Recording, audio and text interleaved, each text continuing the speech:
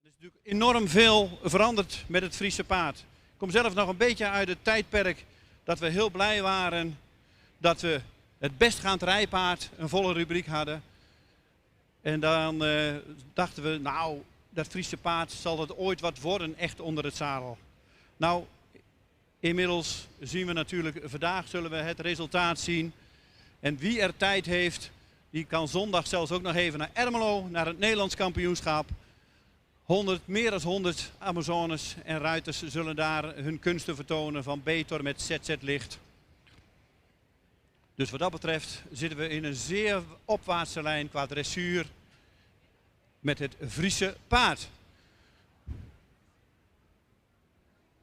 Mijn verzoek is even aan Herman Wientjes of hij misschien ook naar binnen wil komen. En even een verzoek aan Henk Dijkstra of jij even de microfoon hier neer zou willen leggen. Henk Dijkstra, zou jij even de microfoon hier voor Herman neer willen leggen? Inmiddels zien we nummer 4 en nummer 41 in de baan. Elbrich van de Herdershoeve, nummer 4, een jonge Johannes. De Amazone is Marta van der Meulen. Eigenaar is maatschap F&J Herder uit Wijnjewoude. En dat zijn ook de fokkers. Dus nummer 4. Een 4-jarige merrie. Dan hebben we nummer 41. We doen een beetje merrie met ruinen of hengsten samen. 1 om 1. Nummer 41. Edon van Groot Altena. Een jonge Julius. Corina van der Bunt is de Amazone. De eigenaren zijn gebroeders van Maan uit Ede. En de fokker is, zoals de stalnaam het al een beetje zegt, Piet Verwij uit de Lunteren. Zoals u ziet mogen de Amazones deze paarden eerst even losrijden, even laten wennen. Aan de baan. Het is even weer op een nieuwe plek. Wel van de week hier geweest. Maar dat was natuurlijk een mooie dressuurbaan. En nu hebben ze wat meer de ruimte. Ik ga me er gewoon even mee bemoeien. Sorry. Dames, zouden jullie heel even de hoofdring willen verlaten? Dat de gastruiters hierop kunnen stappen. En dan komt paard met gastruiter weer terug in de baan.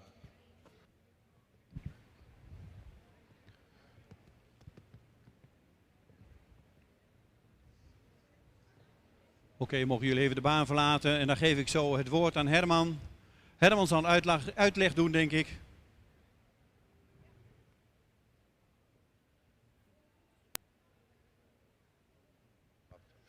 Nou, daar gaan we. We gaan de gastruiters laten opstappen. Dan gaan we hiervan genieten en kijken wat de paarden, hoe ze zich nu presenteren onder een andere ruiter. Wij hebben ze, ja, laat ik zo zeggen, ik heb ze in alle voorselecties mogen zien. En gisteren in de halve finale. Steeds met andere juryleden ernaast om het oordeel zo breed mogelijk te houden. En zo eerlijk mogelijk. Als het alleen maar een Sout en Herman verhaal worden. Maar ik denk dat we heel snel hele fijne paarden hebben kunnen selecteren. Nou, nu gaan we kijken. We hebben gastruiters. Ik zal ze straks voorstellen als ze binnen zijn. Maar de ene rijdt Grand Prix en heeft vrij veel internationale kilometers in de baan. De andere rijdt lichte Tour met een aantal paarden en heeft ook veel Friese gereden. Dus ik denk dat we 2 ruiters hebben gevonden die de paarden ontspannen, door de lijf kunnen laten lopen. Maar ook het stukje extra kunnen presenteren wat het paard verdient. Dus daar zullen we eens naar gaan kijken. Nou, ik zie 1 ruiter al op zijn paard zitten. Dat is het voordeel van deze mooie shirtjes, dat we ze kunnen herkennen tussen de dames die erop horen. Even over de voorselectie. Waar we heel erg naar geprobeerd hebben te streven, is het stukje bruikbaarheid vanuit het paard zelf. Dus de losgelatenheid, de manier van aantreden in het achterbeen, de manier van doorlaten in een lichaam. En zich dan kunnen opbouwen van 4 naar 5 naar 6 naar steeds beter bruikbare paarden. Kwaliteit van het achterbeen is aan het touwtje belangrijk, is voor de wagen belangrijk, is voor ons voor in de dressuur ook heel belangrijk. Ik denk dat tussen een keuringspaard en een dressuurpaard, tuurlijk kan daar veel verschil in zitten. Hoe groter, hoe beter, gaat niet altijd op voor een dressuurpaard. Voor een dressuurpaard is voor mij ook heel belangrijk, is het bruikbaar? Laat het zich schakelen, laat het zich werken, laat het zich sluiten. Nou, ik heb hier de 2 dames op de grond staan die er normaal op horen. Dus ik hoop dat we ze niet teleur gaan stellen met de verrichting die we gaan zien onder het zadel. Nou, wat ik heel fijn vind is de manier waarop de ruiters al aan ons presenteren. Is natuurlijk iets waarvan je zegt, ja, de benen hoog is leuk. Maar het feit als het paard zo mooi simpel over de rug naar de hand toe wil en los door de lijf wil lopen, is belangrijk. Nou, ik zal even nog de heren bij de paarden voorstellen.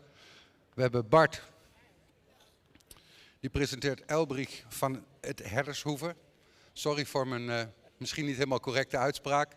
Maar ik zal het proberen zo goed mogelijk te doen. Chris is voor mij wat simpeler. Die zit op Ernst K. Nou, je ziet beide paarden. En dat klinkt misschien wel een beetje kinderachtig. Zijn gereden door een dame. Dus ga nu even wennen dat er ook een man op kan zitten.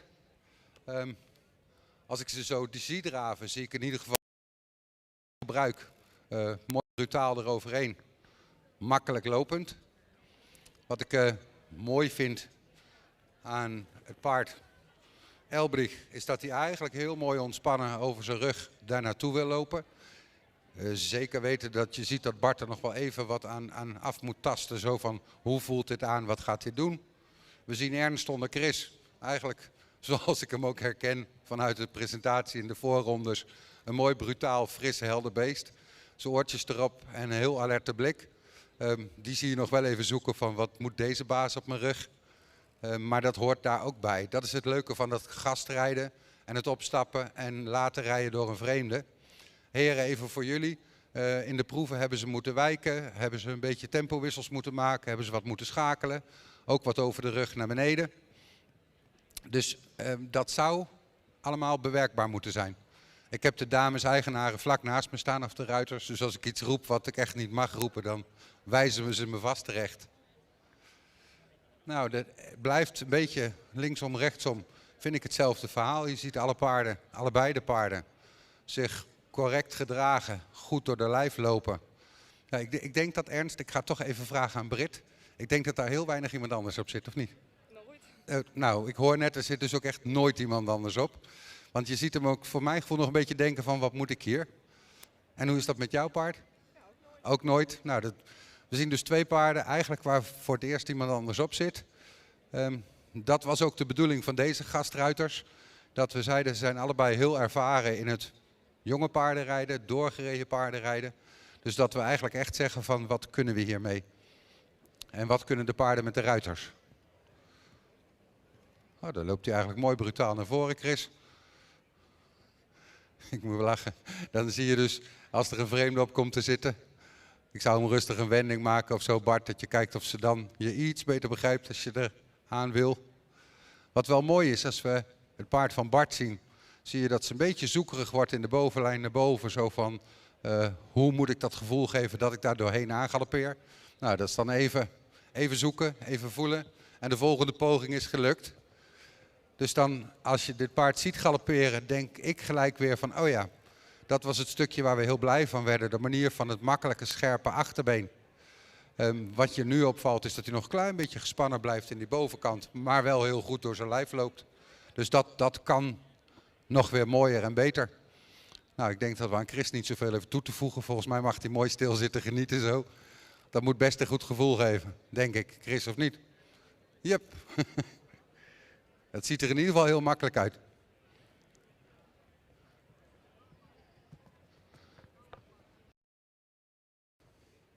Goed. Nou. Mooi naar voren. Ik vind het dan zo leuk om te zien als je de paarden ziet. Dat is echt even een beetje zoeken zo van, wat moet die man op mijn rug? Hoe ga ik daarbij ontspannen? Hoe ga ik dat doen? Nou, ik vind het paard van Chris zie je heel fijn naar voren galopperen en heel fijn eraan komen.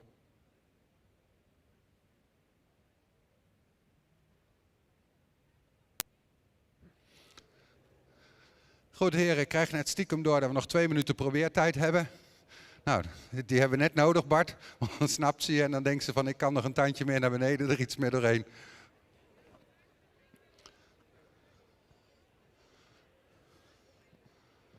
Goed. Nou, dan kunnen we gelijk de andere kant galopperen ook nog even gezien hebben. Nou, volgens mij begint ze een beetje aan die te wennen, Bart.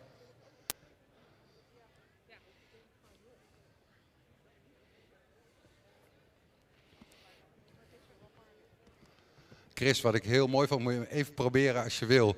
Van deze was het schakelen naar wat groter en ietsje kleiner. Dat was in de voorselecties tenminste iets waar je echt van zei, wow. Ja, dan kunnen we nog steeds zeggen dat hij dat nog even mooi doet.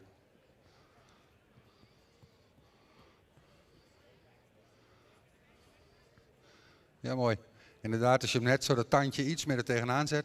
Bart is het helemaal gaaf om te zien. Dan trekt hij net wat groter er tegenaan. En dan komt hij er heel ietsje meer doorheen om te zien. Maar dan zie je dus ook dat voor de paarden best wel even wennen is een vreemde op zijn rug. Waar ik dan heel blij van word, dames en heren aan de kant, is dat je gewoon ziet dat de paarden de kans krijgen om daarin te ontspannen. En als dat nog even wat moeilijk is, het zij zo, dan duurt het even. Het mooie voor die van jou is Bart, is dat je ziet als hij dan zo dat wijken oppakt, vindt ze de ritme weer wat terug. En gaat ze net wat groter door de lijf lopen. En dat is natuurlijk het stukje wat we moeten proberen te beoordelen met elkaar in nog geen 5 minuten. En dat is best snel en veel. Goed zo, dat is fijn. Ik denk als ik braaf gehoorzaam ben en moet doen wat we binnen de tijd een beetje doen. Heren, ik hoop dat je allebei een beetje aan de paarden hebt kunnen voelen wat ze aanbieden, wat ze doen. En dan gaan we ze inleveren bij de dames originele Amazones. En dan worden jullie even aan de kant verwacht om een stukje commentaar op te schrijven.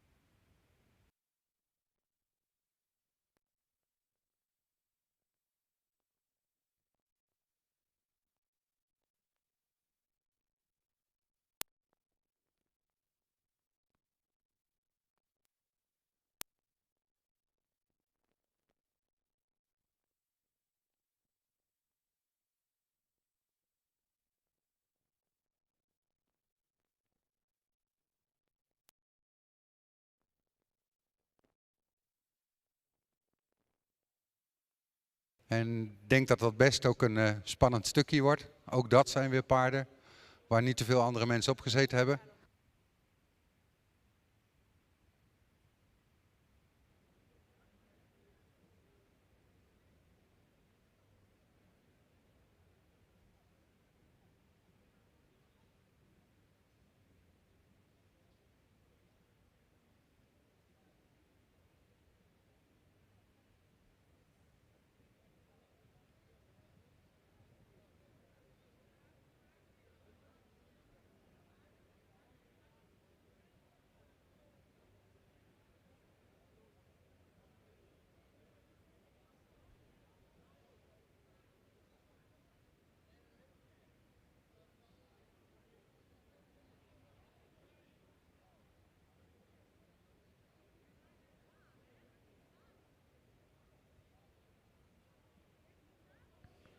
Nou, mijn lijstje is ietsje gewisseld, dus we krijgen nu alsnog de nummer die als eerste op catalogus binnen moeten komen, Edon.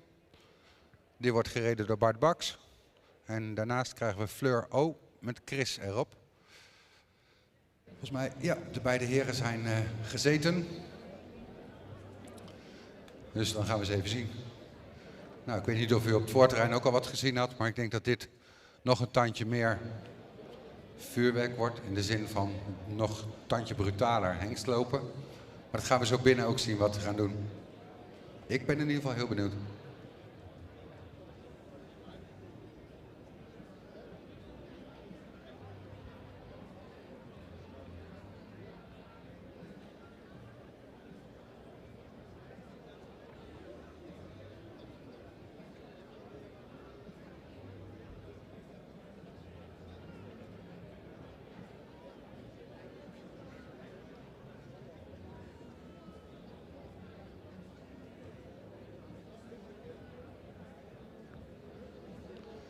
Nou, ik denk eigenlijk als ik het zo zie starten met aandraven, dat we inderdaad redelijk dat krijgen wat we verwacht hadden.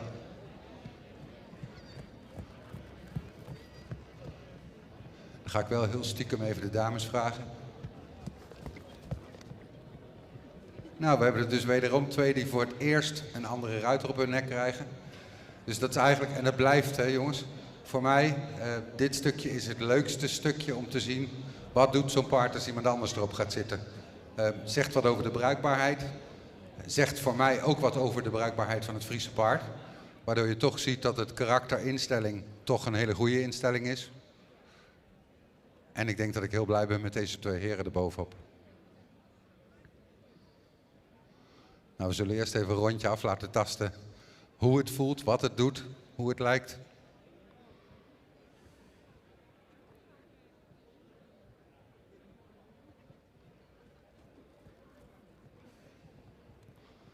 Nou, dat is met recht een mooi brutaal galopje, Bart.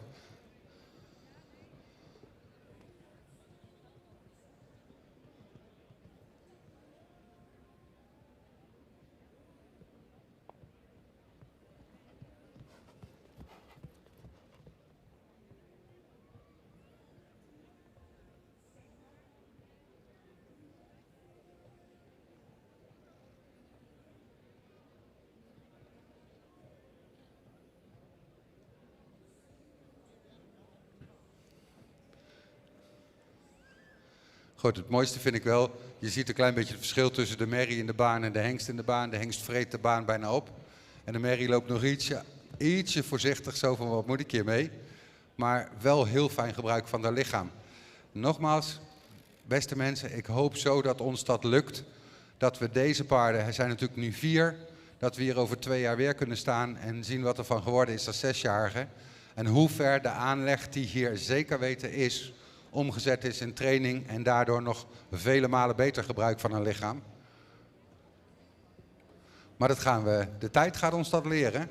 Maar wat voor mij wel duidelijk is, is de manier waarop deze Edon zo brutaal, als die brutaliteit gevormd wordt in het trainen en in het werken, dan hebben we natuurlijk echt een gruwelijk fijn paard. Want de lossigheid die hij hier heeft in zijn draven, in de manier van, is gewoon heel mooi. En ik blijf dat zeggen. Je ziet dus de merrie gewoon een slagje voorzichtiger, maar wel hele fijne techniek in de benen, fijne techniek in de lijf. iets voorzichtig misschien nog in het galopperen. Maar ik heb een beetje het gevoel dat dat ook het afwachtend is van wat zit er op mijn rug. En dat is eigenlijk naar mijn smaak ook weer een goede instelling. Want je ziet er niet dichtklappen, je ziet er niet doen. Je ziet er eraan lopen van oké, wat wil jij? Nou, dit is met recht wel heel stoer, Bart.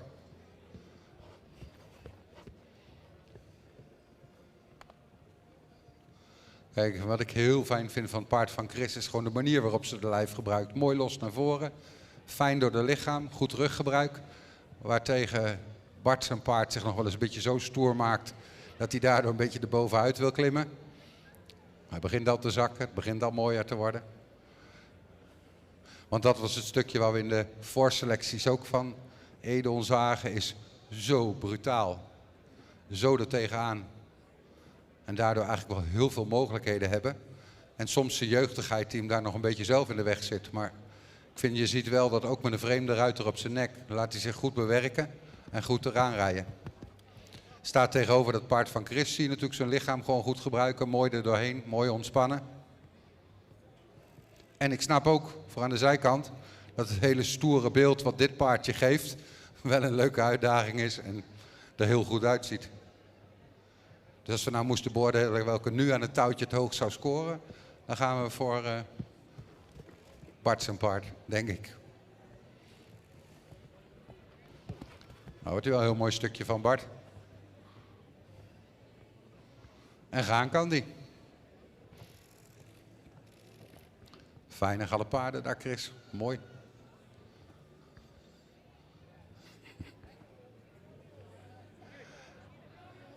Nou heren, hebben we allebei de kanten een beetje op zo kunnen voelen. Is er nog iets waarvan je zegt, of een stukje wijken even meenemen, kijken hoe die lengtebuiging oppakt in het opzij?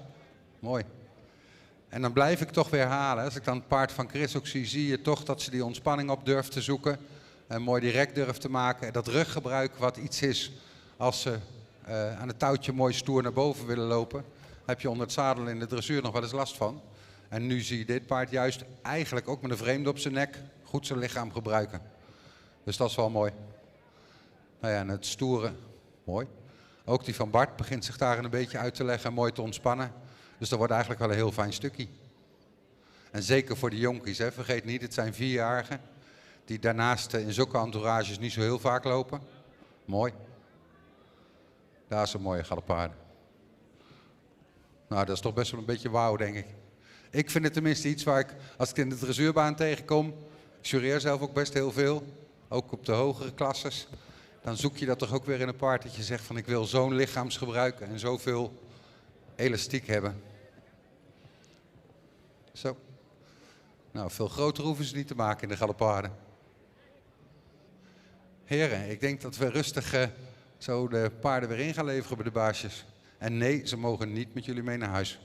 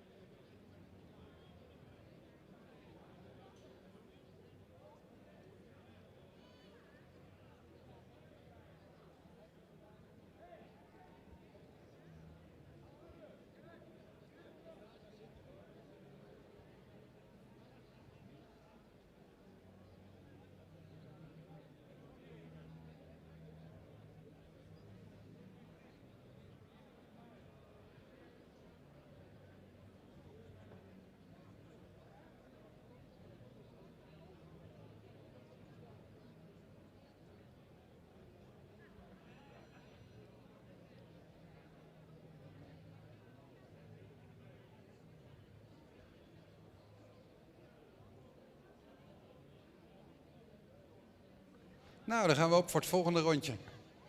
En dan zijn we alweer door de 4-jarigen heen. Nou, ik ga de lat niet hoog leggen, Chris, maar ik ben wel heel benieuwd.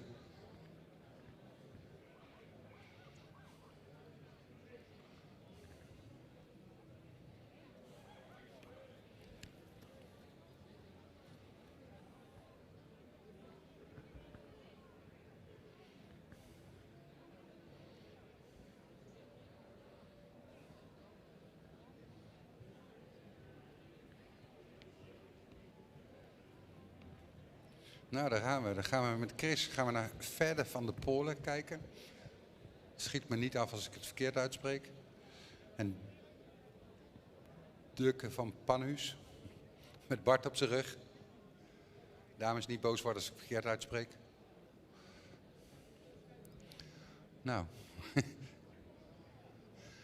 Ik denk dat ik als ik Chris zie rijden dat ik hem hoor ho roepen hier ongeveer.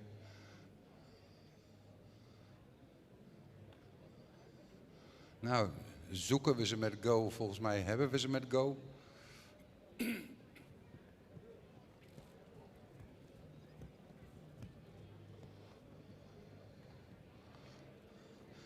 Toch zou het jullie ook aan de kant bijna op moeten vallen, hè? De merries lopen allemaal een klein beetje afwachtend nu nog in de rondte. Zo van, woe, wat gebeurt hier? En de 3 hengsten die we nu hebben gehad, vreten eigenlijk allemaal het terrein op. En zijn brutaal. En dan toch mooi een typerend verschil tussen de merries en de hengsten in dit geval. Hebben we trouwens ook al eens anders gehad in de finales, hoor. Maar, dus het is wel een leuk beeld.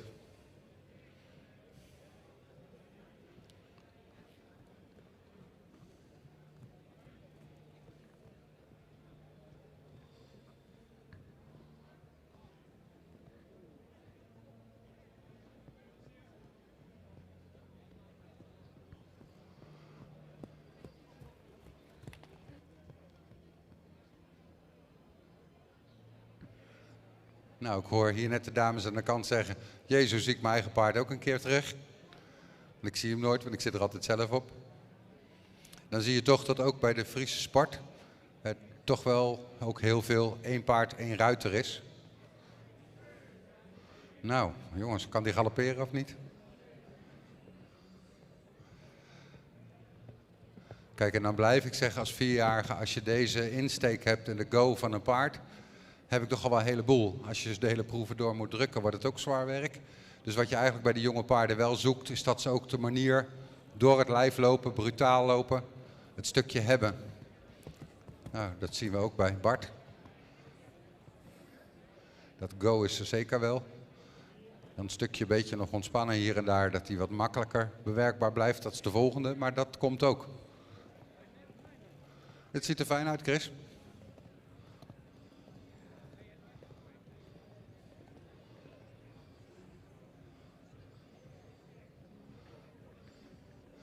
Nou, wat we geleerd hebben van 2 jaar geleden, dat we nergens meer gaan vragen van, wil iemand klappen omdat hij het heel mooi vindt? Want toen zag je de jonge paarden heel ernstig schrikken. Dus wat dat betreft respect voor jullie, dat je allemaal mooi de ogen erbij houdt en ze niet 1 takje extra geeft, want dan zou het in dit geval net weer te veel zijn. Zo. Nou, dit was ook wel zoveel verruimen van die van Chris, dat hij van daaruit het galopperen dacht van, dat is een logische volg. Maar wat je alleen ziet, en daar blijf ik op terug hameren, waarop we geprobeerd hebben te kijken, ook in de voorrondes, van hoeveel lichaamsgebruik houden de paarden, hoeveel mogelijkheden heb je vanuit een los, fijn gereden paard, om daaruit zo door te kunnen trainen. Nou, dat vind ik is hier al best wel duidelijk, dat hoe jong en groenig de paarden nog zijn, dat daar toch de mogelijkheden al duidelijk zijn.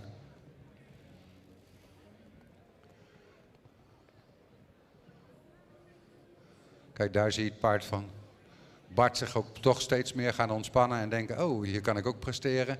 Dus dan zie je ook de kwaliteit in de drafritme naar voren en de ruimte heel mooi worden.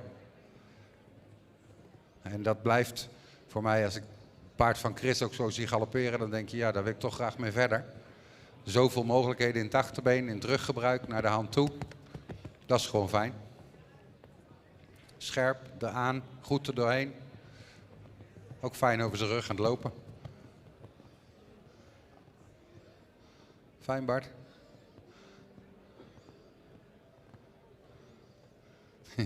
Dat hij dan nog een beetje kijkerig is langs de lange tafel, kant met stoelen en tafels, dat snap ik ook. Goed. Kijk, en wat dan het mooie blijft, je ziet nu het paard van Chris ook eigenlijk al willen zakken, die hand een beetje willen volgen, zich uit willen leggen en dan daar in die bovenlijn wat meer ontspannen en er mooi doorheen komen. Dus dat is eigenlijk wel iets waar je graag heen wilt. Wat je hoopt dat ze dat allemaal willen gaan doen en willen gaan begrijpen.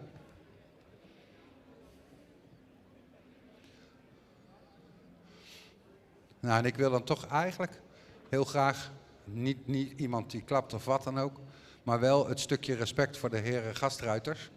Want ik vind, tot nu toe hebben we ook alleen maar paarden gezien die de kans krijgen om te lopen, door het lichaam te komen. En het lichaamsgebruik zie je verbeteren in die 5 minuten dat ze hier rond mogen rijden. Dus fijn. Ik ben heel benieuwd naar jullie oordeel over deze paarden, heren. Dus volgens mij gaan we ze inleveren zo bij de dames. En dan mogen jullie ze weer mee. Gelukkig, denk ik.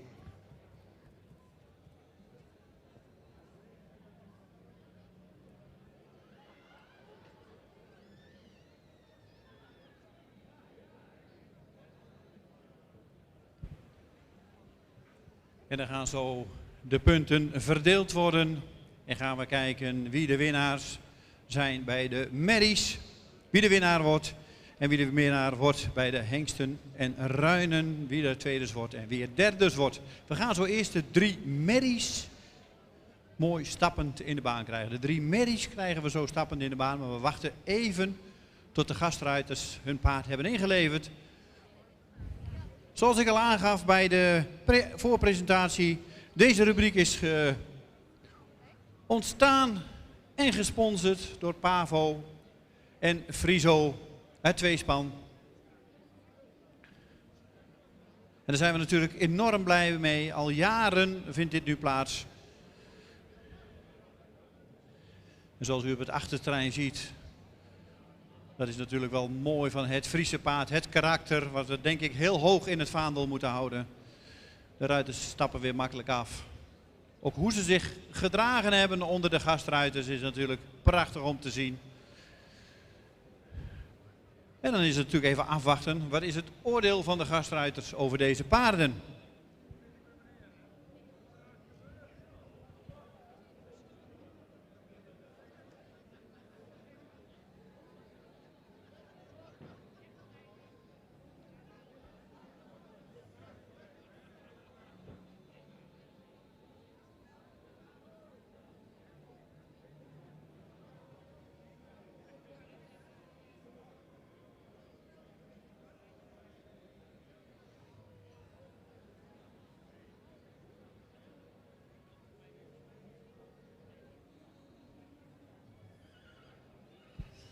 Ik sta hier even bij Bart en Bart Gastruiter. Ik ben even heel nieuwsgierig, Bart. Je hebt misschien wel vaker op Friese gereden, maar hoe voelden deze paarden aan? Nou, de paarden die ik aangevoerd heb, vind ik heel positief dat ze voor mijn gevoel in ieder geval heel veel kwaliteit hebben in de 3 basisgangen. Nou, daar zit de een heeft misschien net even ietsje meer balans en kan daarbij net even wat geslotener blijven als de andere. Maar voor mijn gevoel wel 3 paarden die in de basisgangen bijzonder veel potentie hebben om uitgegroeid tot een goed sportpaard. Dankjewel Bart. Dus de basis is er. En wat we ook altijd een beetje zeggen bij het Friese paard, gebruik die basis goed. Het zijn nog maar jonge paarden. En wat Herman net ook aangaf, we hopen ze eigenlijk straks met 6 jaar eens weer terug te zien. Of misschien al wel eerder in de dressuurbaan, misschien ook eens weer in de Pavo Friso. En hoe hebben ze zich dan ontwikkeld? We kijken even naar de merries. 4 en 5 zie ik klaarstaan. En dan zou nummer 7, die staat denk ik ook bijna klaar. Ja.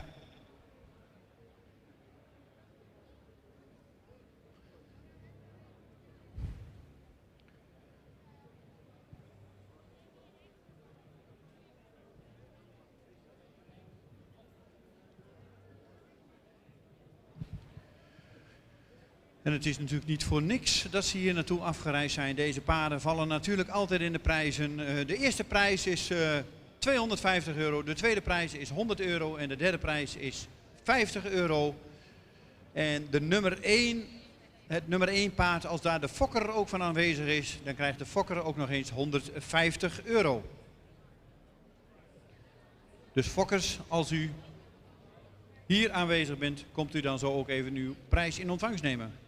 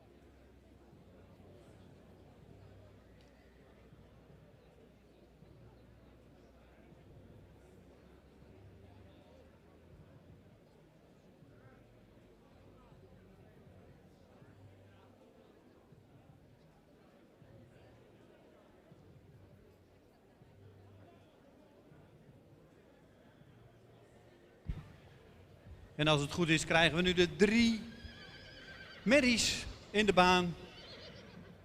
Nummer 4, nummer 5 en nummer 7.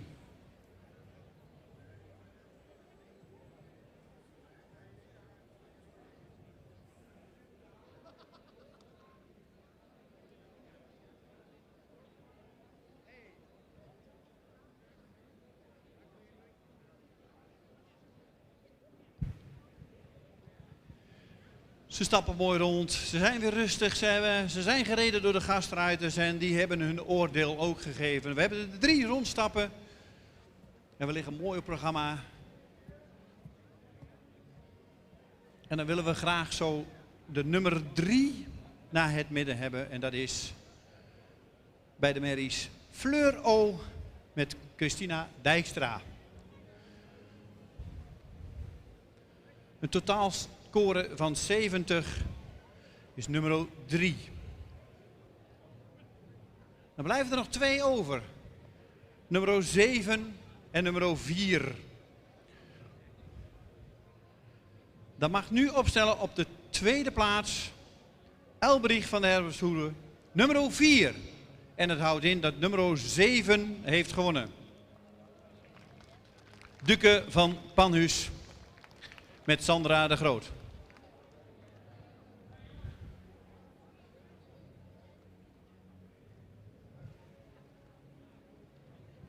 Dus op 1 Duke van Panhuis met Sandra de Groot. Op 2 Elbrich van de Herdershoeve met Marta van der Meulen. En op 3 Fleur O met Christina Dijkstra. De prijzen worden uitgereikt.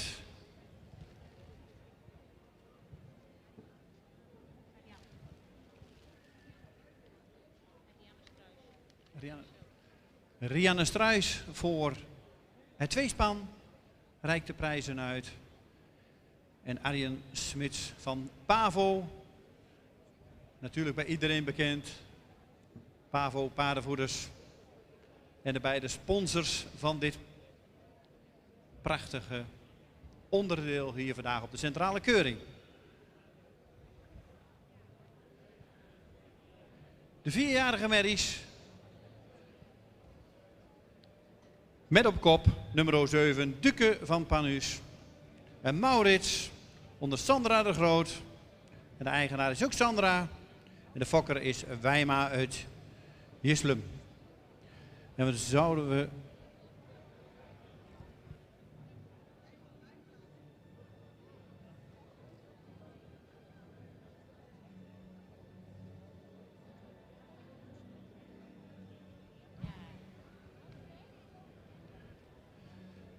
En zoals ik al de prijzen aangaf, de eerste prijs is €250, de tweede prijs is €100, de derde prijs is €50. En als de fokker aanwezig is, dan krijgt hij ook nog eens €150 van de nummer 1 Duke van Panhuis.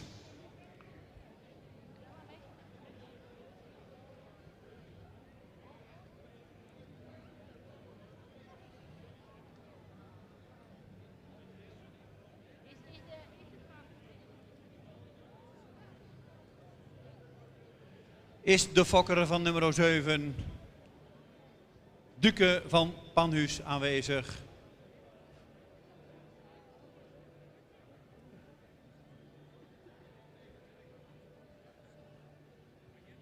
Dat zou mooi zijn dat we de fokker ook even bij deze paarden hebben. En zoals Herman denk ik net ook al aangegeven heeft, het zijn nog maar 4-jarige paarden en Amazones gebruikt de kwaliteiten van deze paarden. Overvraagt ze nog niet. Ze zijn nog maar 4.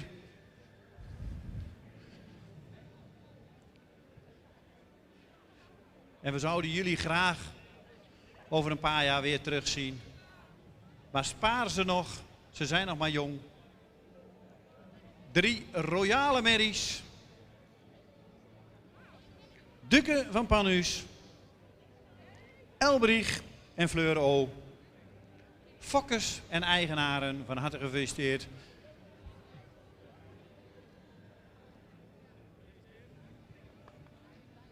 En zoals u ziet, van nummer 7, Duke, ook de fokker is aanwezig en mag de envelop in ontvangst nemen. Altijd leuk natuurlijk om je paard zo weer onder het zadel terug te zien. En volgens mij is hij in goede handen bij Sandra.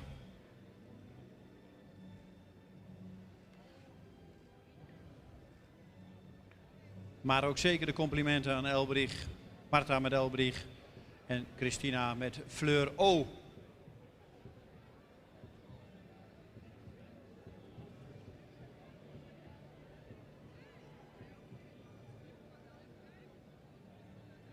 De kampioenen, de finalisten van de Pavo Friso 4-jarige merries.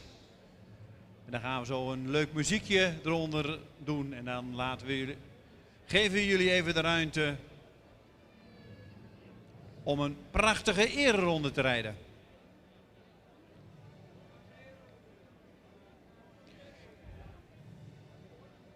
Anders gaan we even bij de stoel.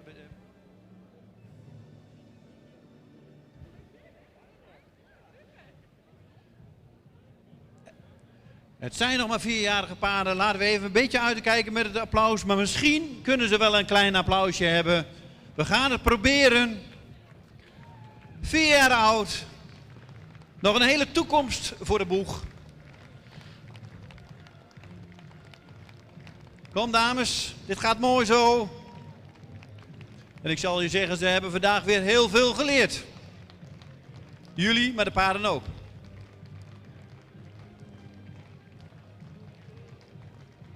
Dan gaan we even mooi van hand veranderen.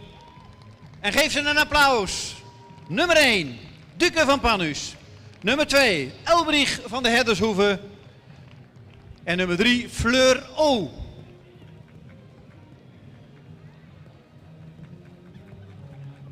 En geef ze nog een applaus. Vaak wordt het Friese paard er alleen maar mooier door.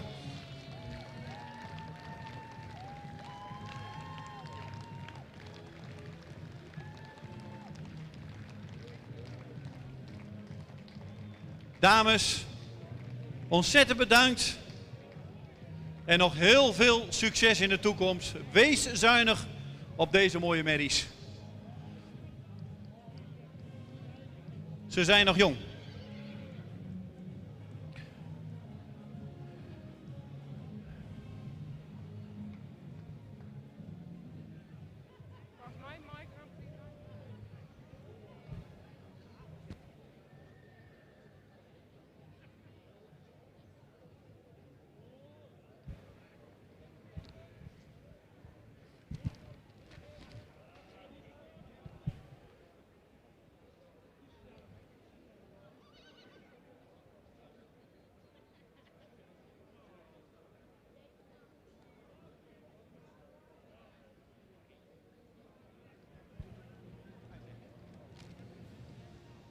Even een verzoek aan Hermina Holverda. Zou jij naar het midden van de baan willen komen?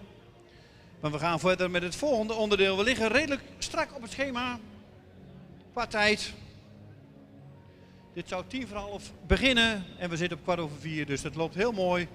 Ook voor de volgende rubrieken kunt u het tijdschema een beetje aanhouden. My Grand Prix, Nai Grand Prix. We krijgen de presentatie van de junioren en die zullen toegelicht worden door Hermine Holweda. En deze, Herma zei, ik geef zij allemaal.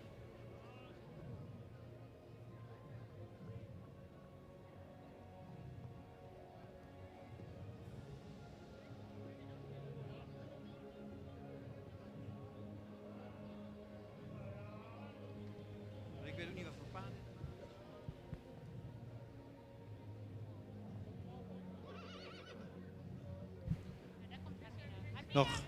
Nog even een verzoek aan Hermine Holweda om midden in de baan te komen. Om even uitleg te doen van deze paarden. Althans, zo heb ik het in het programma staan. Nee. Hey, Dick, dat klopt niet helemaal. Ja. Sorry, we waren even een stap te ver. Maar blijf staan, Hermina. We hebben inmiddels nummer 41, nummer 43 en nummer 48 in de baan. 3 stuks, hengsten en ruinen, 4 jaar. En dus we zien ze nog even mooi onder de ruiters losrijden, Amazones. Maar we gaan toch zo opstellen. En dan mag als eerste opstellen Ernst K. nummer 43. Met 77,5 punt. Dan als tweede mag opstellen nummer 41, Edon van Groot Altena. Met 78,75. En dat houdt in dat nummer 48, Fedde van de Polen. Met 79,75 als eerste mag opstellen. En zoals u ziet, ze zijn nog maar 4. Ze hebben er zin in. Maar inmiddels staat nummer 41, die op de tweede plek staat mooi opgesteld. Dan zouden we daarnaast op de eerste plek graag Fedde van de Polen willen hebben. En nummer 43, Enska, op de derde plek.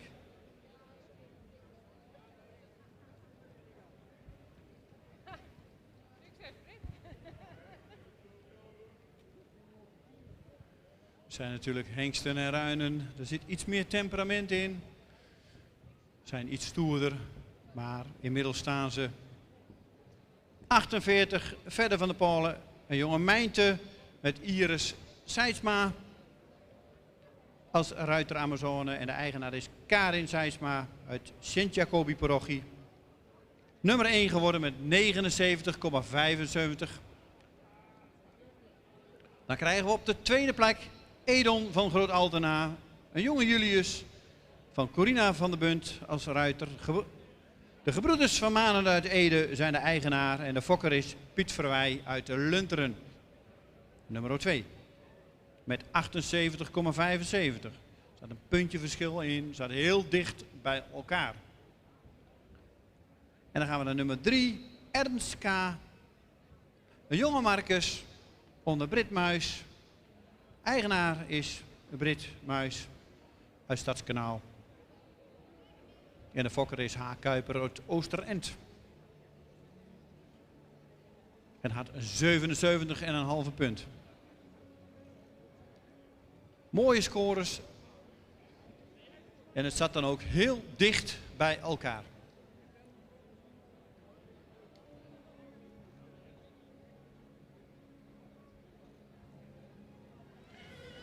En zoals u weer ziet, de prijzen worden uitgereikt door Rianne Struijs van het tweespan en Arjan Smits van Pavo.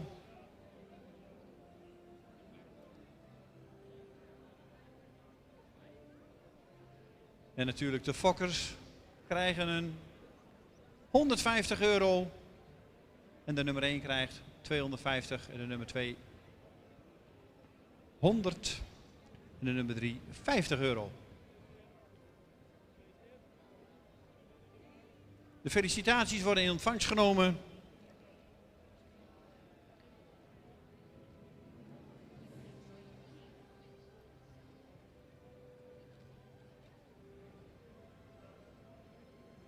En de foto's worden gemaakt. De trotse fokkers bij hun paard. En daar mag je trots op zijn.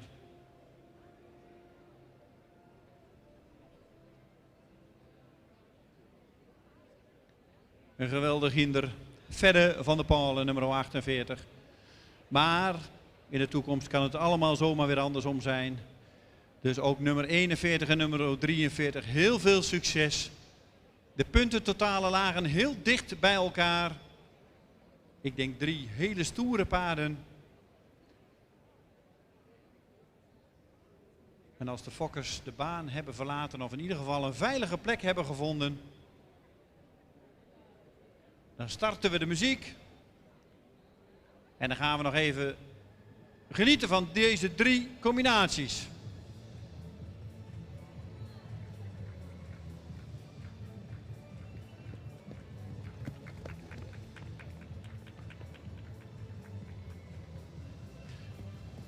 En u mag ze rustig een applaus geven. Nummer 48.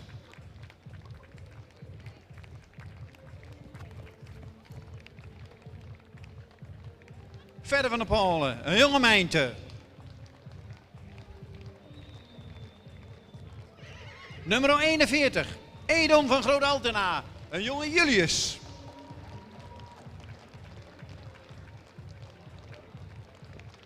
En ik zeg toch, hoe meer applaus, hoe mooier dat ze worden.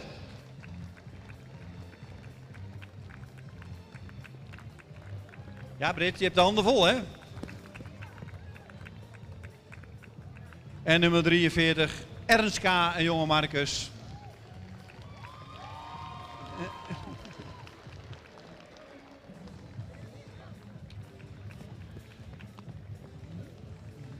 Geweldig om te zien, meiden. Ontzettend bedankt. Natuurlijk van de week al hier geweest en weer vandaag hier weer geweest. Maar het was zeker de moeite waard.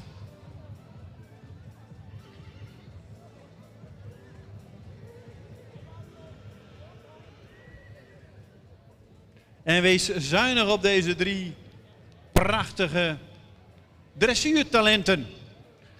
En dan mag Hermina naar binnen komen. En dan gaan we door met het volgende onderdeel, My Grand Prix, Nij Grand Prix. Misschien kan ik Hermina daar het woord een beetje in geven.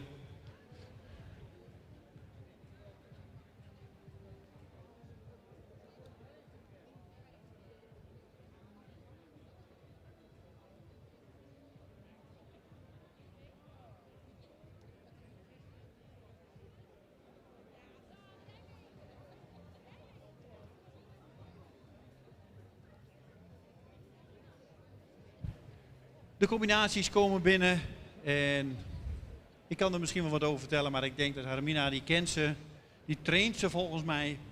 Dus die geef ik de microfoon. Oh, je moet bij me blijven, denk ik. Dat vind ik niet erg hoor.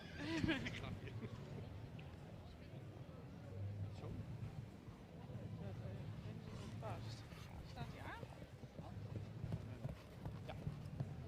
Nou, goedemiddag. Ik mag samen met Bo Oudhoff, die naast mij staat, namens het project My Grand Prix, Nij Grand Prix, een aantal junioren aan jullie voorstellen. Vooraan, nu bij de tribune, rijdt Afke Weidenaar. Daarachter rijdt Amber en daarachter rijdt Maud.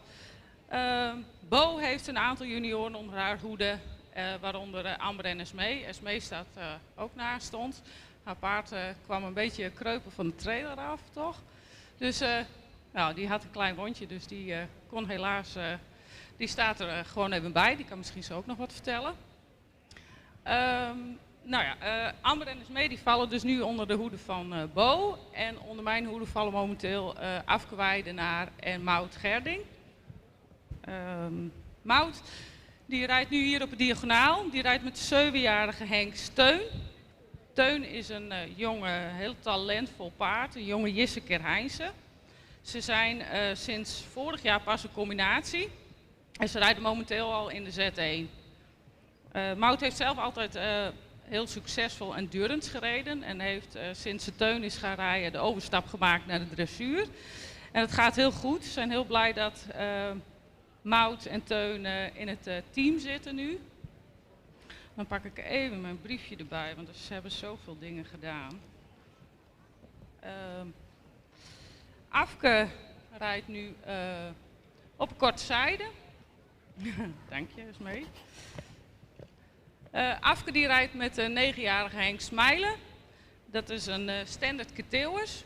Ze rijden momenteel Z1 dressuur en zijn Z2 startgerechtig.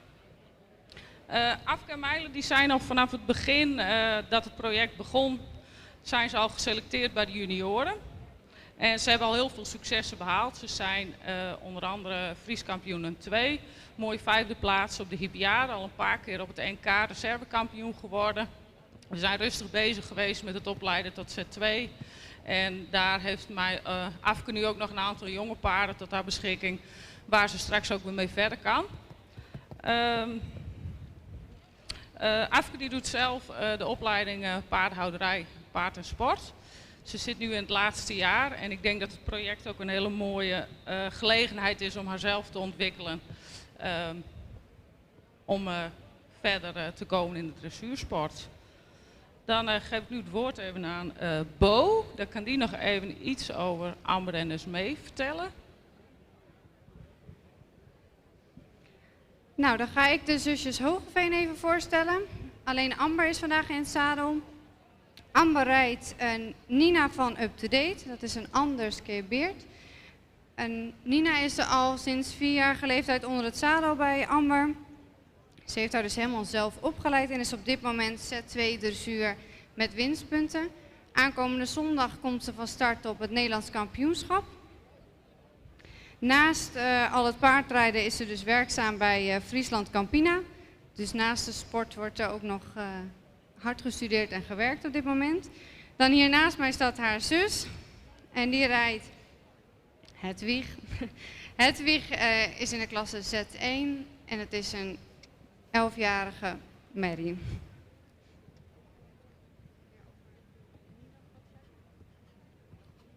Ja, misschien over waar jullie mee trainen nu.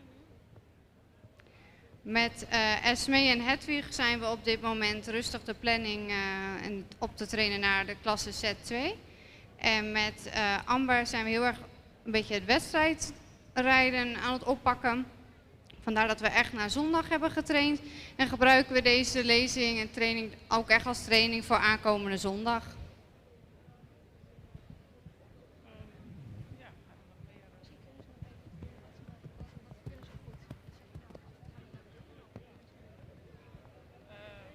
Nou, ik weet het eigenlijk niet zo goed. Hoeveel tijd hebben we nog? Is er tijd bijgehouden? Dames, misschien kunnen jullie nog even opstellen hier in het midden met z'n allen. Even met het hoofd naar het publiek.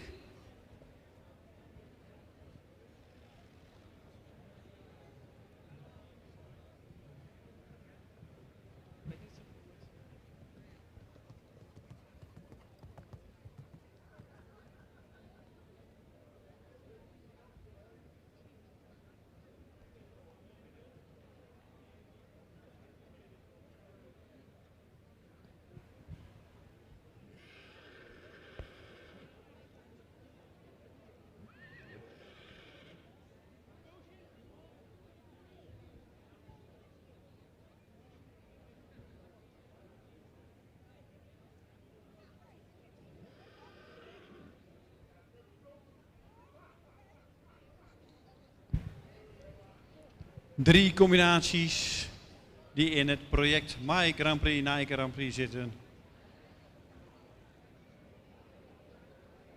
En dat is niet allemaal zomaar in één keer klaar. Dat is een lang traject.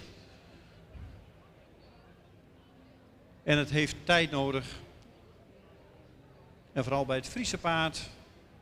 Alles wat later rijp, komt allemaal iets langzamer op gang. En we moeten ze ook niet overvragen.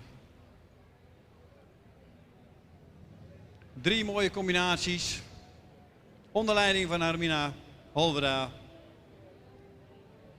Ingrid heeft ze op de foto gezet. Zet ze ook nog op de mobiel. Dankjewel dames en we gaan nog even genieten van een prachtige ereronde. En daarbij krijgen jullie applaus van het publiek.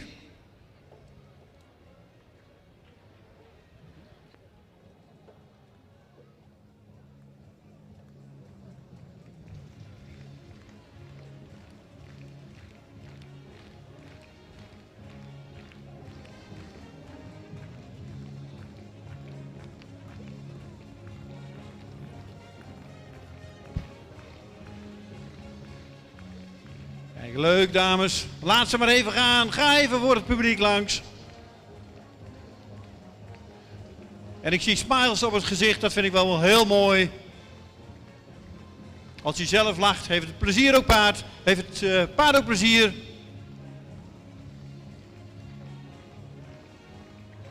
Dankjewel.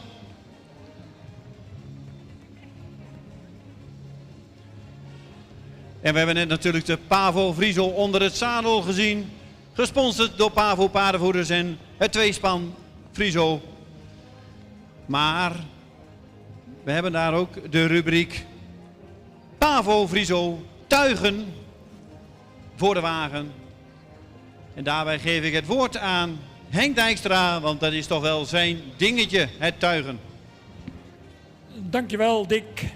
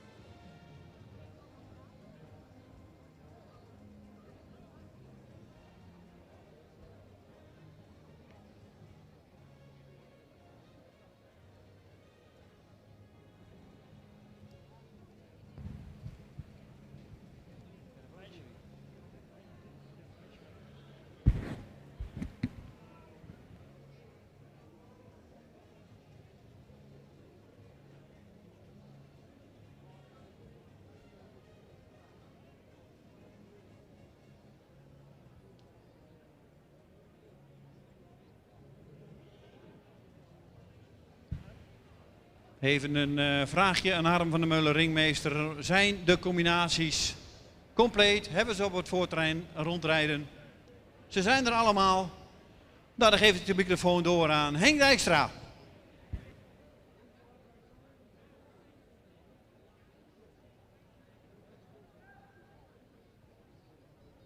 Goed, we maken ons op voor de finale van de Pavo Friso rubriek jonge Friese paarden met tuigaanleg. Hij komt met veel bravoer binnen. 184 Wart van Starking van de Hengst Torben 466 uit een Jaspermoeder. Fokker Starking BV in Spannem en in eigendom bij stal van de Vierhoeken te Sibranda Buren. Die nummers even van die opschrijven. Hier kan het mij niet voor jongen. Laat die zeker net. 184. Kan maar die maar kijken, ja? Nou, maar zo leuk aan. Zal 190 op mij zijn. Maar zelf is binnen 190, ja. Met 190 aan de wagen Willem van het Hakkenveld. Een jonge hette uit een Maurus moeder. Fokker de heer H. Bouwman in Wijk en Aalburg. Gereden, voorgesteld door Marcel Heuker uit 1.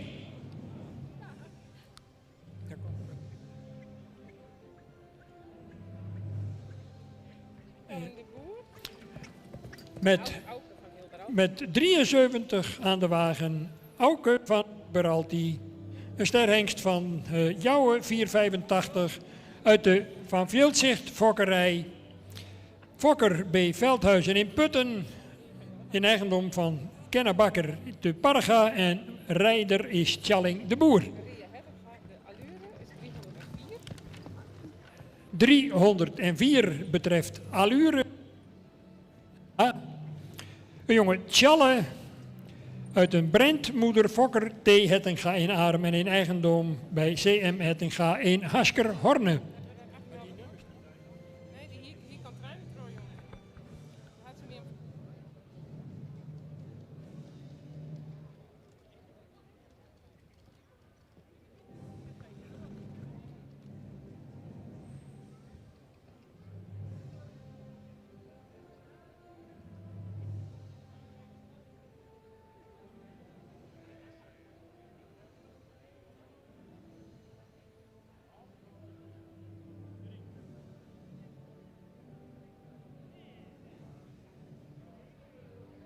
Goed, de jury, de heren Harm-Jan Veenstra en Nico Kalis junior, die is begonnen om de paarden te inspecteren onder nauwlettend toezicht van onze ringmeester Pieter Landheer. Gebruikelijk ook bij alle nationale en regionale tuigwedstrijden dat paarden natuurlijk vooraf op de juiste wijze van inspannen en het juiste gebruik van de tuigage en met name de bitten. En last but not least natuurlijk het beslag. Al die soort zaken worden meegenomen door de jury bij de inspectie. Van deze 4 finalisten in het kader van de jonge Friese paarden met tuigaanleg, mogelijk gemaakt door Pavo en uiteraard Tweespan, Friso, het prachtige bedrijf van Elselien Rensen en Siberen Minkema te Bornbergen. Inspectie is klaar, de jury staat klaar. En we maken ons op voor de strijd in deze rubriek aangespannen sport. Ook op de centrale keuring, en zo hoort het natuurlijk ook, van onze koninklijke vereniging, het Fries Paardenstaanboek.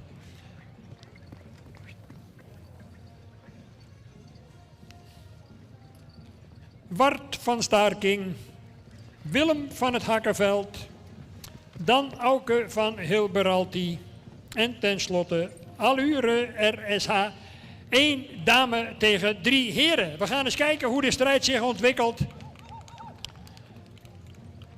En of die dame in staat is om die heren het vuur na aan de schenen te leggen. Want zij heeft natuurlijk een enorme ervaring waar het gaat over het rijden van tuigpaarden. Jarenlang bij de Ule Haarsma in Tjerkwerd gereden. Augustine Zoekstra is gerenommeerd tuigpaardrijder. Dat geldt ook voor Marcel Heuker. En dan geldt alleen ten aanzien van Tjalling de Boer misschien dat we die niet heel regelmatig op tuigwedstrijden begroeten. Maar het is al heel erg positief dat hij de moeite heeft genomen om hier vandaag mee te doen.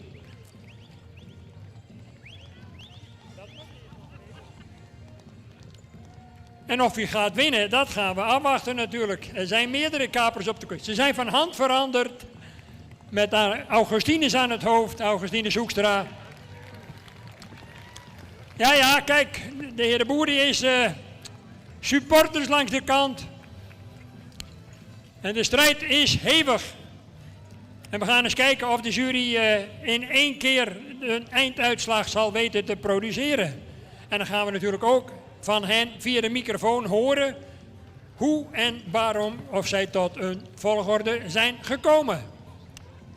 Applaus uiteraard voor alle deelnemers in deze felle strijd. Waarbij Ria Hettinga er nog een schepje bovenop doet. Kijk eens, wat een vuur bij die dame. En die heren die zitten te kijken, wat gebeurt hier?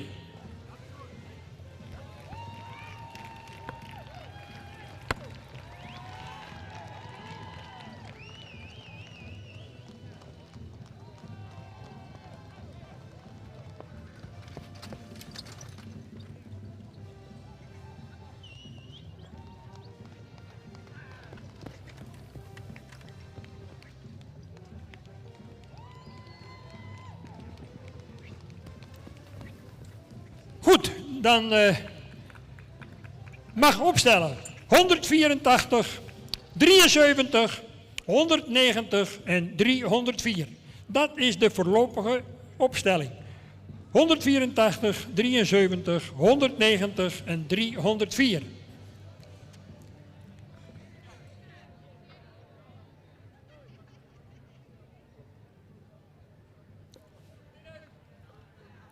Let even op de aanwijzingen van de ringmeester, zodat u zo dadelijk in de juiste opstelling...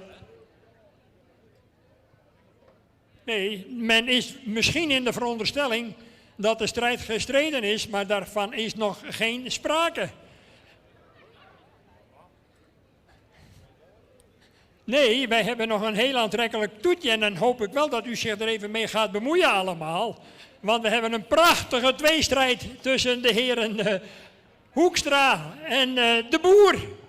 Die gaan de degens nog eens even sportief met elkaar kruisen. Nou, kijk eens, er zijn er al bij die gaan al staan. Augustinus Hoekstra en Tjalling de Boer met die Dekselse Albert van Auke van Hilberalti. En die Wart van Starking. En denk om het tempo, heren. We zijn niet in Wolvenga. Het gaat om een mooi beeld in een mooi tempo. En de passen die paarden volledig af laten maken. Een mooie grijpende voorhand en een sterk onttredend achterbeen.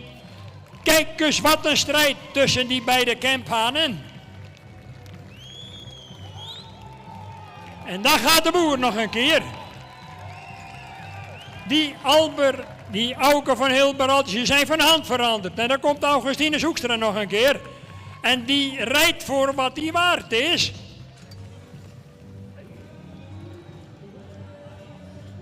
En Auke van Hilberalti moet even opnieuw zijn ritme vinden. Maar dan gaat hij nog een keer. En dan komt hij zo dadelijk uit de hoek vandaan nog een keer voor de jury langs. En nu gaat het erom spannen. De strijd is in de beslissende fase. Kijk eens wat een actie. Wie gaat deze Pavo Friso bokaal in de wacht slepen? En die eerste prijs van €250. En €100 voor de tweede. En €50 voor de derde. En €150 voor de fokker.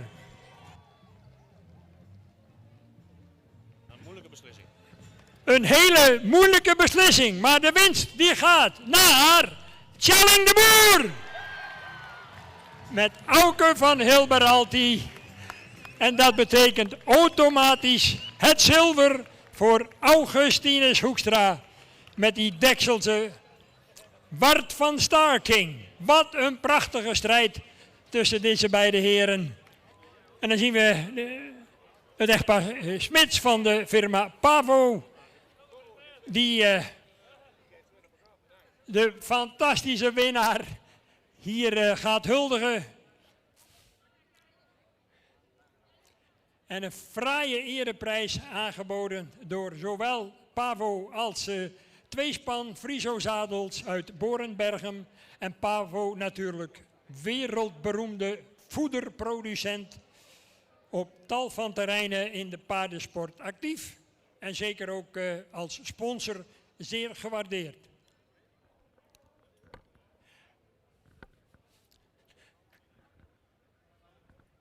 En dan vraag ik natuurlijk bij deze spannende ontknoping van deze strijd even het woord. Geef ik graag aan Harm-Jan Veenstra om even toe te lichten waarom 1 nou 1 werd en 2-2. Ja, goedemiddag. 1 werd 1 omdat jij hem als eerste binnenroepte. Maar nee, even serieus.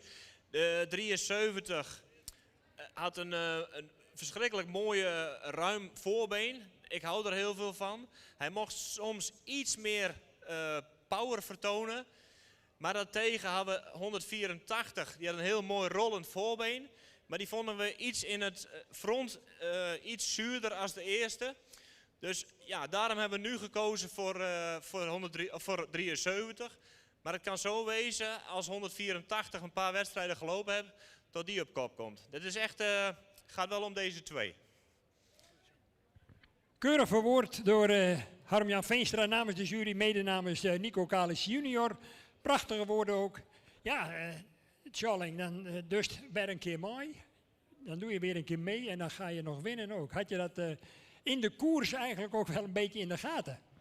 Nou, in de koers dacht ik zag Augustinus, even zeiden van tevoren, ook tegen Richard, dat is een goede concurrent. En de rest weet je ook nooit waar ze vandaan komen. Maar ja, je hebt normaal gesproken rijdt Kenna Bakker altijd op deze hengst. En die was nu 2 weken naar Curaçao, dus ik denk, dit is mijn kans. Dus ik pak hem van het hok en ik ga even rijden. En het is gelukt. En met veel succes. Ja. Nou, gefeliciteerd. Bedankt. Een prachtige finale. Ja, Augustinus, ja, dan delf je in die finale het onderspit. Maar je blijft lachen en ik denk dat jij ook genoten hebt van zo'n prachtige tweestrijd. Ja, absoluut. Ik gun het Tjalling van harte, dus ik ben blij met mijn tweede plek. Nou, gefeliciteerd. Dankjewel. Prachtige prijzen. We gaan nog een keer genieten van die Dekselse Auke van Hilberalt, die hier op ditzelfde terrein trouwens in het voorjaar ook, of in de zomer, M1 kampioen geworden is in de dressuur. Dus een echte allrounder. En toen met Kenna Bakker in het zadel. En dat zegt wat over het talent van die hengst. Applaus! Wat een deftige winnaar en een prachtige zilveren plek ook voor Augustinus Hoekstra. Brons voor Marcel Heuker. En zeer eervol toch ook 4 Ria Hettinga. Nou, daar komt u nog een keer langs. En de meeste supporters van Tjalling die zitten daar. Hij komt zo dadelijk bij u langs.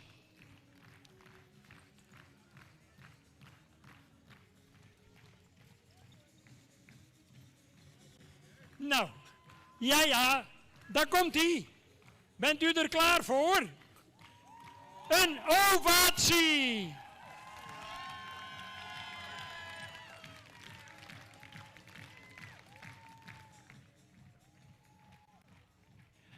Nou, wat een strijd en een spanning en een prachtige overkamping tussen deze beide toppers. En natuurlijk ook zeer eervol de derde en de vierde. Allemaal complimenten aan alle deelnemers. Het woord is aan mijn collega Dick Brummel. En natuurlijk zijn we ook heel blij met de sponsors achter dit project. Pavo en Friso. En die mogen ook wel een applausje hebben, want die stoppen er toch veel geld in.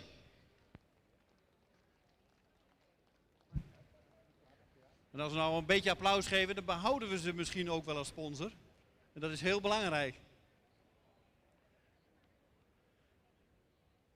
Ja, dan gaan we naar het volgende onderdeel. Even weer wat anders. Presentatie van sportelite merries. Merries die enorm veel gepresteerd hebben al in de sport. Als eerste zouden we graag Aukje van het team in de baan willen hebben. Een ster sportelite dubbel A-merrie. Tjallam Albeert met Laura Roling. Als zij als eerste binnenkomt, vertel ik even iets. Een 9-jarige merrie van Tjalle uit de sterpreferente prestatiemerrie van Beert. Hij loopt met Laura in het zadel lichte toer dressuur. Ze is gefokt door de heer Hiemstra uit Exlo. Aukje won in 2017 de Pavo Friso bokaal en voor de 5- en 6-jarige merries en behaalde 79,5 punt. Daarnaast was ze in de finale van het Europees kampioenschap de beste merrie bij de 6- en 7-jarigen en won zij 2 maal de indoorcompetitie in Zuid-Nederland. Ook voor de wagen doet zij het niet onverdienstelijk en dat was ze gereden door haar zus Renate Roling. Ze werd kampioen in de Horse to Fly competitie en reservekampioen voor het district West in de klasse B. In 2021 loopt ze al M-mennen en werd ze districtskampioen. Maar misschien ook leuk om even het woord aan Herman Wientjes te geven, want Herman heeft deze merrie ook onder zijn hoede gehad volgens mij. Ja, dat kunnen we zeggen. Ik zal gelijk correctie. Het is Ookje. Als ik nou nog 1 keer Ookje of Aukje zeg, dan word ik de nek eraf geslagen. Maar ik vind het een waanzinnig fijne merrie. Topinstelling. Topinstelling van de Amazone trouwens ook. Laten we dat vooral eens een keer niet uitvlakken. Want alleen paard redt het ook niet. Paard met waanzinnig veel go. Heel veel manieren in zijn lichaam. Kan dus ook, vind ik wel heel mooi, gruwelijk groot van de grond changeren. Pirouetten draaien. Draven, groot, klein, wat je wil. Laat schakelen over de rug. Ja, eigenlijk gewoon een waanzinnig fijn gebruikspaard. En dan vind ik het leuke dat je ziet dat het paard dus de Pavo Friso bokaal kan winnen. En dan toch ook in de verdere sport zo hoog komt. Want dat is natuurlijk de leuke uitdaging voor Laura. Om net als met de andere paard waar ze Grand Prix mee rijdt, met deze merrie ook de Grand Prix in te gaan. En ik voorspel eigenlijk dat dit vele malen makkelijker zal zijn. Want deze heeft wel zoveel lossigheid in de lijf. Wat je hierin ook ziet, als de paardenwissel springt, springt hij en 30 centimeter naar boven, maar ook 75 naar voren. Die rek in een lichaam door een lijf is natuurlijk iets wat je heel graag wil zien. Dus dat stukje, ja, dat hoop ik dat we toch heel goed. Kijk, dan zie je ook, is wel leuk, zo scherp is die merrie dus. Maar dan zie je even hoeveel manieren ze heeft in zo'n serie om de 2 te lopen. Van de grond, door de lijf, mooi naar boven, mooi naar voren. Nou, en ik denk als ik straks Laura ga vragen om nog 1 rondje groot en klein te draven, dat je helemaal kan zien waarom iedereen blij kan worden van dit paard. En het leuke is, ze kan los aan de voorkant, ze kan groot over de rug en ze kan los door de lijf. Ik zou net zeggen, we gaan niet te hard klappen en doen, want dan gaat hij helemaal nog groter. We hebben er straks in de clinic gezien, binnen, dat dit paard ook gewoon rond met zijn neus over de grond aan elkaar kan draven, stappen en zowel als galopperen. Dan zie je ook dat naar boven toe, of ik nou naar passage wil of dat ik haar wil groot laten draven, dat nog steeds tot de mogelijkheden behoort. Nou, ik denk dat we heel rustig dat wat gaan opbouwen. Naar groter draven. Nou, volgens mij is dat wel heel groot, jongens. Veel meer zou ik niet hoeven te vragen, veel meer zou ik ook niet willen zien. Ik denk dat we dan toch heel zachtjes daar best een keer voor mogen klappen. En dan gaan we gelijk kijken of een dressuurpaard veilig te houden is. Maar volgens mij gaat het lukken. Ja, we blijven nog steeds draven, dus het gaat goed. En ze doet het nog steeds. Gaaf. Nou, ik denk dat we rustig kunnen stellen dat deze merrie echt de predicaten verdiend heeft. En dat ze het ook zo door de lijf kan lopen. Dus Laura, heel veel dank. Dan zouden we graag Geke van de Bijema Staten in de baan willen hebben. Een ster Sport Elite dubbel A-merrie. Beert Maljurjen met Marcia Dijkman. En daar is het al binnen. Een combinatie vanaf het 3e jaar dat de merrie 3 is al en de merrie is inmiddels 11. Dus dan kun je rustig zeggen een brok aan ervaring samen. Al vanaf het begin succesvol. In 2013 wonnen ze de Frisian Talent Cup. Toen hebben ze even adem gehaald en daarna is ze kampioen Pavo Friso Bokaal bij de 4-jarigen geworden. Reservekampioen Pavo Friso Bokaal bij de 6-jarigen. Reservekampioen Z1 Auraco KFPS. En zo zien we maar, dit paard heeft heel veel achter haar naam al staan. In 2018 werden Geke en Masha uitgekozen voor de prestigieuze project My Grand Prix, Nai Grand Prix. Onder leiding van Rien van der Schaf het hoogst haalbare niveau Grand Prix probeert te bereiken. Door de corona heeft het debuut in de Grand Prix even op zich laten wachten. Maar afgelopen mei was hun debuut meteen een winst met winst. Volgens mij, Herman, ken jij dit paard ook al een beetje? Ja, ik mag rustig verklappen dat deze heb ik van het begin af aan ergens van de kant en de zijlijn wel mogen bewonderen. Het leuke van deze combinatie is dat ze samen zo gruwelijk gegroeid zijn naar dit niveau. En dat je dan toch ook weer ziet dat een kampioen vanuit enige jaren terug zo tot zijn recht is gekomen en zo in de sport presteert. De lengte van de merrie is natuurlijk een lengte die je heel graag ziet in een paard. Als die zo'n achterbeengebruik heeft, dan blijft dat gaan, blijft dat komen en kan dat ook over de rug en aan elkaar. Nou, dan de Masha erbovenop die gruwelijk mooi fanatiek en heel rustig met de paard doortraint en zegt dan duurt het een jaar langer. Maar mijn doel ga ik halen en dat zie je hieraan. Kijk, de manier waarop de merrie terugsluit, nou, dat zegt eigenlijk al genoeg. De manier waarop dan naar zo'n pirouette kan en daar kan toch die nek open en die neus eruit kan houden. Zie je dat de merrie het ook kan dragen om het te houden. Ja, dat is wat we graag zouden willen. En dat hoop ik ook dat steeds meer bij de jonge paarden aanleg naartoe gekeken wordt van hoeveel kan dat paard op zijn eigen 4 benen lopen.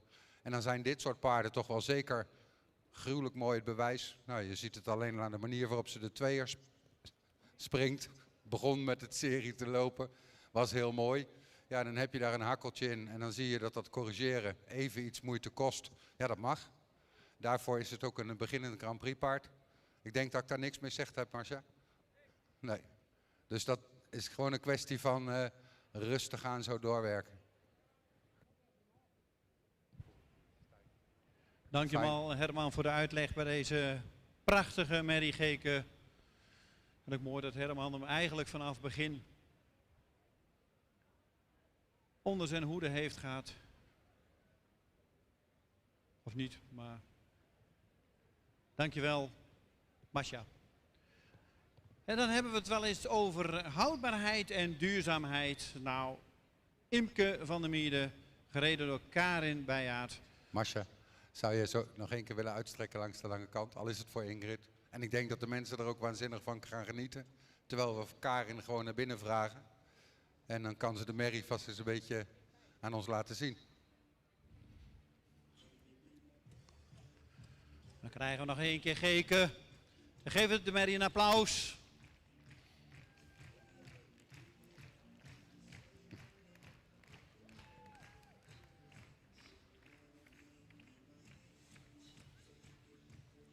Maar Nou, Masja, dankjewel. We gaan op naar de natuurlijk toekomst. is Masja leuk om te zien, maar als je 19 jaar oud zo in de baan komt, dan verdien je ook wel een applaus.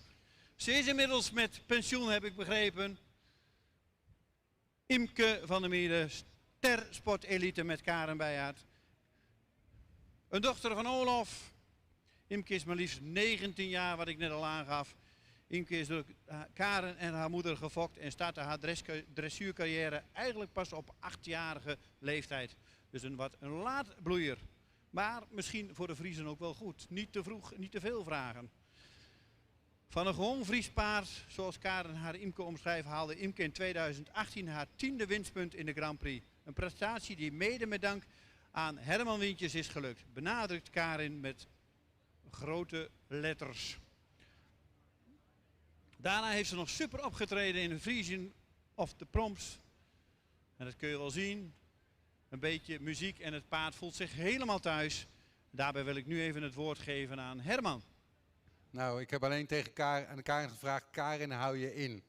Want deze merrie doet op 19-jarige leeftijd nog zo verschrikkelijk willen lopen. Zo gretig. Waarbij ik echt vooral de instelling, het temperament... Kijk, en het baasje wat er bovenop zit, vlakt dat ook niet uit. Maar samen heeft het wel tot een combinatie gemaakt die tot verschrikkelijk mooie dingen in staat was. Ik wil eigenlijk Karin vragen, pak een klein stukje galoppeerwerk. Ik wil niet de benzine eruit hebben, maar kijken of we een serietje kunnen rijden. Want dan zie je ook wat de manier van het paard is. Wat zo scherpte in het achterbeen door de lijf. Imke heeft andere plannen. Imke denkt ik wil Piaf Passage. Kan ik me ook voorstellen, maar ook daar is ze super scherp in. Maar wat ik bijzonder vind, als je je voorstelt dat dit paard nou gewoon 4 keer in de week lekker buiten getraind wordt op het strand. En dan toch in staat is om gewoon zo, hier vanuit gewoon op 19-jarige leeftijd, zo fris en heldere prestatie hier te geven. Laten we wel zijn, daar kunnen menig actieve Grand Prix combinaties nog weer wat van leren. Dus dat is wel heel leuk. Nou, zal ik er dan 1 keer vragen? Een rondje gas? Doe je het wel beleid? Nee, wat ik bijzonder vind, het mag niet een mega groot paard zijn, maar wel een paard wat zo fijn in de lichaam de werk wil doen, dat je, ja, daar word je iedere keer vrolijk van als je er samen mee mocht trainen. Dus, kom maar op.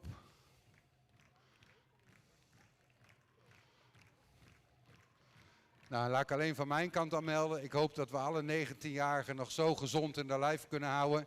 Dat ze tot die leeftijd zo in staat zijn om zo fris, vrij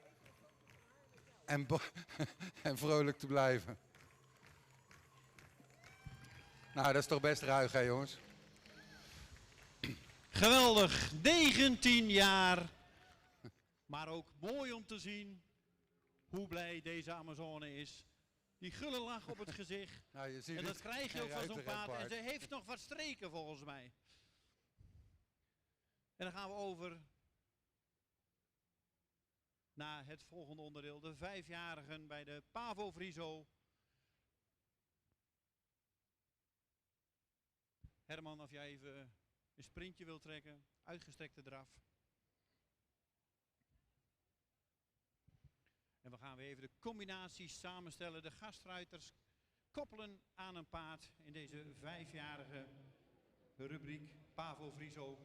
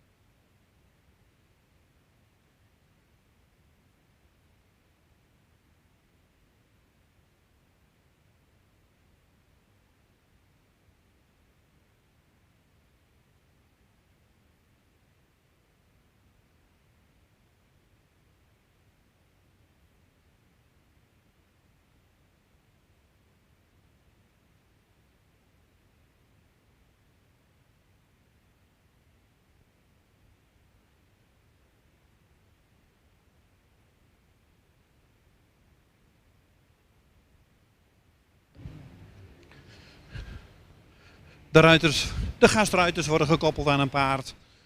En dan gaan we zo beginnen met de 5-jarige merries en 5-jarige hengsten en ruinen. Bij de merries hebben zich gekwalificeerd Anne van de Wildervank en gereden door Helene de Haas. Alieve S. van der Sprong wordt gereden door Fleur van Kempen. En Christel Jede wordt gereden door Lisanne Veenje.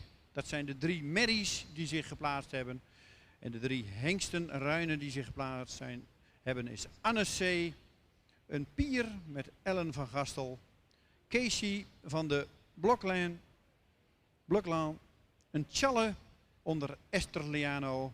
En Anne van Wilsterprach. Een jonge Johannes onder Leonie Evink. Deze 6 paarden zullen zo gereden worden. Het is even afwachten welke combinaties gekoppeld worden. Welke gastruider komt op welk paard.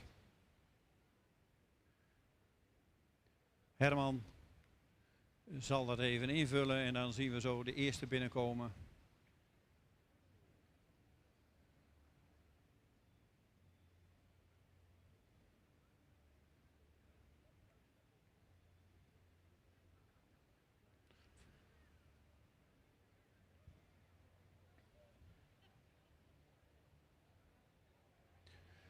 En straks iets later op de middag dan krijgen we nog de 6-jarige merries en hengsten en ruiden. Maar we gaan eerst genieten van de 5-jarigen.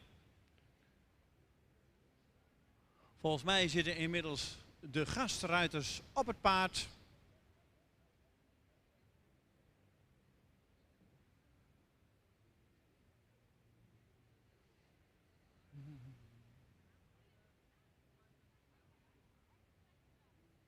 Dus altijd weer even een spannend momentje.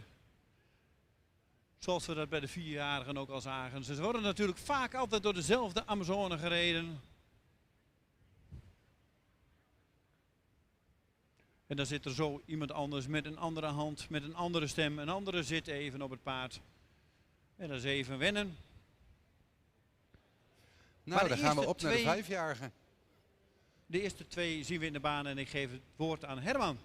Nou, we gaan het gewoon samen doen. Jij kan er vast wat leuks over melden. En dan voeg ik wel wat toe. Jij kan vast beter Anne van de Wildervank uitspreken als dat ik het kan. Maar goed, nu daar zit in ieder nummers. geval Chris op. Nummer 18, Anne van de Wildervank. Een jonge Alwin. En wordt gereden normaal door Helene de Haas. Maar nu zit Chris daarop.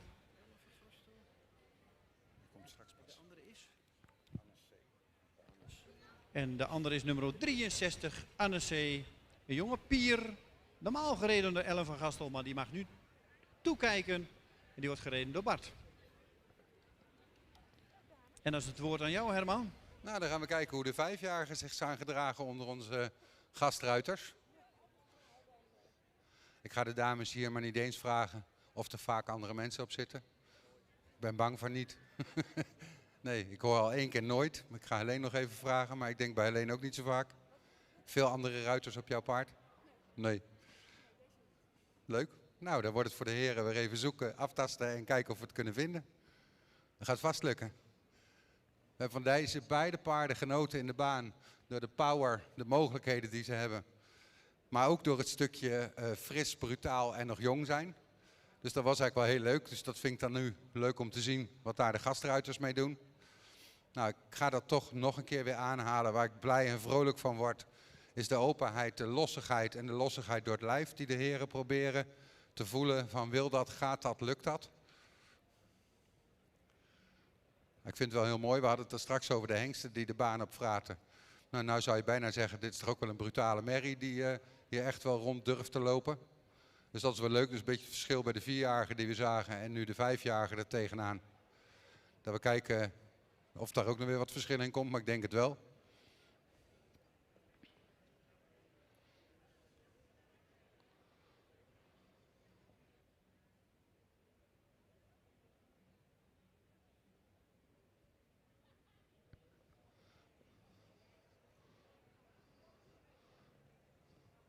Nou, volgens mij voel jij op deze ook wel thuis.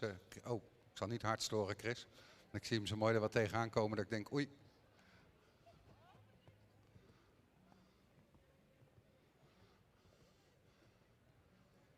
Fijn, Bart.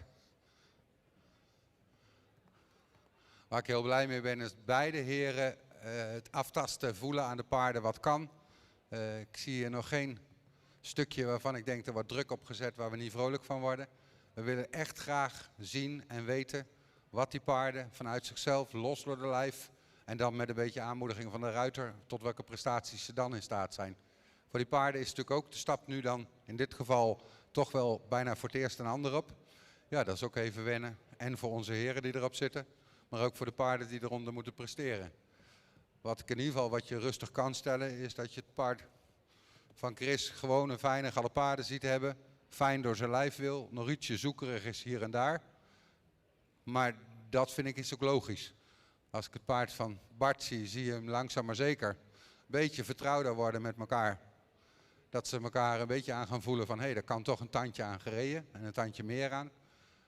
Want deze zie je zich als hengst nog wel een beetje afsluiten zo van wat gaan we doen? Dan ga ik hier mijn eigen feestje bouwen of gaan we toch serieus onder mijn baasje aan het werk blijven? Nou, ik wou zeggen, we gaan er geen springpaard van maken, maar er was wel bijna een conniveertje mee. Maar... Nou Bart, het lukt in ieder geval. Hij galopeert gruwelijk ruig. Dat is een ding wat zeker is. En dan zie je ook gelijk, dan vind ik hoe mooi de kwaliteit van de galopsprong er doorheen komt, dat hij los wordt in die bovenlijn. En dat je hem echt naar de hand toe ziet springen. Nou, dat is natuurlijk iets wat we in de baan ook gezien hebben met de voorselecties, waarvan je dan hoopt, ja, kijken of dat hier ook lukt.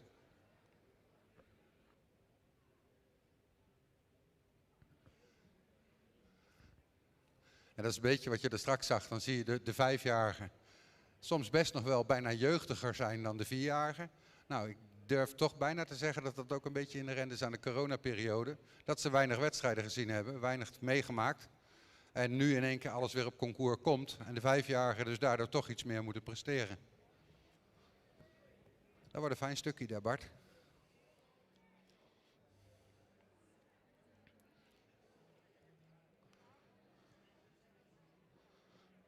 Nou, je ziet de merrie van Chris ook een beetje beginnen te ontspannen en te denken, hé, met deze baas op mijn rug kan ik het ook.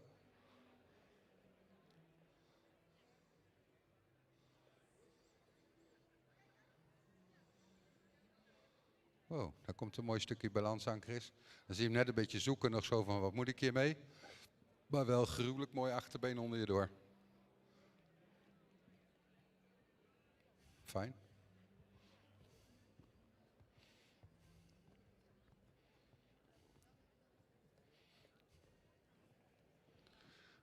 Goed, en de vijfjarige heren hebben een beetje schouderbinnenwaarts, een beetje zo buigingsoefeningen moeten lopen. Dus voel je niet bezwaard als je denkt van hé, hij wordt wat losser als ik hem een beetje buig. Neem dat rustig mee. Want als het goed is, weten ze wat er verwacht wordt. Fijn galoppie. Fijn, Chris. Dan zie je toch dat die paarden hebben ook echt even die 5 minuten nodig om te ontspannen onder de ruiter. En zich te leren loslaten. En de boel te vertrouwen. Dus dat is alleen maar logisch. Nou, en even wat nog overduidelijk mag zijn. Deze heren bepalen dus voor 50% de einduitslag.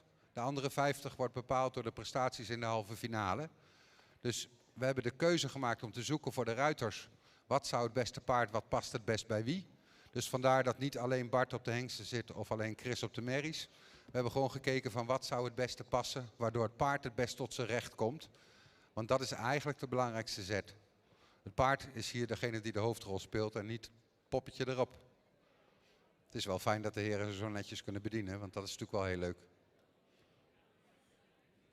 Ik denk, heren, dat we rustig aan een klein beetje moeten gaan besluiten en de paarden overgeven aan de dames. Denk ik. Zijn jullie het daarmee eens? Genoeg gevoeld? Bart denkt, ik wil toch nog even een rondje naar Groot. Ik geef je Groot gelijk hoor, dat zou ik ook doen als die zo fijn eraan wordt.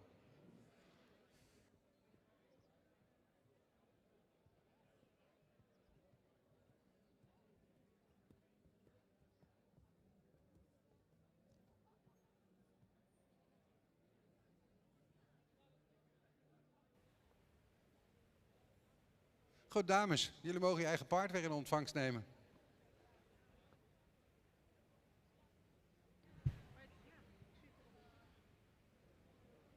Dankjewel Bart en Chris en Herman voor de toelichting. De punten worden weer even ingevuld. Wordt gewisseld van paard. En dan krijgen we zo de volgende 2 in de baan. En we moeten inderdaad een beetje doorwerken. Want ja, s'avonds om 7:30 is het toch al donker.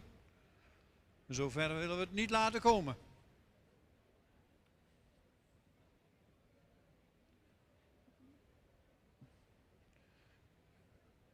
We nemen even de tijd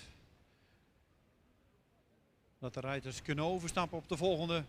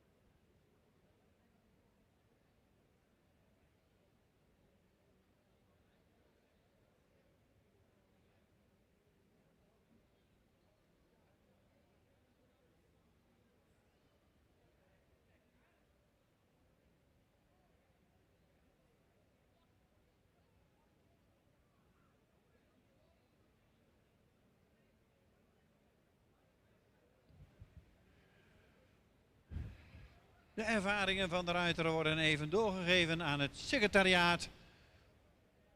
En dan gaan we naar de volgende 2 combinaties.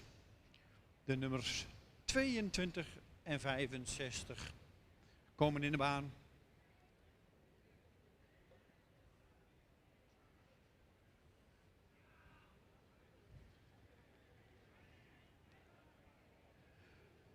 Nummer 22. De 5-jarige Mary Alieve S. van der Sprong, een beert. En normaal wordt ze gereden door Fleur van Kempen. En Fleur en Elle van Kempen zijn ook de eigenaren van dit paard. En de fokker is mevrouw A. van Kempen. En dan hebben we nummer 65, Casey van de Blokland. Een Tjalle, normaal gereden door Esther Liano. Eigenaren zijn Kees en Jet de Boer uit Hoorn. En dat zijn ook de fokkers van dit paard. Dus 22 is inmiddels in de baan. En het is ook even schakelen voor de ruiters. Weer even een totaal ander paard onder je. Je springt van de een en je springt weer op de ander. En dan is het best wel even, ook voor het paard, wennen aan de hulpen, aan de stem. Maar het zijn inmiddels 5-jarigen. Ze weten al wel een beetje van de hoed en de rand. En dan geef ik het woord weer aan Herman. Nou, dan gaan we kijken hoe deze 2 zich gedragen. Wat leuk is dat je ziet, daar hebben we zelfs een opmerking over gehad. Zo van, hé, wat doe je nou als je soms wat gespannen wordt en dat een gang dan een heel klein beetje verandert. Nou, gelukkig hebben we 86 momenten in de proef waar de spanning anders is en de ritme goed is. En daardoor dus het bewegingsmechanisme heel positief bekeken kan worden. Dat is ook ons taak als juryleden, hè, dat je door dingen heen kijkt. Liever 1 mispas en 20 goeie. Die ene mis mag, het is een aanlegtest. En niet een dressuurproef die ik op elk onderdeel moet beoordelen op wat er daar gebeurt. Nou, je ziet aan deze 2 paarden wel eens eigenlijk gelijk. Was wel een heel mooi stukje sluiten, Chris. Je zag de Mary echt zo op Chris wachten, zo van wat wil jij? Nou, dan komt wel een klein beetje voor mij het verhaal weer terug. Waar je naar zit te kijken is dat je denkt, je hoopt allemaal dat die beesten het achterbeen zo mooi kunnen sluiten, dragen en onder de doorwerken. Ja, daar willen we toch wel graag naartoe. Hals mooi open, mooi over de rug, mooi naar de hand toe. Ja, dat stukje, kijk, als je die Mary daar de hand ziet volgen, dan denk je helemaal van, ja, oké, als ze dat kunnen als 5-jarige en dan gewoon zo door de lijf dat achterbeen blijven aantreden, nou, dan mag je toch wel een soort van vrolijk worden. Ik denk jij als gastruiter toch ook, Chris, of niet? Jup, zegt hij. Ja, ze kregen geen microfoon mee, de heren. Jammer, anders hadden we nog onderweg wat kunnen sparren en kunnen horen wat ze ervan vonden. Maar nu moet ik maar gokken en zo af en toe een keer heel hard roepen. Nou, volgens mij kan Bart het hier ook wel mee vinden. Als ik zie hoe brutaal en groot deze wil lopen. Dan als hij zo aan zijn baasje gewend is en dat hij nog een heel klein beetje meer erdoor zakt, dan is het helemaal een ideaal lopen. Fijn mechanisme, Chris. Lekker. Mooie manier van lopen, goed door zijn lijf, fijn eraan. Fijn werk. Nou, oké. Als je een paard ziet aangalopperen, denk je, oké, daar willen we graag heen. Hè? Los, lichaamsgebruik, achterbeen. Poeh. Dan is het wel zo'n merrie waarvan je zegt, die komt eraan.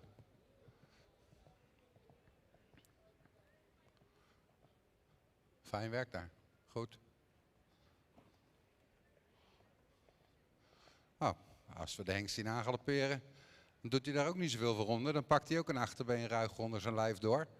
En zeker als je deze dus een tandje zo naar voren rijdt, dan zie je ook het vermogen vanuit het achterbeen wat eraan komt om door een lijf naar die hand toe zo groot te galopperen. Wauw, mooi werk man. Kijk, en dat hoop je dat we gaan zien in die paarden. En nu hebben we de 5-jarigen, dan zie je al een stabieler lichaamsgebruik. Een meer ontspannen paard, wat dus ook alweer sneller went aan zijn gastruiter. Dat is natuurlijk voor de heren ook fijn om te rijden. En nogmaals, laat ik hopen, hè, als we dit allemaal zo kunnen blijven doen, dat je de paarden de kans geeft. Gewoon, kunnen ze rekken, kunnen ze aanspannen? Hebben ze dan nog steeds heel veel vermogen in de benen? Of is het vermogen aangeleerd gedrag? Nou, dan kun je hieraan wel zien als ze zo kunnen rekken naar beneden met een achterbeen. Dan zit er wel zeker veel aanleg in.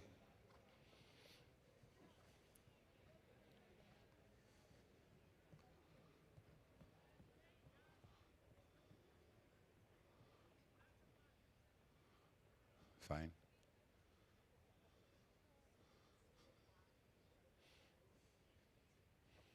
Ja, dat is mooi.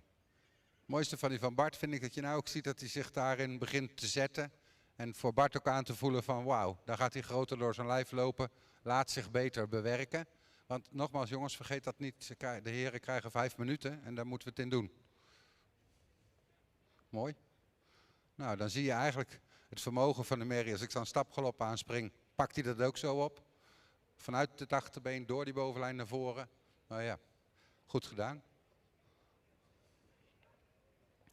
Ik weet zeker dat de heren ons allebei zo ook nog ietsje verruimingen en weer sluiten laten zien. Want als dat achterbeen zoveel aan wil springen, moet dat ook een mogelijkheid zijn volgens mij. Dat we ook direct kunnen beoordelen. Nou, dat is wel duidelijk. Zo. Veel meters verzetten hoeft niet. Mooi Bart. Dan zie je de jongigheid nog weer. Dat groot is dan mooi. En dan is het terug nog even lastig om weer te sluiten. Ja, dat zijn ze vergeven, die 5-jarigen, toch? Het zijn dressuurpaarden in opleiding en niet kant en klaar. En alles zit er al op en aan. Heren, ik denk als ik dit zo zie, dat we volgens mij allebei een heel eind heen zijn. Denk ik. En ook deze mogen gewoon met de dames weer mee naar huis.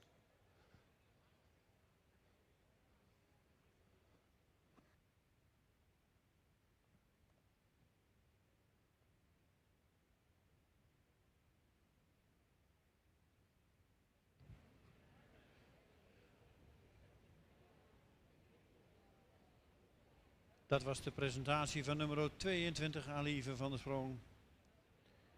En Casey van Bloklaan.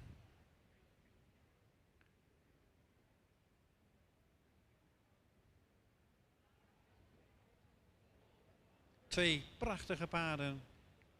En dan gaan we naar de laatste twee. Dat is nummer 24, Kristalliede, een jonge Alwin. Normaal wordt hij gereden door Lisanne Veenje. En de eigenaar en fokker is Stalliede uit Vledder. En dan krijgen we nummer 67, Anne van Wilsterpracht. Een Johannes. En deze wordt gereden door Leonie Evink. Normaal. En de eigenaar is B. de Groot uit Grauw. En de fokker is J. Pracht uit De Wilgen. De laatste twee van de 5-jarigen.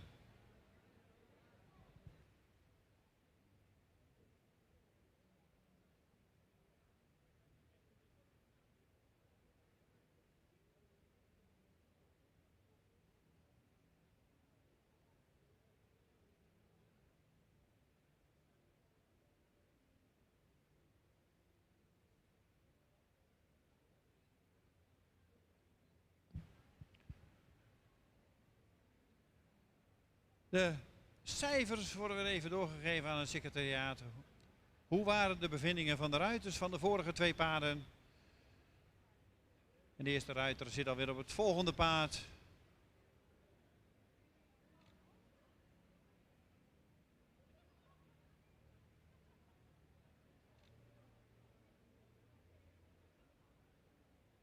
En ook de volgende ruiter zit er alweer bijna op. Dan zijn dat de laatste 2 in deze groep 5-jarigen. Zowel bij de merries als bij de hengsten en ruinen.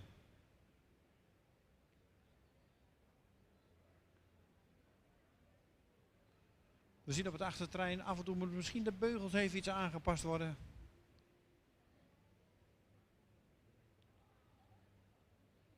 De een heeft weer iets langere benen als de ander, maar het zit. En dan is het weer even aanvoelen. Praten met het paard. En dan komen ze in de baan.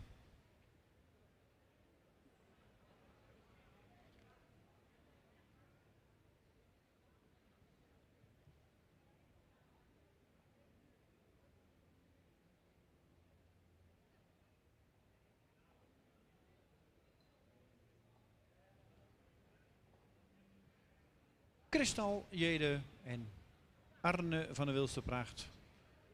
Christel, een jonge Alwin en Arne, een jonge Johannes. We zien ze mooi in een ontspannen stap de baan binnenkomen. Even het gevoel van de ruiter krijgen. Maar dat komt zeker goed. En dan geef ik weer het woord aan Herman.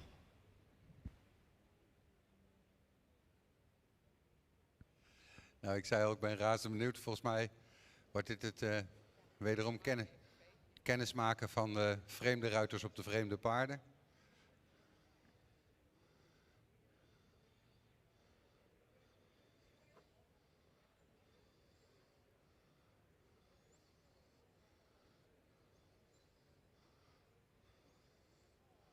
Nou, volgens mij heeft Bart zijn paardenwaarde gevonden.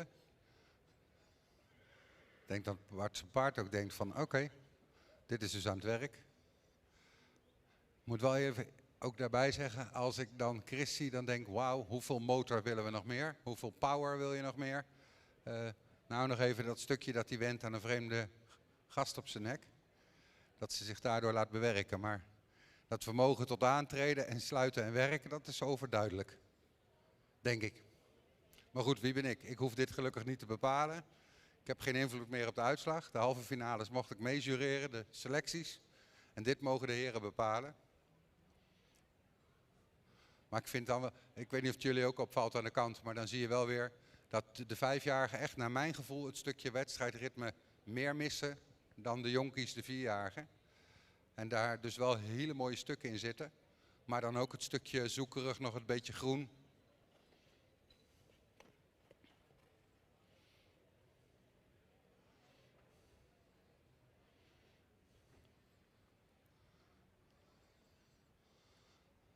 Wauw, als ik hem zo zie, Bart, heb ik bijna het gevoel, als je hem achter nog ietsje sluit, dat hij voor jou nog veel meer aan wil treden.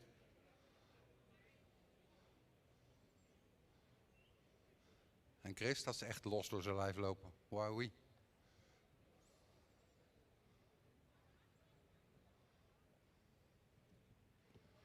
Nou, stoere combinatie zo, Bart.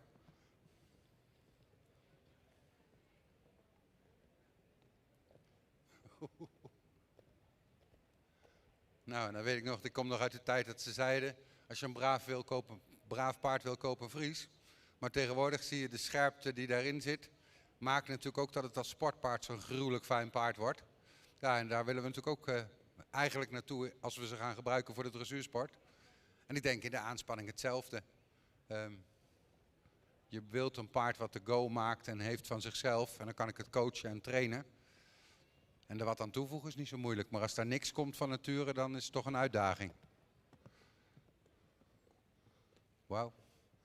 Dat is gruwelijk de bult opgalopperen daar, Bart.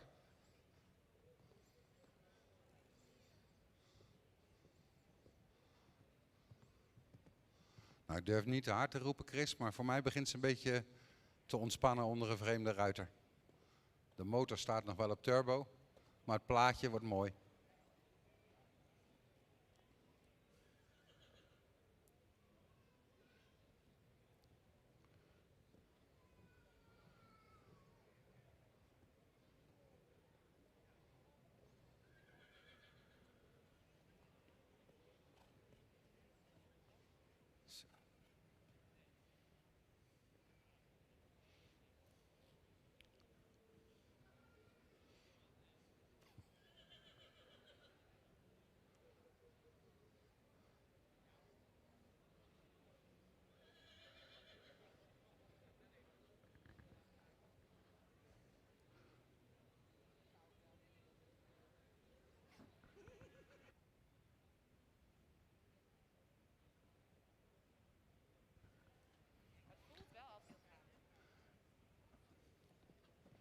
Bart, ik denk toch als ik hem zo zie, dat je even een keer moet proberen of hij ietsje kleiner, ook ietsje vlug wil zijn. Want hij voor ons oogt hij, en ik weet niet of dat voor jouw gevoel ook is.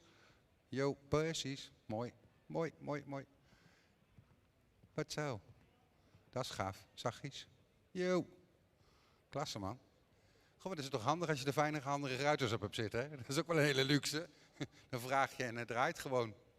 Dus nee, dat is mooi. Wat ik dan het mooie aan het paard vind, dan zie je, dan draaft hij eigenlijk fijn naar voren, makkelijk. Maar dan zie je hem een keer zo'n beetje bijsluiten en ietsje achteraan vragen. En dan komt er ook weer meer muziek in dat je zegt van het kan ook nog een tandje erbij. Yo.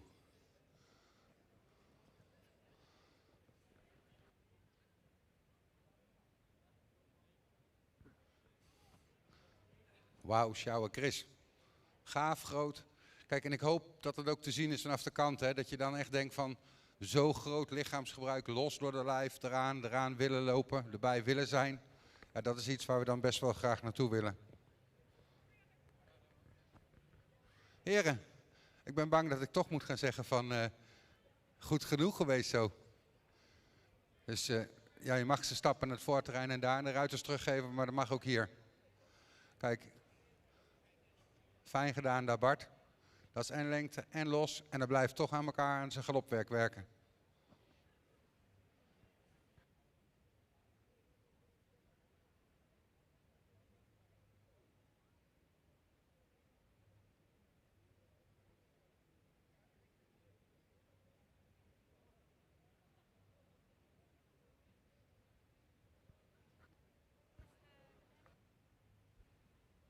Nou, en dan nou het spannendste wat de heren ervan vinden en wat ze aan onze scores gaan toevoegen. En kijken wie er dan het hoogst uit de bus komt.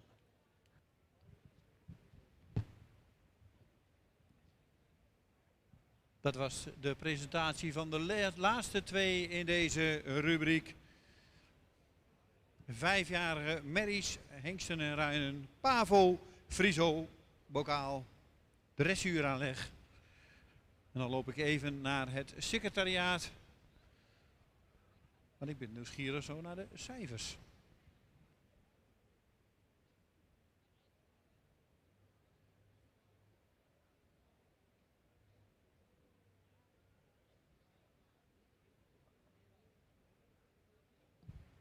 Dan gaan we zo de prijsuitreiking doen. En daarna krijgen we de Pavo Friso tuigaanleg voor merries.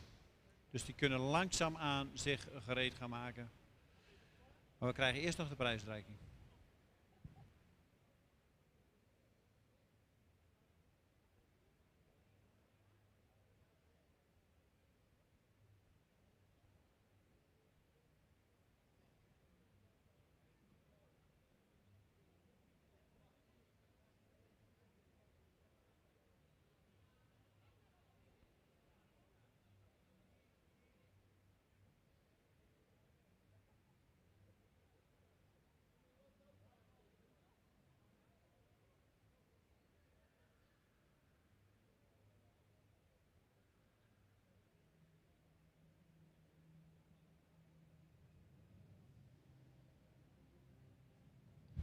We zien inmiddels 3 merries alweer in de baan.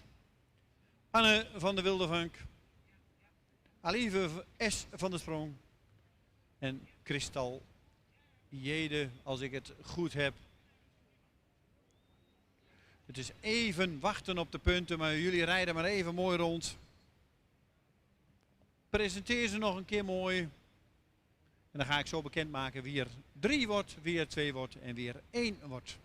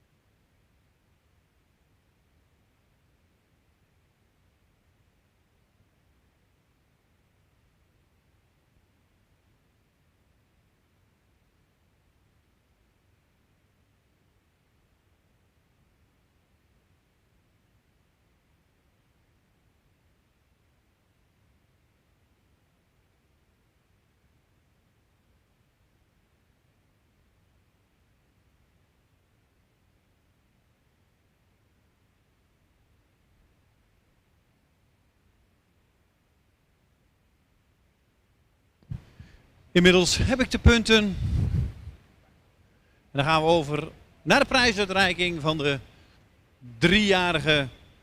5-jarige merries.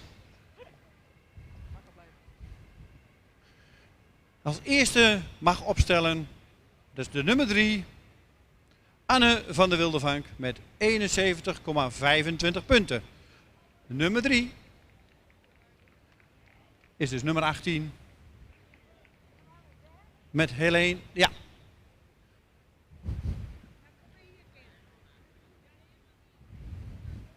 Dan gaan we naar nummer 2 en dat is natuurlijk ook nummer 1 bekend. Maar nummer 2 is geworden met 77,75 punt. Alice S. van der Sprong met Fleur van Kempen. En dat houdt in dat Christel Jede met 79 punten onder Lisanne van Inje eerste is geworden. Dus eerste Lisanne met Christel Jede. Nummer 2 Fleur van Kempen met Alive S. van der Sprong. En Helene de Haas is met Anne van der Wildevank derde geworden. 3 prachtige combinaties. Met mooie puntenaantallen.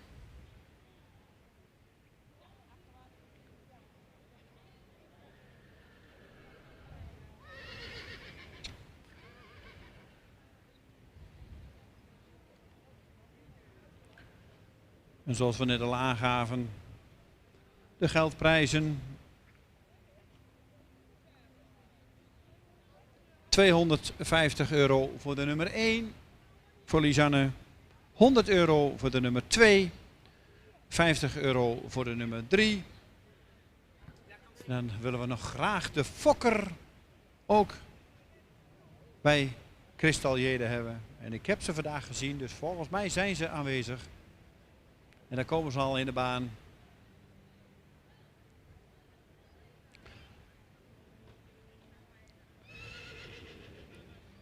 Fokkers, Amazones, van harte gefeliciteerd.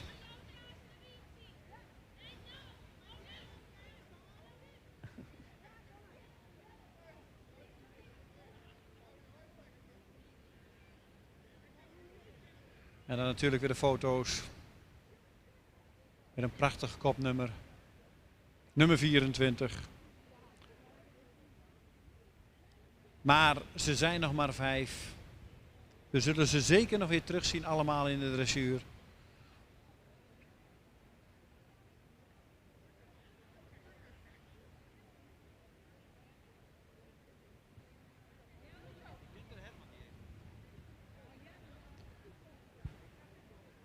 En dan gaan we natuurlijk zo onder een prachtig muziekje, onder begeleiding van een mooi muziekje, een hele mooie ereronde rijden met deze 3 finalisten van de week gekwalificeerd voor vandaag.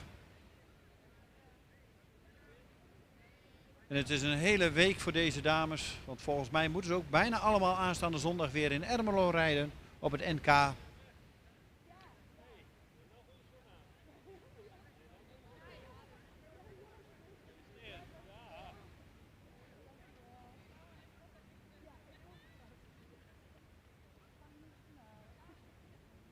De foto's zijn gemaakt, de linten ze hangen eraan.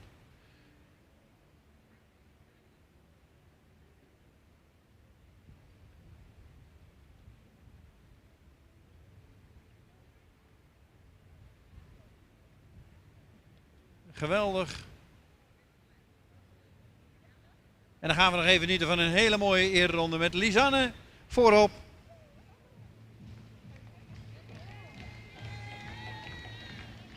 Dan Fleur van Kempen en Helene Haas. Maak er een mooie showblok van.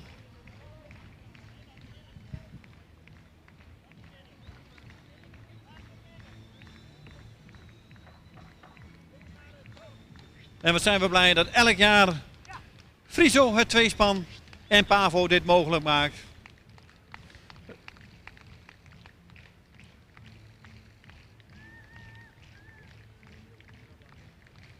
Afgelopen zomer natuurlijk al de voorselecties gezien, geweldige rubrieken. Nu vandaag, of afgelopen woensdag en donderdag de halve finales. En vandaag de finales. Geef ze een applaus.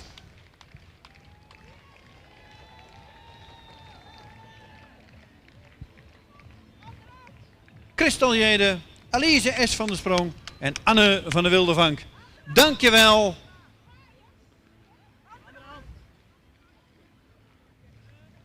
Kom Lisanne, nog één keer en natuurlijk, en een smile natuurlijk Lisanne, en een smile hè.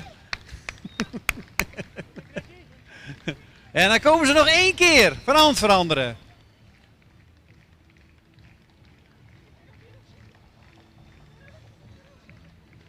Dankjewel.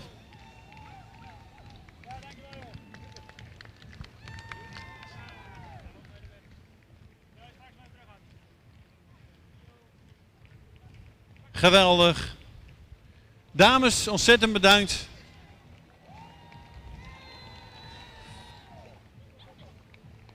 Dan gaan we snel door naar de 5-jarige hengsten en ruinen. Dan mogen deze 3 in de baan komen. Anne C. Keesje van de Blokland en Arne van Wilsterpracht. Deze 3 zouden we graag in de baan willen hebben.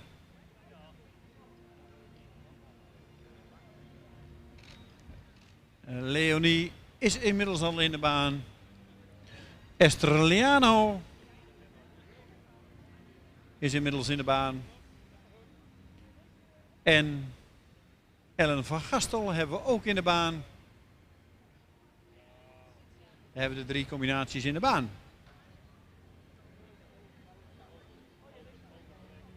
En ik zal je zeggen, het puntenverschil was maar heel klein. Tussen de nummer 1 en de nummer 3 zat 2 puntjes verschil. Dus het zat heel dicht bij elkaar. Maar toch moet er 1 als eerste opstellen en die is vandaag 3 geworden. En dat is Anne C. met Ellen van Gastel. En volgens mij was het al boven verwachting dat Ellen hier vandaag reed. Ze dacht dat ze haar paard nog niet zo ver had afgelopen week. Maar het was al een verrassing. Volgens mij voor haar dat ze hier mocht rijden. En ze is er heel blij mee. Dan hebben we er nog 2 over. En nummer 2 is geworden Arne van Wilsterpracht met Leonie Evink. En dat houdt dus in dat we op nummer 1 hebben Keesje van Blokland, de jonge Tjalle onder Esther Liano.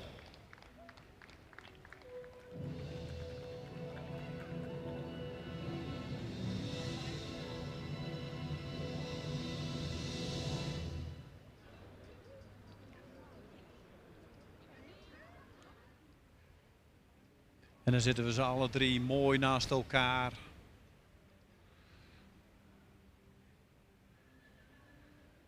En wat vertegenwoordigen we toch een prachtig ras als je dit zo ziet staan. Met ook dat karakter erbij, gewoon rustig. Ze zijn nog zo jong. En ze krijgen vandaag weer veel voor de kiezen. Maar ze doen het maar. En netjes gereden door de gastruiters, wat een geweldig gezicht is, ziet, als je dan ziet hoe die paarden zich gedragen onder iemand anders.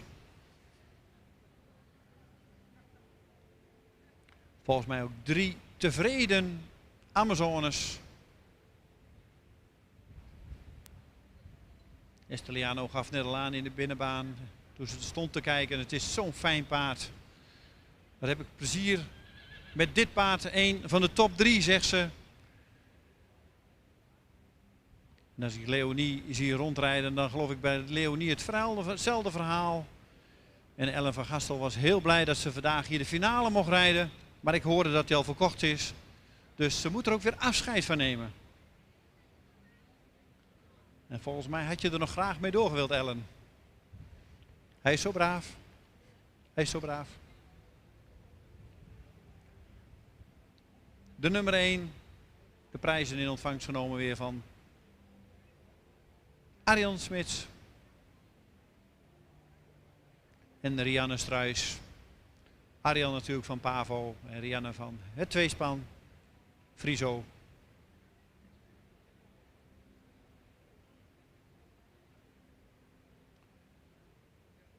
Drie geweldige combinaties.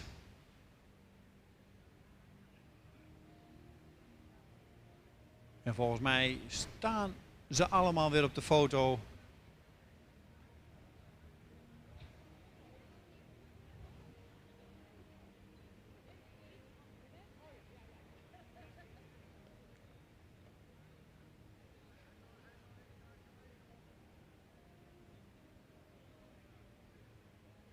Ingrid neemt nog even de laatste kikjes. Johanna heeft ze er al op staan, maar Johanna wil ze ook nog graag natuurlijk zo nog even in de mooie ereronde zien. Want Johanna zegt, ik wil beweging zien. Dus Esther, Leonie en Ellen. Er wordt veel van jullie verwacht.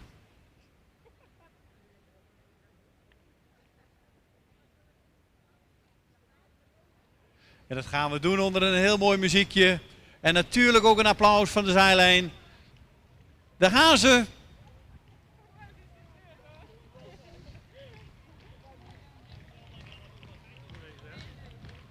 Esther Liano met Casey. Leonie Eving met Arne van de Wilsterpracht. En Ellen van Gastel met Anne C. Geef ze een applaus. En dan komen ze zo nog even voor de hoofdtribune langs. En hoe meer applaus, hoe mooier dat ze worden.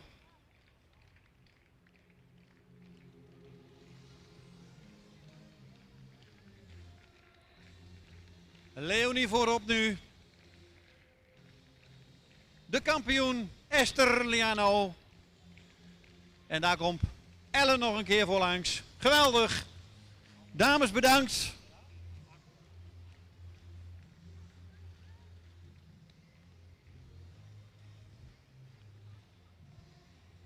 Drie mooie finalisten.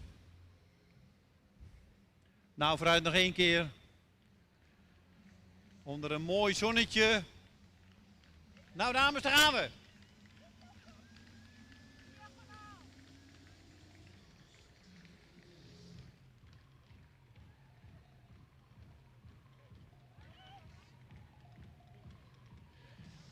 Ontzettend bedankt.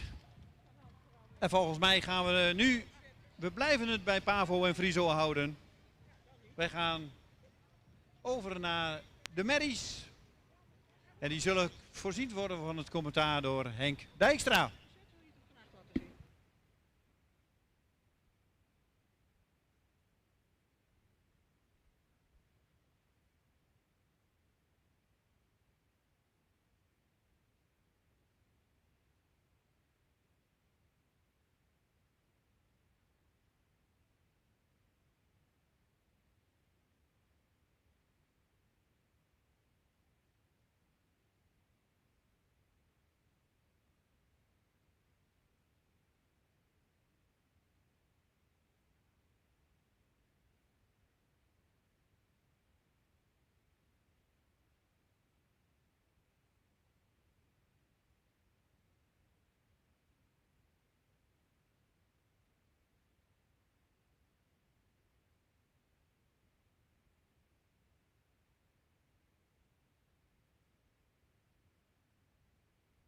De finale van Friese paarden met tuigaanleg in de categorie de merries. 3 stuks totaal. Als eerste betreedt de piste met 73 aan de wagen Annabel G. van de Sprong. Beertmoeder, fokker en eigenares mevrouw A. van Kempen-Elbersen in Rijkenvoort.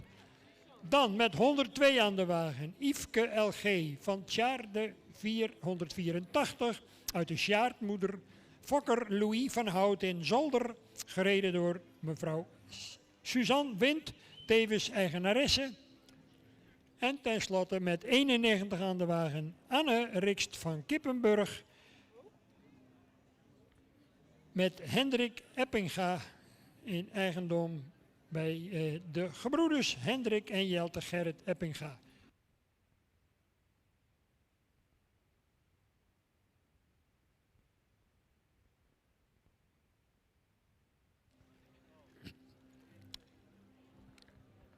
En die Anne Rikst van Kippenburg die stamt af van de hengst Alke 468. En elke keer? Wat ding?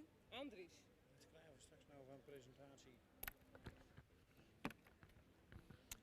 De jury, de heren Veenstra en Kalis junior, onze uiterst capabele juryleden vandaag bij de Pavo Friso finales. Die inspecteren de heren en de paarden uiteraard op de correcte wijze van inspannen. Controleren of alle zaken goed voor elkaar. Kijk, en dan heb je dan geroutineerd rijder als Harm-Jan Veenstra. Die schuift daar toch even een... wordt te positief. Want we zijn op de wereld om elkaar te helpen, nietwaar? Zeker in de paardensport is dat meer regel dan uitzondering. We zijn begonnen met de wedstrijd. 3 stuks dus in de strijd. Nou. Goed, de strijd is ontbrand. Ja, die paarden missen veelal toch wat de routine. Maar er zijn toch ook weer hele beloftevolle paarden in de piste met veel beweging. Het is voor sommigen misschien een van de eerste keren dat ze op zo'n accommodatie acte de présence geven. En Tjalling de Boer die heeft de nodige support alweer langs de kant. Maar ook Suzanne Wind kan op de nodige sympathie rekenen. En zeker de man die hier een thuiswedstrijd rijdt, Hendrik Eppinga, die heeft natuurlijk ook zijn vaste supporterschare hier langs de kant staan.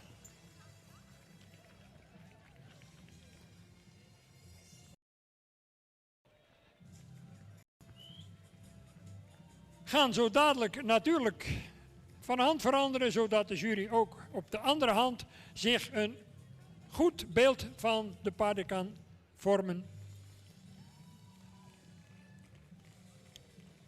Het is voor een aantal paarden heel vaak ook wel de start van een carrière in de tuigpaardensport. Op deze wijze hebben wij al hele beloftevolle paarden via de Pavo Friso competitie aan de nationale wedstrijden en ook de regionale wedstrijden kunnen toevoegen.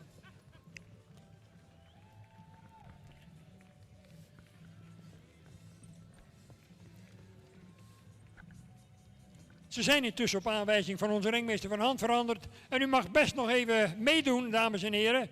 Daar komt die paarden vast en zeker ten goede.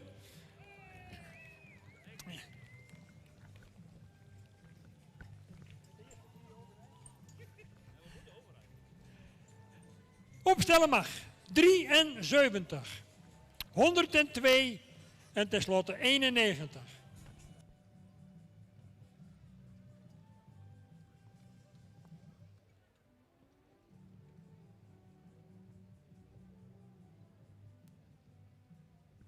Ja, maar omdat het een beslissende finale betreft, kunnen we niet volstaan met deze klassering. En moet er, en dat kan nog wel eens heel interessant worden, want natuurlijk Suzanne Wind is gepokt en gemazeld in de tuigpaardensport. En die heeft er misschien ook wel een klein beetje op gegokt dat ze nog een keer over moet rijden voor de eerste prijs. En ik zou zeggen, uit de kast. En Tjalling de Boer, om deze positie die je nu inneemt, om die te continueren, dan moet er nog wel wat gebeuren. Ja, dames en heren, het wordt nu werkelijk spannend. Juist.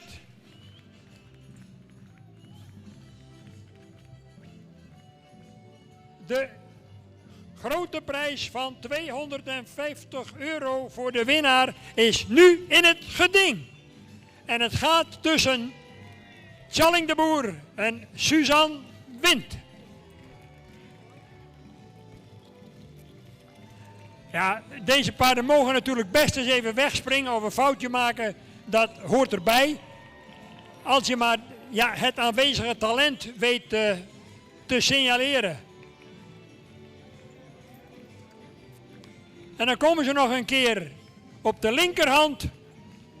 Ja, mooi zweefmoment toch ook hier.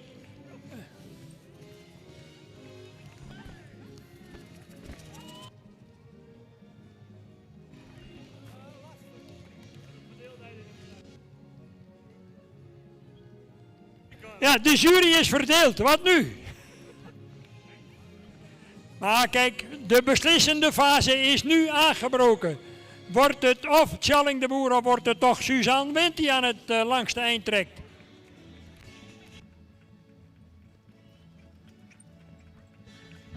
En nog zijn ze niet uitgereden, dames en heren. Kom maar eens even los hier langs de zijkant. Wat een hevige strijd om de hoofdprijs hier. Ernstige oneenigheid.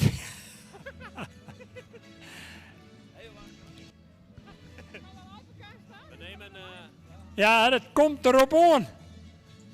Nico, zijn we erover uit? Ja, en ik zei het u nog zo. Die Dekselse Suzanne Wind, die is zo gerenommeerd. En die weet wanneer de hoofdprijs te winnen valt. En de winnares is 102. Wat een fantastische finale tussen deze beide kemphanen. Maar ja, als er één is die weet hoe je finales moet rijden en ook moet winnen, dan is het natuurlijk Suzanne Wind. Zou Petra Duindam even naar het midden van de baan willen komen? Petra Duindam. Namens Pavo Nederland, Arjen Smits en Jan Rijmakers namens het stamboek bij de winsthorende Eresjerp. En uiteraard ook dank aan Friso Tweespan in Borenberghem in eendrachtige samenwerking met de Pavo-fabrikant, verantwoordelijk voor de sponsoring bij de tuigpaardensport in het kader van de Pavo Friso Friese paardenstrijd met tuigaanleg. Felicitaties voor Suzanne Wind.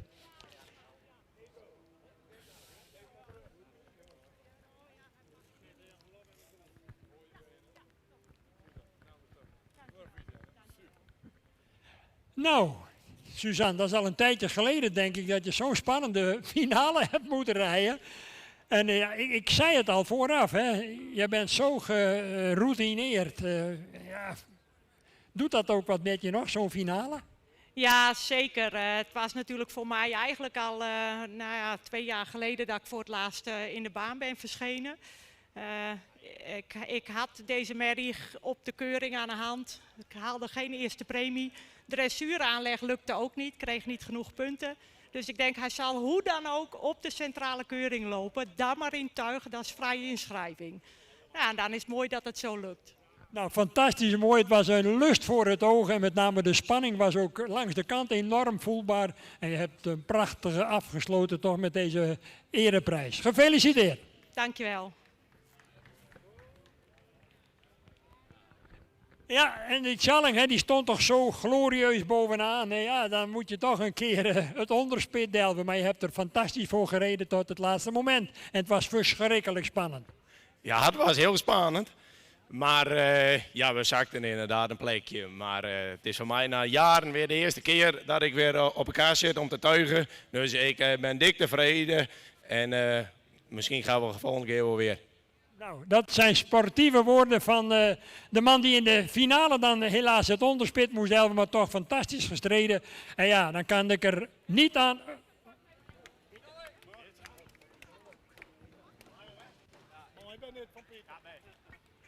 Goed zo, daar komt de juiste muzikale ondersteuning.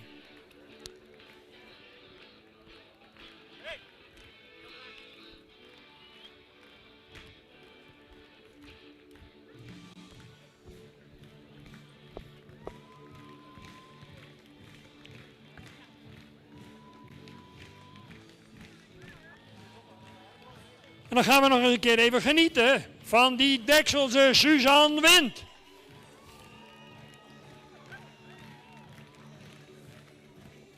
Met die Yveske LG, de Tjaarda-dochter van mevrouw Suzanne Wind uit Nijenveen. Annabel G. van de Sprong, van mevrouw Anita van Kempen, Elberse in Rijksvoort. En tenslotte Anna Rikst van Kippenburg met Hendrik Eppinga.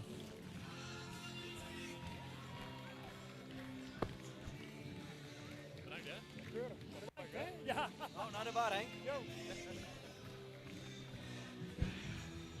En dan gaan we door naar het volgende onderdeel. We liggen mooi op schema, volgens mij ietsjes achter, een paar minuutjes. Maar we gaan door met My Grand Prix, Nij Grand Prix. Presentatie van Hermina Holverda en Jelmer Ketelaar. En daarbij geef ik de microfoon aan Masja Dijkman. Die kent ze precies, die weet wat ze met de paarden doen en die gaat een heel mooi verhaal houden. Nou, goedenavond allemaal.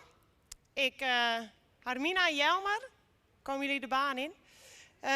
Mij is natuurlijk gevraagd om een verhaaltje te vertellen over My Grand Prix en Nij Grand Prix, het mooie project. We krijgen vanavond in de baan dus Hermina Holverda. Hermina die rijdt nu voorop met My Grand Prix, Nij Grand Prix, Stal de Merskens Marten. Met deze hengst rijdt ze momenteel lichte toer.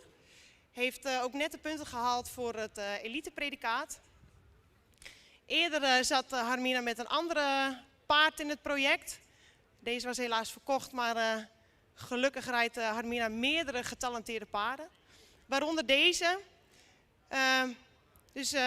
Hermina zal vanavond even wat oefeningen laten zien uit de lichte toer. Daarachter rijdt Jelmer Ketelaar op Johannes 484. Ook Jelmer die reed eerst eigenlijk op een ander paard en dat was Tjalle. Tjalle is helaas natuurlijk verkocht naar Amerika. Maar ook Jelmer had nog een ander getalenteerd paard, wat eigenlijk zich heel goed leende voor het project. En hier doet hij eigenlijk een heel mooi appiëment. Jelmer ik zal eigenlijk eerst even wat vertellen over het project zelf. Het project zelf is een aantal jaren geleden begonnen.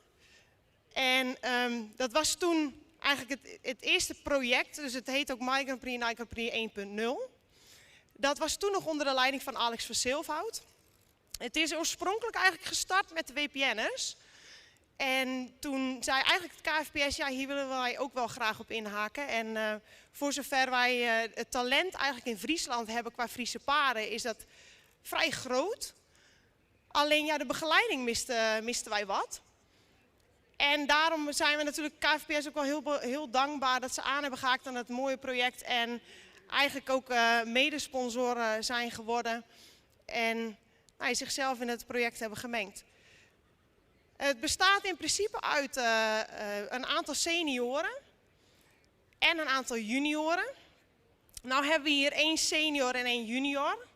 Kan je bijna niet zien natuurlijk welke de junior is en welke de senior. Ik zal het even uitleggen. Hermina is de senior en Jelmer is de junior. Het project is eigenlijk zo in elkaar gezet dat de senioren les krijgen van iemand die eigenlijk heel bekend is in de dressuurwereld. Dat was dus eerder Alex van Silfhout. In dit project is dat Rien van der Schaft. Dus ikzelf en Hermina hebben les van Rien van der Schaft. En het idee is, en wij doen ook ons best, wij proberen de kennis die wij van Rien van der Schaft krijgen, om over te brengen naar de junioren. En zo hopen we een beetje een effect te krijgen dat het talent eigenlijk een beetje door de Friese wereld heen wordt verspreid. Nou, Harmina die laat hier een stukje passage zien. Is natuurlijk een Grand Prix oefening, want dat is uiteindelijk ook het doel van het hele project. Dat we met getalenteerde paren bezig gaan die geleidelijk aan eigenlijk het talent voor de Grand Prix laten zien. Nou, dat zie je nou eigenlijk bij die van Harmina heel goed. Dit paard heeft best wel heel veel talent voor het sluiten. En Jelmer die lest normaal gesproken tijdens het project ook bij mij. En dan zijn we wel veel bezig met een stukje activiteit. En vanuit daaruit die activiteit toch iets meer plaats op het achterbeen. En daarmee lengte houden. Nou, eigenlijk is Johannes echt wel een paard die heel mooi lengte kan houden. Maar soms daardoor nog ietsjes uit elkaar wil blijven lopen. Even zoeken. Ja, Harmina, misschien wil je zo eens een keer een stukje galopwerk meenemen.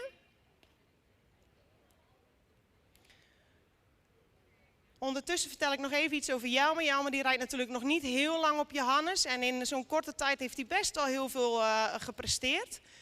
Hij is, in ieder geval mag je aankomende zondag naar het NK Friese Paarden. Hier doet Harmina een heel mooi pirouette, sluit heel mooi. Eigenlijk een pirouette die we graag willen zien is eigenlijk gedragen, mooi, eigenlijk doorgesprongen om het achterbeen heen.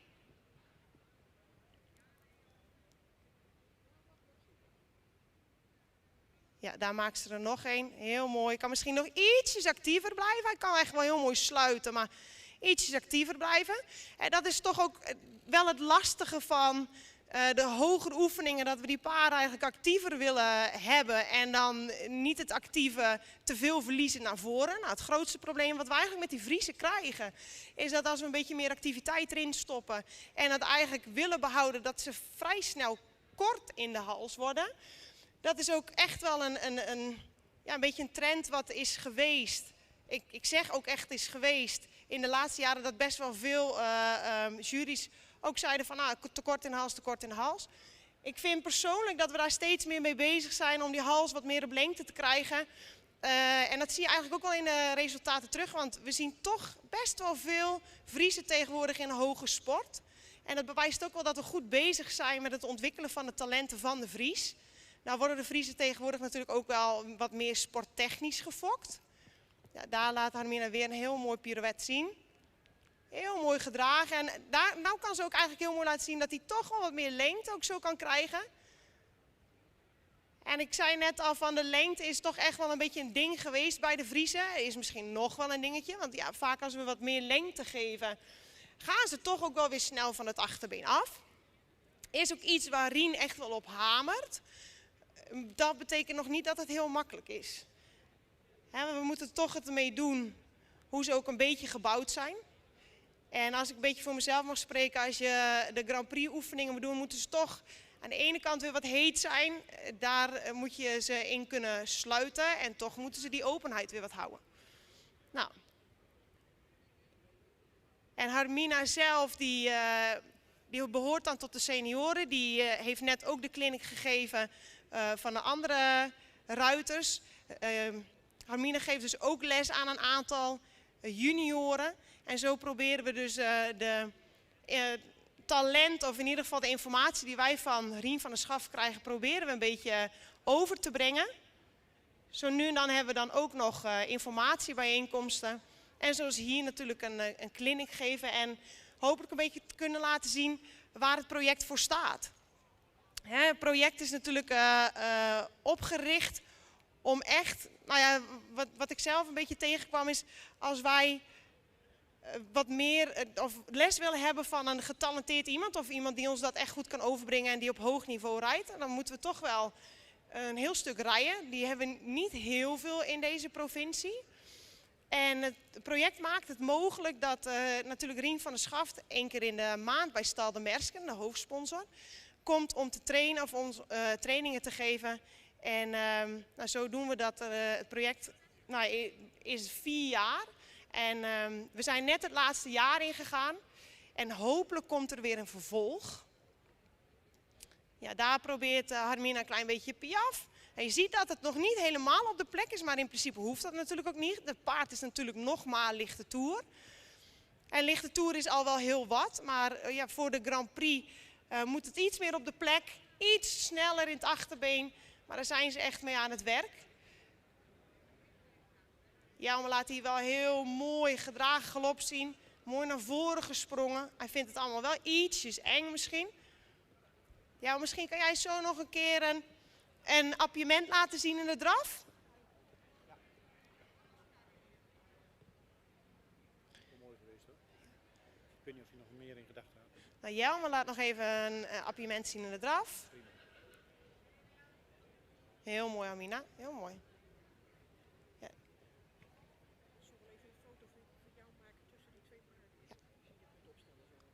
Goed. Goed. Ietsjes opvangen. Ja, Johannes heeft nog vaak wel een beetje dat hij gauw heel ruig geworden en heel gaaf eigenlijk. Dat je wel denkt van nou, daar gaat echt wel een paard door de baan. Maar soms voor de oefening is dat nog even passen en meten. Hè? Nou, hij laat nog 1 appiëment zien, dan ronden we een beetje af. Ik hoop dat jullie een beetje meer te weten zijn gekomen van het project. Hebben gezien wat voor getalenteerde paarden we eigenlijk in het project hebben. Dit is het laatste jaar, er is net een nieuwe selectie geweest. Dus misschien zijn er mensen die denken van nou, ik heb ook een heel getalenteerd paard. En ik ga ervan uit dat volgend jaar weer een herstart is. Of in ieder geval, daar zitten een paar gegadigden. Dat ze weer doorgaan met het project. En schrijf je dan vooral in. Ik hoop niet dat jullie mijn plekje inpikken, maar schrijf je vooral in. Dankjewel Masja voor de uitleg, de begeleiding. We geven dit tweetal met Masja even een applaus. En dan gaan we nog even zo onder een muziekje genieten van de mooie eerronde. Even kijken hoe dat gaat met de Bossenbloemen. Hermina Holverda en Jelmer Ketelaar.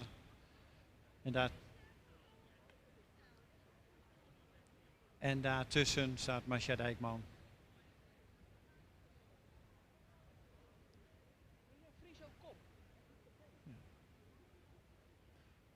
Drie. Een ruiter en Amazones bezeten van het Friese paard. En we gaan de bosjes bloemen houden we maar even hier, denk ik. Of die neemt Masja mee.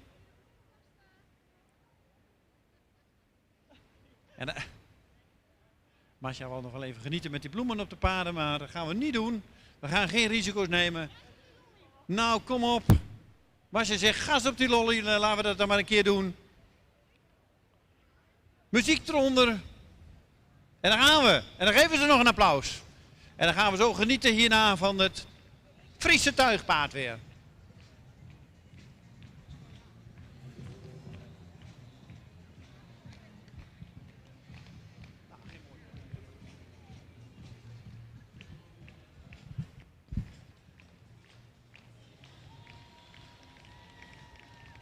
Geef ze een applaus. Jelmer Ketelaar en Hermina Holverda.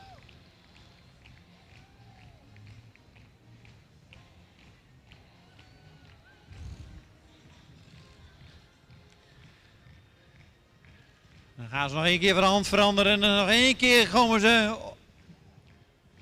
En dan gaan we ze nog één keer.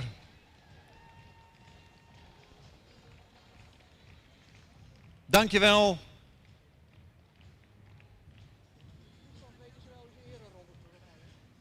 Geweldig, mooi naast elkaar. Bijna een paardendeu. En daar gaan ze.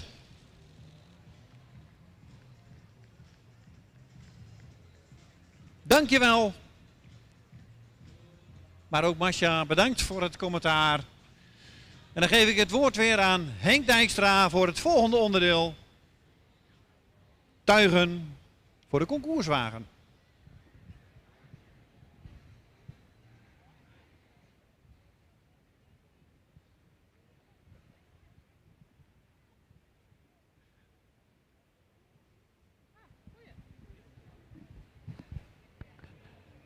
Dankjewel, Dick. Goed, we maken we ons op voor Laatste aangespannen onderdeel hier vanmiddag. De openklasse tuigpaarden. Paarden die dus al bewezen hebben in de sport, zowel op regionaal dan wel nationaal niveau, in wedstrijdverband tot aansprekende prestaties te komen. En we hebben een negental deelnemers zo dadelijk in de baan. En mag ik de heer Gerard Lokhorst uitnodigen om de piste ook te betreden. Hij zal... excuus Gerard, ik had je niet gezien. Hij zal de jurering in dit geval alleen voor zijn rekening nemen. Bekend met name ook uit de wereld van de BPN-tuigpaarden, zoals wij het noemen, de bovenlanders, zoals we dat in Friesland zeggen. Met 73 aan de wagen, Diamant van de Sprong van Anita van Kempen, Elberse in Rijkenvoort. En hij wordt gereden door Richard Hofstra. En hij stamt af van de hengst Andries. Met 57 aan de wagen stal Couperus Neeltje. Van de hengst Maurus 441, rijder-eigenaar Erik Couperus uit Oude Mirdem. Dan 119, Feitse GL. Van de hengst aan 416, rijder-eigenaar Leslie Agricola uit Scharsterbrug. 58, Tjitte VDK, eigenaar Jelle en Mechtelt van der Kooi in Sint-Nicolasga. Rijder Mechtelt van der Kooi en die Tjitte stamt af van de hengst Andries. Met 304 aan de wagen, Jilkjen van de Weide van de hengst Schalke 397. Eigenaar rijder Jelle van der Weide te Tjerkwert. 340, Wietse, eigenaar Jan Eppinga, rijder Koenraad Zijlstra van de hengst Torben, woonachtig in Ureterp. 26, Durk, van eveneens Jan Eppinga, van de hengst Tjalle 454, rijder Wiesje van der Woude uit Ureterp. Dan de bijschrijving 184, Rosa W.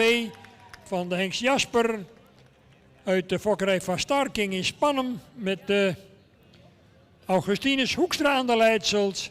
En eveneens een bijschrijving met 166 aan de wagen, meervoudig kampioen in tuig. U hebt hem natuurlijk allemaal herkend, de legendarische IJsse 486 van vader Maurits, gefokt in hinderlopen bij de familie De Vries. En al sinds jaar en dag te vinden op de stal van Jelmer Chardon in Jorwert.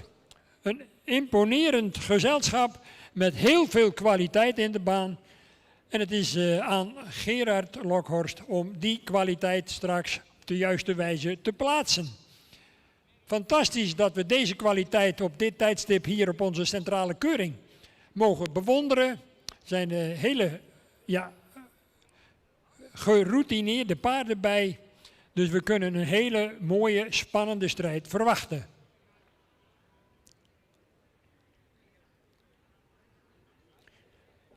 De open klassen zijn in merendeel natuurlijk allemaal paarden die ooit begonnen zijn op de laagste tree. Sommigen misschien zelfs wel via de Pavo sportcompetitie.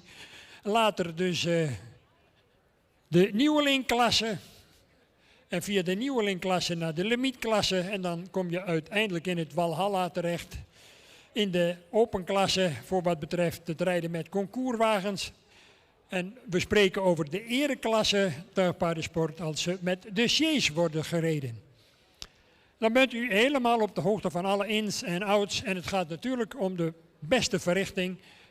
In het mooiste tempo gereden. Niet te veel snelheid. Dat die paarden de gelegenheid krijgen om mooi op eigen benen tot een optimale presentatie te komen.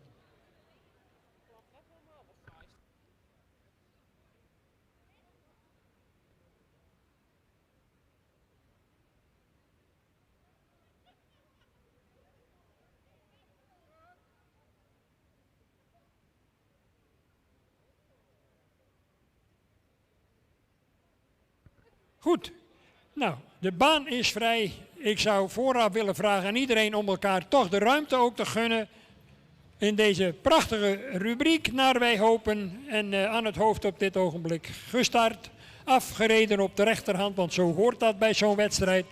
Richard Hofstra, dan Erik Couperus, Leslie Agricola, Mechtelt van der Kooi, Jelle van der Weijden, Koenraad Zijlstra, Wiesje van der Woude, Augustine Zoekstra en last but not least Jelmer Chardon en zijn eisen.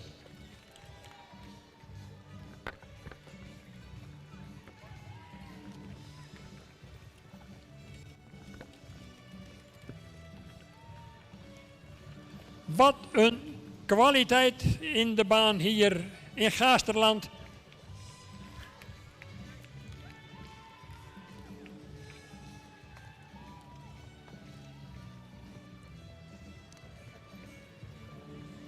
En het is geen wedstrijd harddraven, dames en heren. We willen die paarden optimaal geshowd zien worden.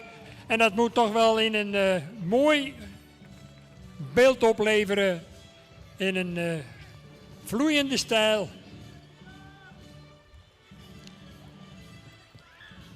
Dan gaan ze, en ik zie uit mijn ooghoeken ringmeester Harm van der Meulen de hoed al lichten. Dan gaan we van hand veranderen en let u op hier op het middenterrein. En dan geeft de heer Lokhorst ook de gelegenheid om de paarden op de andere zijde voorbij te zien komen. En hij is al druk aan het schrijven om een voorlopig klassement samen te stellen, neem ik aan. En de verschillen zijn natuurlijk heel erg klein in zo'n open klasse. Paarden die allemaal het nodige al hebben gewonnen. En over veel routine beschikken. En dat geldt zeker ook voor degenen die ze rijden. Zij weten ook wanneer het om de prijzen gaat.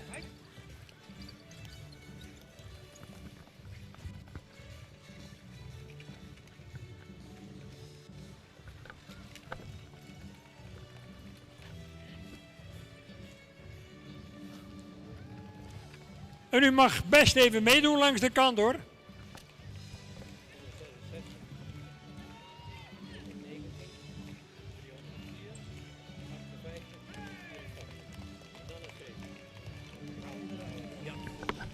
Opstellen mogen 166, 119, 304, 58 en 184. Ik herhaal 166, 119, 304, 58 en 184. Dat is de voorlopige kopgroep.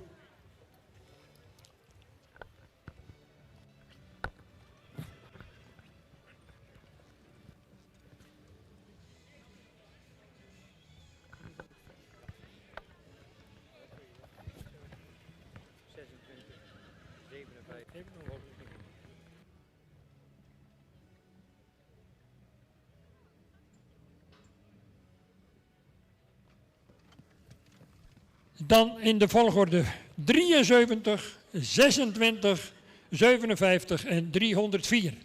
En daarmee is het klassement compleet. 73, 26, 57 en 304. En dan 340, ja.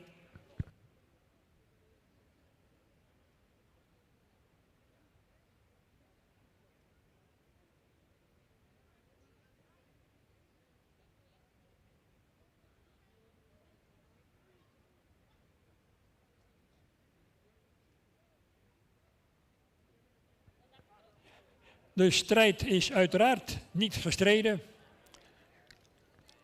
En de heer Lokhorst heeft redelijk snel ook de eerste 5 combinaties binnengeroepen. En dat betekent uiteraard dat 2 dames en 3 heren de absolute winst in deze open klasse gaan betwisten. Eisen, Feitse GL, Jilkjen van de Wijdhoeven, Rosa W. en tenslotte Tjitte VDK. Dat zijn de finalisten. die in deze barrage de prijzen gaan verdelen. En als u vindt dat IJzer moet winnen, dan moet u dat maar even laten merken aan de heer Lokhorst. Of dat hij toch liever Feitse GL aan de winst helpt. U hebt het allemaal in eigen hand. Jelle van der Weijden, die natuurlijk ook rijdt voor wat hij waard is in deze finale. En dat kijkt die Mechtelt van der Kooi eens even vol vuur die Tjette VDK rijden. En natuurlijk Augustine Hoekstra, zeer bedreven ook in deze discipline. En die nieuwe voorzitter van de vereniging Het Friese Tuigpaard, Mechtelt van der Kooi, die strijdt voor wat ze waard is tussen dit mannengeweld. Samen met Leslie Agricola.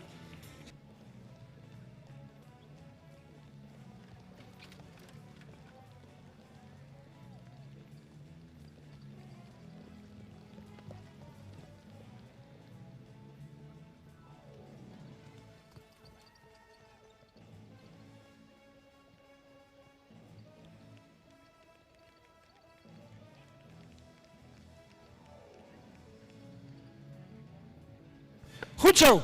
En hij debuteerde hier ooit voor de Sjees met de nationale titel. En hij grijpt hier opnieuw de winst. IJssen met Jelmer Chardon. En een prachtige zilveren positie voor Jelle van der Weijden. Met Jilletje van de Wijdhoeve. Dan Leslie Agricola met Feitse GL. Mechtelt van der Kooi keurig op de vierde positie met Tjette VDK. En tenslotte Augustine Hoekstra met Rosa W. op plek nummer 5 in deze prachtige finale.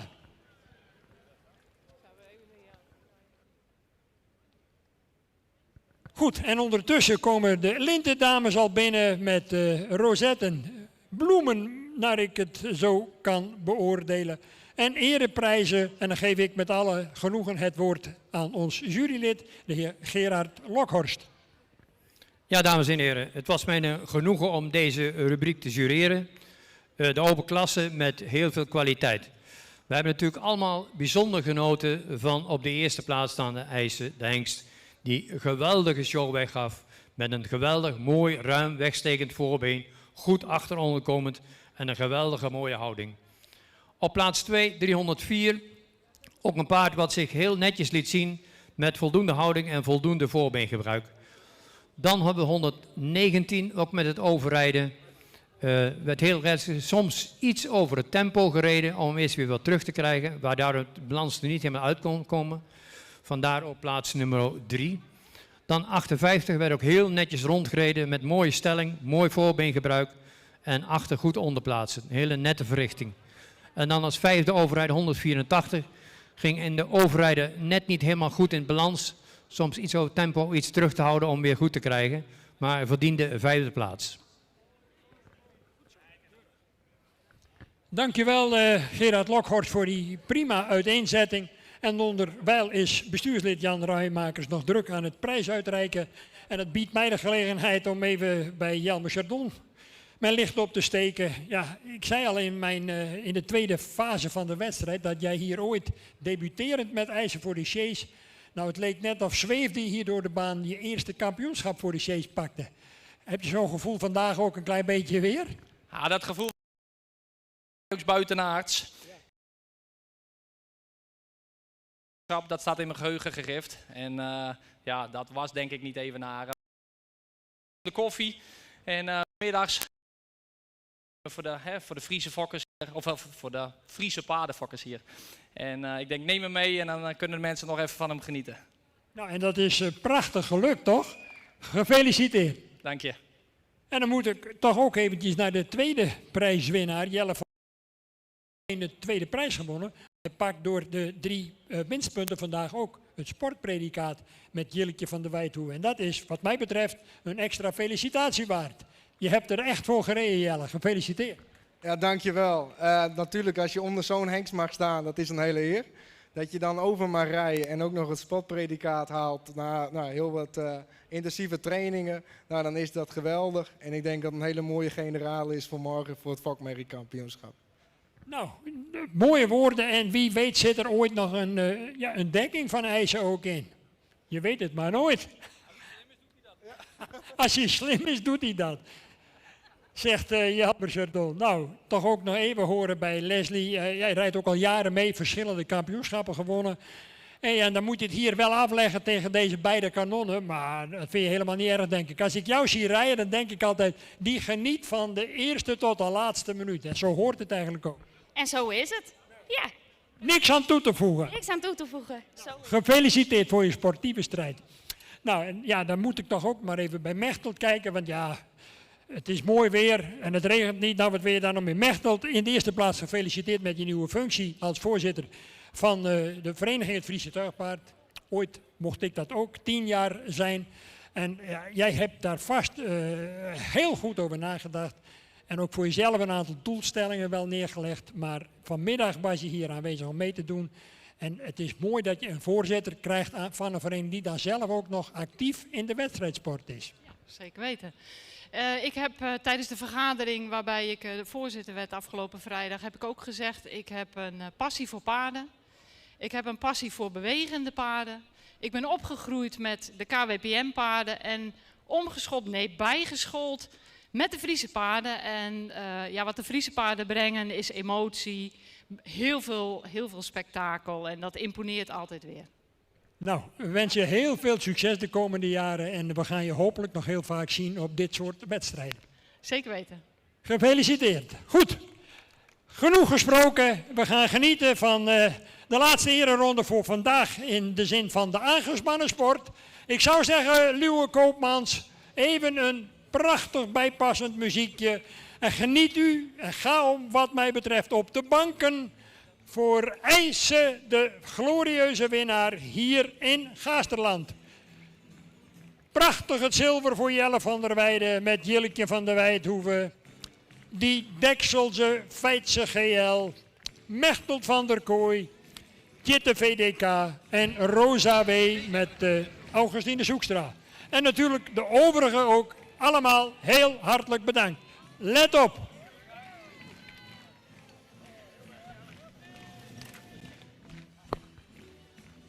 En dan komt hij langs met IJsse.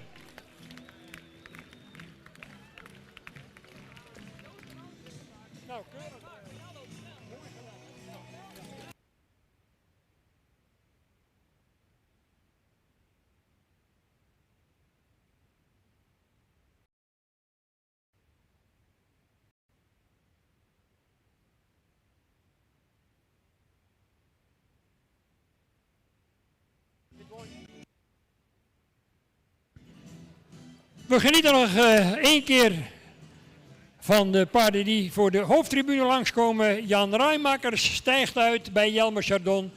En dat betekent dat we IJsse nog een keer lang zien komen zo dadelijk. En onder dankzegging aan jurylid Gerard Lokhorst, die ook tegenwoordig de Friese paarden in zijn portefeuille heeft en dat heel erg op prijs stelt. En wij hebben het op prijs gesteld dat u hier vanmiddag deze rol wilde vervullen. Dan komt IJsse nog een keer. Zet hem nog maar even op scherp, Jelmer Chardon. Hij komt zo nog een keer voor de ereloge voorbij. Wat een beweging. De krachtpatser, oorspronkelijk uit Hindelopen. IJsse!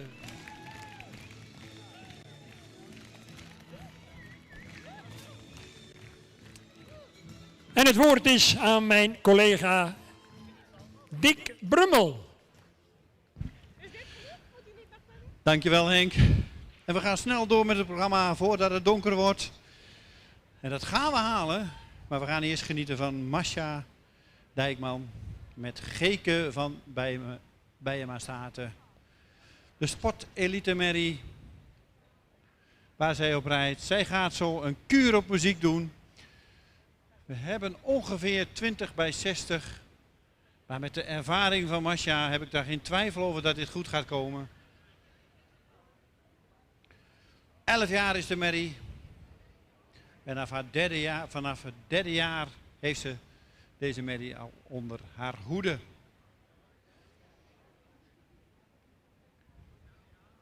Al vele successen geboekt. Frisian Talent Cup gewonnen.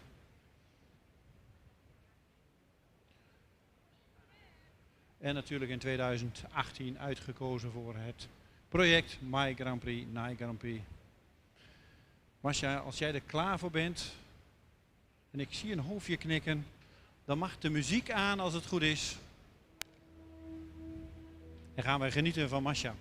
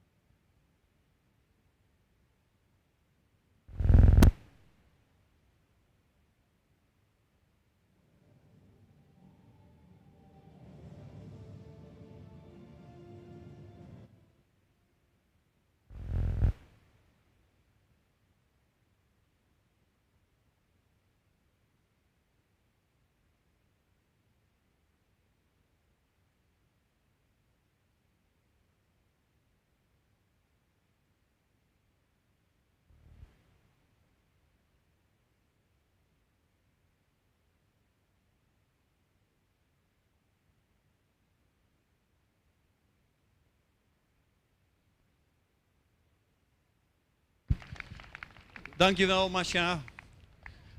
En dan mag je even hier mooi voor het publiek gaan staan. Met een brede lach. En dan krijg je een mooi vaantje uitgereikt.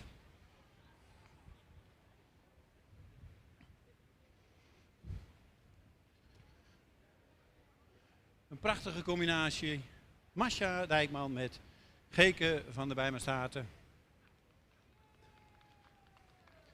En dan gaan we zo nog 1 keer een ereronde maken. Wat staat ze er prachtig voor. Ingrid wil nog even een mooie foto maken. Opschieten Ingrid, want de zon gaat bijna onder. Heb je de fotostel verkocht, Ingrid?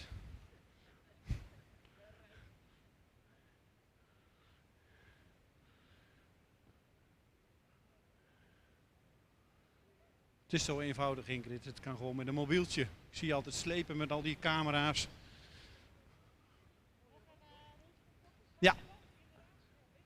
En dan gaan we nog even linksom en rechtsom een keer en muziek eronder.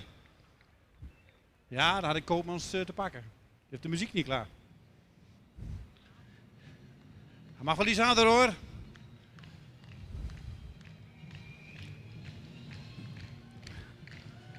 Geef er een applaus. Masha Dijkman.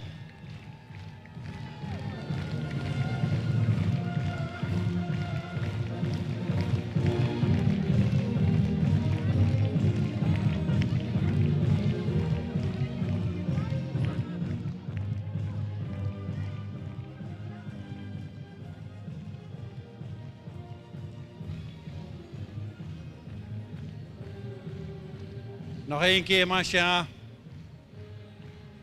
Daar komt Geke nog 1 keer met Masha. Dankjewel voor de presentatie, voor de Kurenmuziek. En dan moeten we even weer de tafel in het midden hebben. Maar help Herman me mee.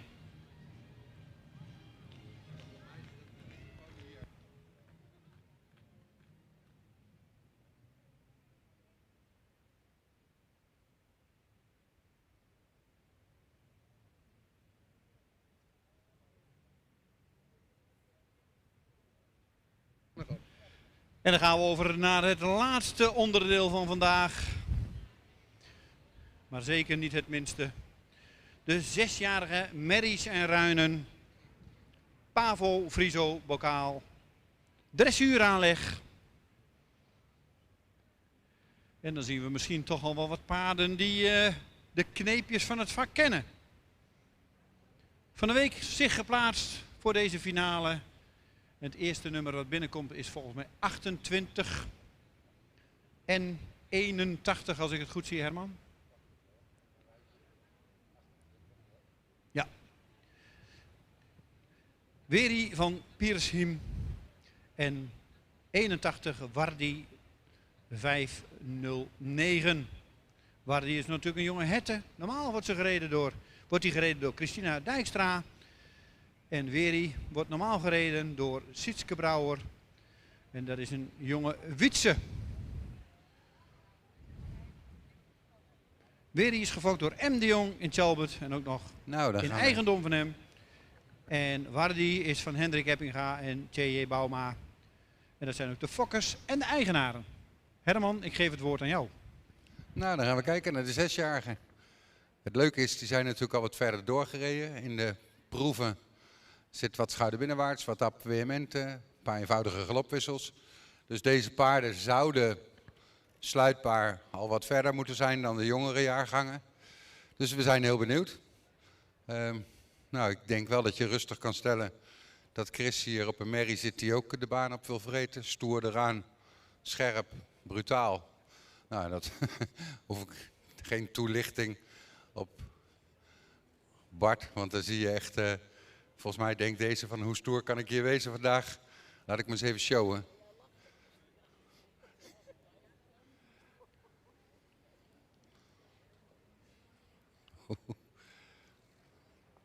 Knap gedaan, Bart.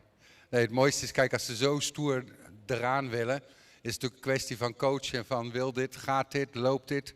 En dan zeker als je als vreemde ruiter erop gaat zitten en zo'n kort stukje tijd hebt. zijn zulke wel zeker de uitdaging klasse. Wat ik dan heel mooi vind is, dan steekt Bart zijn hand wat naar voren. Je ziet het paard er heel mooi achteraan lopen. Niet oprollen, niet kort worden, niet verstoppen, niet eng worden. Gewoon lengte, los en brutaal. Nou, dat is natuurlijk een mooie combinatie. Nou, als je hem in het appartement ziet, hij vreet de oefening bijna op. Hij klimt erin, hij trekt eraan. Techniek over de benen, scherp, mooi. Nou, dan zien we Chris eigenlijk al nog ietsje loperen galopperen. Je ziet de merrie nog een beetje denken van ik wil hier eigenlijk wel wat vandaan. Maar dat zal ongetwijfeld ook zo weer bij schakelen. Want je blijft het achterbeen vermogen zien dat ze aantrekt en de best wil doen. Dus dat is natuurlijk wel een mooie eigenschap. En dat blijft iets waarvan ik niet kan blijven genoeg benadrukken. We zoeken het bij een 4-jarige en je hoopt dat het bij de 6-jarige exact dezelfde vermogens er nog zijn. Alleen verder ontwikkeld, verder uitgebouwd, meer doorgewerkt. Waarin ze hebben leren sluiten en wat groter en wat kleiner. Maar ik denk dat we dat ook rustig ook aan Bart kunnen vragen van vang een muziekje op, kijken wat hij daarmee kan. En heel rustig dan wat open naar voren dat hij het weer door kan lopen. Precies. Wat het mooie is, dat zie je ook aan dit paard, dat hij eigenlijk alleen maar scherper wordt als je hem wat kleiner maakt. Nou, dat vermogen is net iets. Het vertragen is niet het moeilijkste. Het juist klein scherp kunnen houden. Dat ze de lijf loshouden. Dat is wel een eigenschap die je graag wil zien bij een paard. Want het is natuurlijk niks fijner als je zo'n paard naar het piaferen wil rijden en hij blijft komen vanuit het achterbeen. Dan kun je iets coachen. Natuurlijk, als je een paard moet drukken, een keer duwen, een keer een handje helpen, is dat niet erg. Maar als die dan toch het vermogen heeft om te sluiten vanuit zichzelf, dan wil je dat wel heel graag zien. Nou, ik vind het wel mooi. Je ziet ook onder Chris, dat paard begint zich een beetje te ontspannen. Zo van, oh, kan bij een vreemde toch ook datzelfde stukje doorlaten en aantreden. Wauw. Kijk, wat ik van Chris dan heel mooi vind, als je ziet, als hij zo ietsje terugkomt, zie je hem mooi in een ritme gaan lopen. En wederom achteraan blijven vullen en doortrekken naar voren. Het is wel echt een stoer beeld, Bart. Mooi, Chris.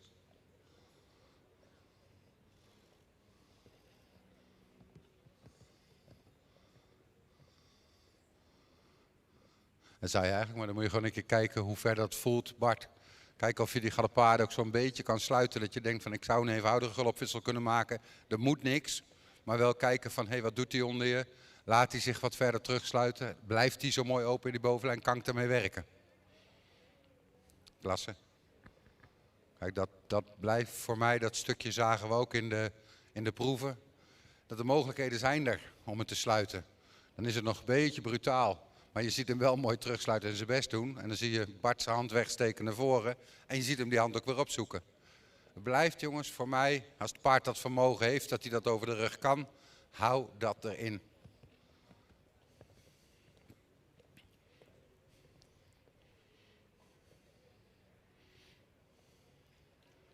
Nou, scherp is het zeker, Chris. Fijn sjouwen, Bart. Goed zo. Nou, en dan voel je vanzelf wel aan dat Chris, of je er beter van wordt van nog een heel klein tandje meer sluiten.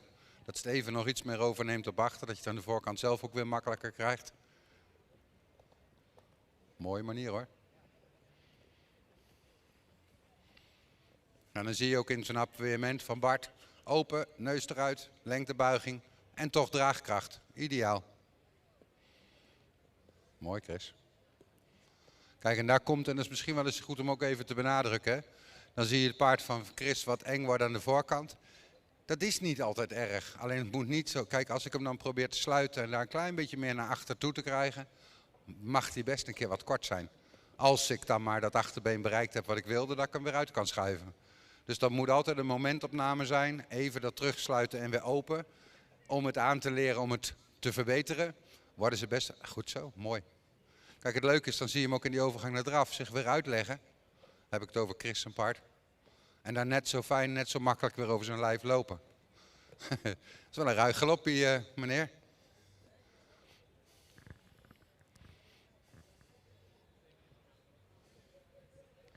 Fijn. Heren, ik zou hier nog wel een half uur naar kunnen kijken als ik die paarden zo zijn sjouw en zijn best zie doen. Eigenlijk moet Chris nog één rondje erbij, zou ik bijna zeggen. Want nou begint hij het mooist door te laten. Maar Ik denk dat jullie gevoel al wel duidelijk in cijfers uit kunnen drukken. Dus ik denk dat we ze gaan inleveren bij de dames.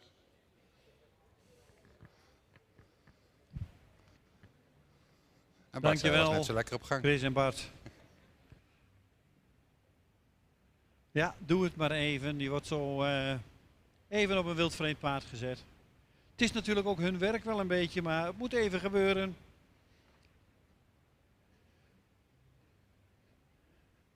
En Wardy was net nog wel een beetje heet op het voorterrein, was onder de indruk van het tuigen. Maar je ziet het, hij mag onder de indruk zijn als het uiteindelijk maar deze kant op gaat. Zo is dat, Herman. En het is altijd weer een leermoment.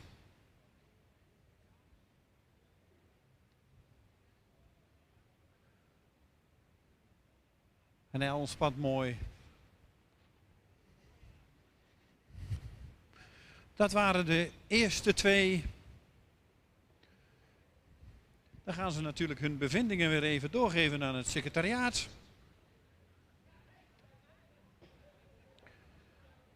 En dan gaan we zo kijken. Als het dan goed is, dan krijgen we 30 en 83. Maar kijk even naar Herman. Herman, krijgen we 30 en 83 zo? Nummer 30 zal zo in de baan komen. Xenia SB. Een jonge beert. Normaal wordt zij gereden door Sophie Vijshanen. Maar vandaag natuurlijk door onze gastruiter. Fokker en eigenaar is Hans-Uli Boes uit Ennebuul. Vandaag ook, of eigenlijk volgens mij bijna al de hele week aanwezig hier op het evenement. Speciaal uit Zwitserland overgekomen. En dan krijgen we nummer 83, Ide van der Noesterhoeve. Een Hessel. Normaal de Amazone Nadia den Hollander. Eigenaar en fokker is Pieter Okkema uit Witmarsum.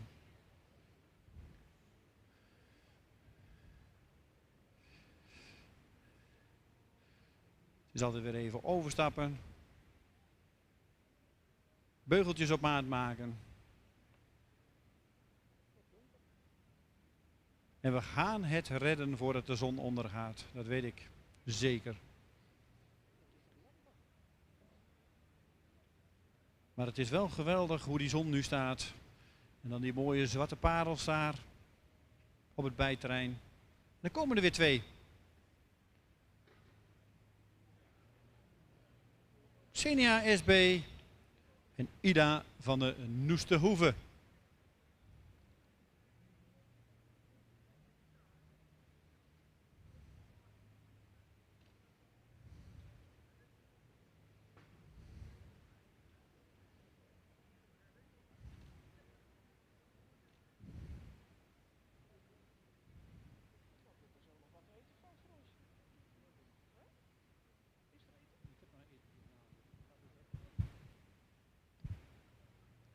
Geweldig mooi met die ondergaande zon. De volgende twee combinaties. En daarna nog twee. En dan denk ik dat we een geweldige dag afsluiten. Vanmorgen begon het met regen. Maar dat was maar heel eventjes. En voor de rest van de dag is het super verlopen, denk ik. Genoten van de keuringsrubrieken, maar ook natuurlijk vanmiddag genoten van de gebruikersrubrieken. Ze zijn er weer. Ja, dan zal ik niet zoveel meer zeggen. Dan geef ik het woord weer aan Herman. Nou, dan gaan we kijken. Volgens mij wederom naar een imposante, imponerende merrie. Met veel triet in de benen. Veel zelfhouding. Mooi brutaal naar boven.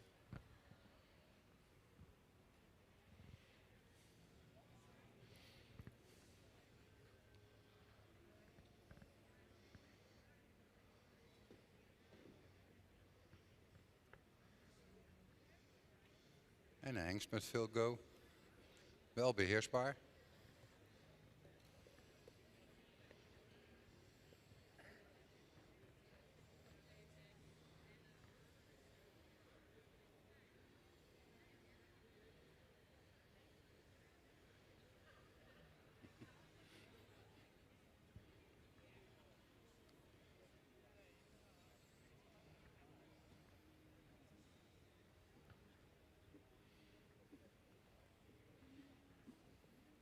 Nou, dit is, vind ik, een mooie eerste 1,5 minuut zo om naar te kijken. Je ziet beide ruiters mooi een beetje zoeken, een beetje peuteren om te voelen van wat doet hij, wat kan ik ermee, wat biedt hij aan, waar moet ik ietsje meer aan aanvragen. Nou, kom ik weer op hetzelfde punt terug, zie het paard van Chris, momentje in zo'n bocht, even ietsje eng in de nek, maar dan ook weer zo open te rijden en eruit te laten. Ze blijft op dat achterbeen, ze blijft naar die hand toe, eigenlijk gewoon een heel mooi plaatje. Met toch een scherp gebruik van het lichaam. Ja, je ziet de hengst onder Bart nog een beetje zoeken zo van hoe hoog. Kijk, voor de loodlijn is een feit. Is echt een feit. Het een heel klein knikje over de rug. Hij moet mesten. Zou nog net even makkelijker kunnen. Fijn galopperen, Chris. Wat dan mooi is, je ziet aan deze merrie, dat is echt zo'n scherpe merrie. Waar je eigenlijk heel mooi net aan kan zitten. Los door de lijf, mooi brutaal er tegenaan, mooi plaatje. Vind ik een mooi plaatje, laat ik dat zo zeggen. En ook in het naar voren, een mooi achterbeen. Nou, het leukste is, je ziet Bart een beetje studeren met de hengst van hoeveel meer wil ik naar achter.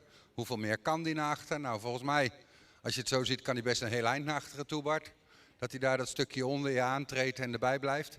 En dan zal hij dat stukje aan de voorkant ook nog net even wat makkelijker los gaan dragen. Want je ziet hem nou echt nog even zo stoer, zo van wat wil jij? Mooi.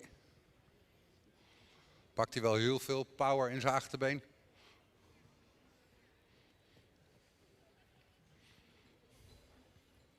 Mooi, Chris.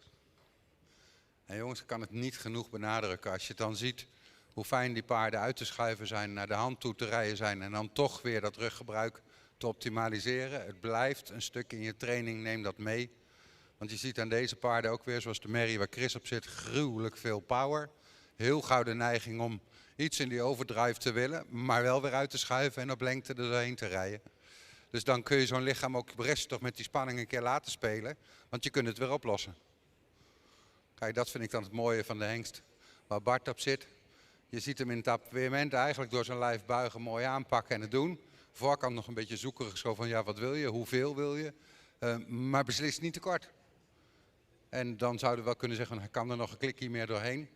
Maar dat komt, ik ben ervan overtuigd, daar komt hij al. Ik wou zeggen, als Bart dat zo rustig aan blijft peuteren, geeft hij dat ook na en dan komt hij daar naar elkaar.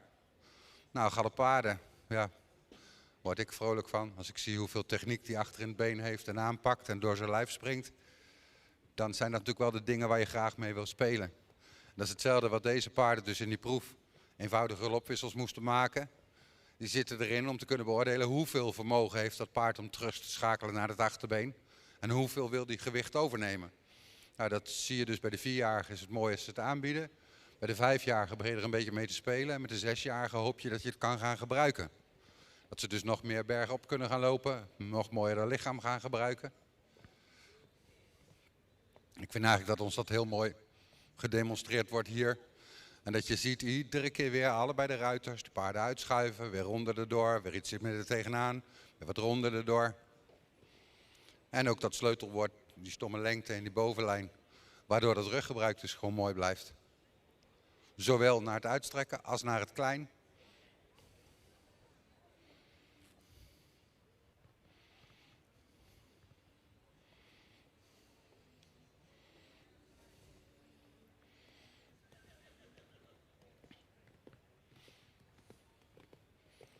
Galoppeert hij echt ruig de bult op, Bart. Het is net dat stukje aan de voorkant wat dan nog ietsje makkelijker mee mag doen. Maar goed, dat met een klein beetje lengtebuiging en lossigheid moet volgens mij ook nog willen. Fijn, Chris.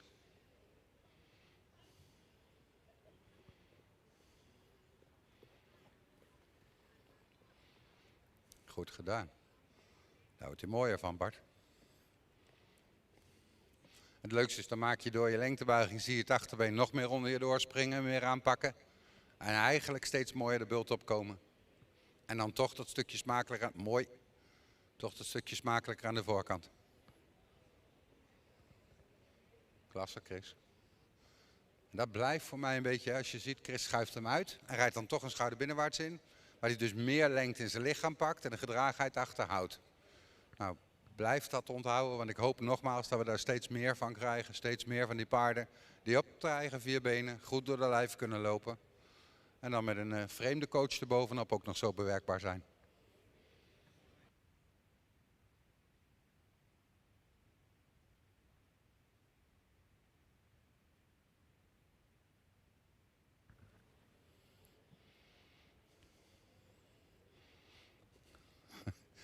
Dat wordt steeds een rondje ruiger, Bart.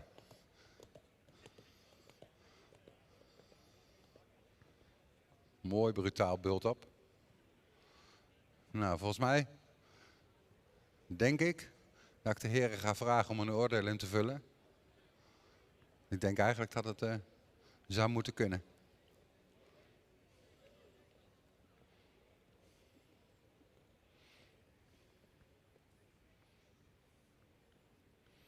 En dan zie je ook, als je dan zo'n galop op weerment aanvraagt en hij blijft zo los door zijn lijf, wordt het spelletje alleen maar leuker en mooier. Heren, dank.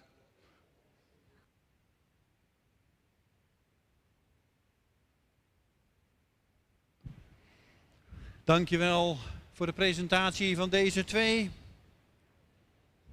Xenia SB en Ide van den Oesterhoeven. Dan gaan we naar de laatste twee. Wolkje T van de Boppelanen en Ime 507. De laatste twee van vandaag.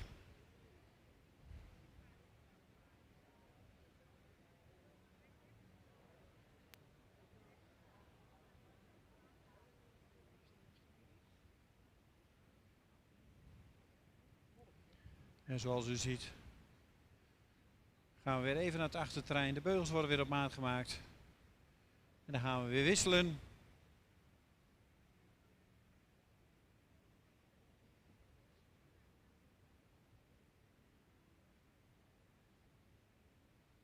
En dan kunnen we rustig zeggen dat we het vandaag enorm getroffen hebben met het mooie weer. We eindigen prachtig.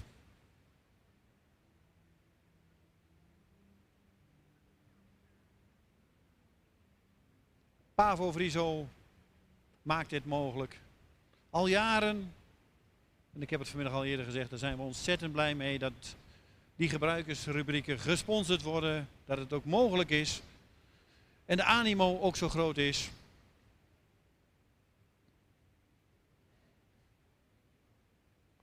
De voorselecties zaten bijna allemaal weer vol.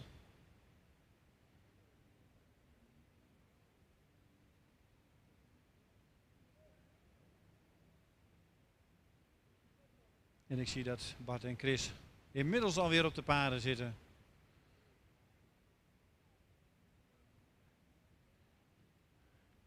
En richting de ingang komen.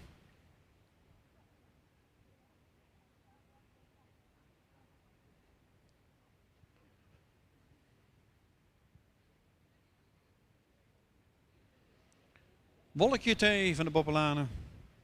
En Beert. Normaal gereden door Helene de Haas. En zij is ook de eigenaar van het paard. En R&J Tjeertsma uit Drogeham zijn de fokker van Wolkje. Dan hebben we Ime 507, de jonge Tjalle. De normaal gereden door Marieke Okkema. Eigenaar is de heer H.J. Oosterhof.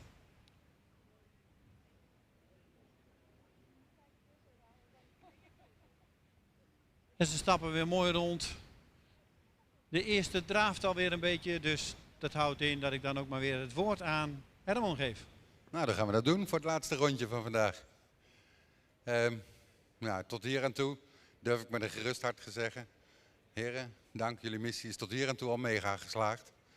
En voor mij hebben we in ieder geval een mooi gevolg gekregen op onze selecties die we geprobeerd hebben zo goed mogelijk te doen. En als ik dan jullie zo rond zie werken, dan denk ik, joepie, wauw, goed gedaan.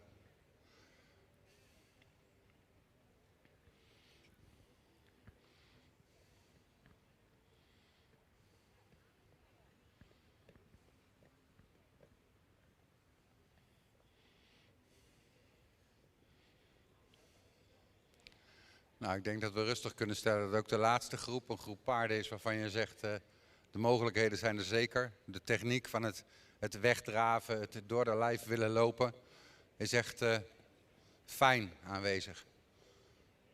En dan laat ik dat ook eens even nog benadrukken. Ik vond het heel mooi wat je daar deed, Chris. Hem ietsje ronder instellen voor het wegrijden. Gaf een nog mooier beeld voor het ruggebruik. Dat hij losser bleef, dat hij niet er bovenuit wilde komen.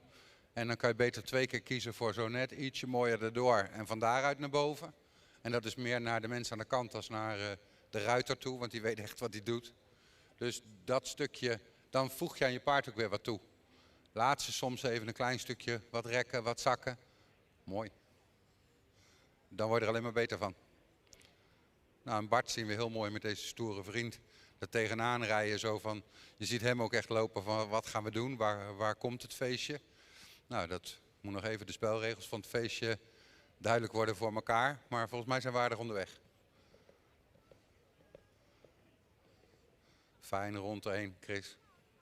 Wat ik dan wel heel mooi vind is als je ziet, als Chris hem zo ietsje laat zakken aan de voorkant, wordt hij eigenlijk gelijk losser in die bovenlijn. En dan is het soms ook heel goed in een stukje training even te zeggen van geef dat paard wat vertrouwen. Dat die bovenlijn net wat losser, wat mooier er doorheen kan blijven. En als dat weer goed voelt, dat hij het kan aandragen zonder gespannen te worden, dan laat je hem weer bovenin er tegenaan lopen.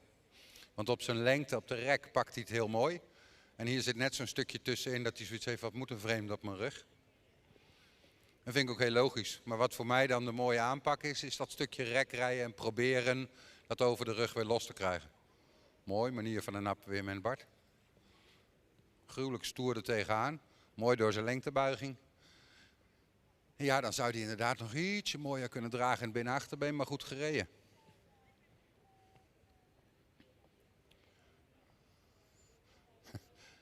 Ik neem aan dat het voor jou ook zo voelt, Bart, dat deze zegt, dus heeft waar is de brand, we gaan. En we lopen er niet veel weg, maar we gaan er naartoe.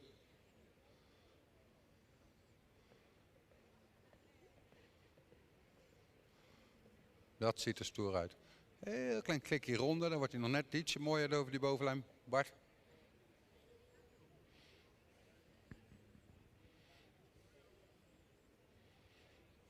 Fijn.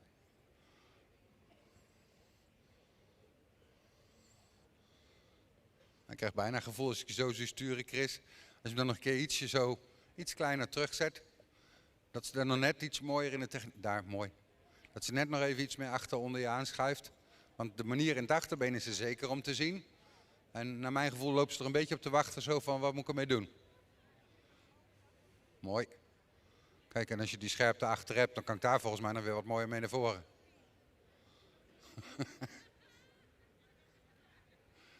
Mooi.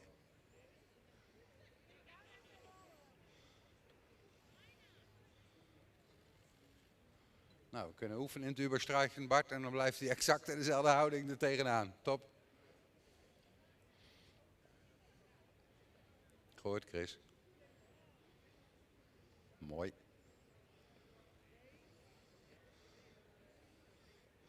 Goed zo.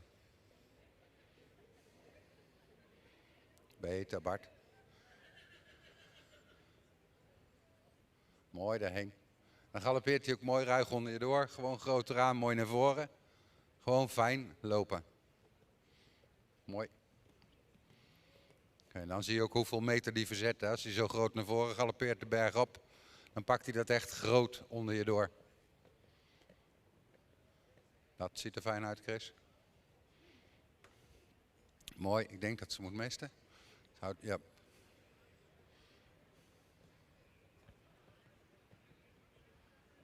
Goed zo, Bart.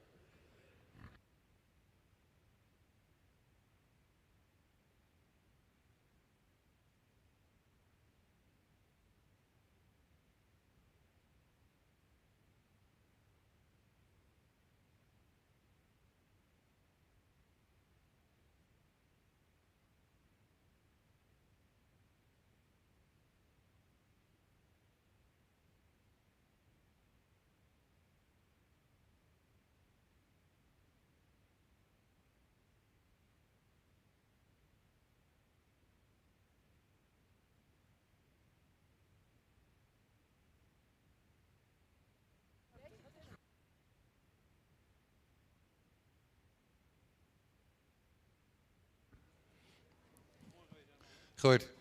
Heren, ik denk dat we toch met dit laatste rondje zo moeten doen. En ik wil eigenlijk niet vragen aan het publiek om nu alsnog te klappen voor deze heren. Want ik weet niet hoe hard we dan alsnog gaan. Maar ik ben heel blij in ieder geval met de manier, heren, waarop jullie met deze paarden gewerkt hebben. Met gruwelijk respect voor de mogelijkheden die het paard hierin aanbiedt, gebruikt, loslaat door zijn lijf. Dat is mooi. Dus heren, vast bedankt en we gaan afwachten wat het wordt.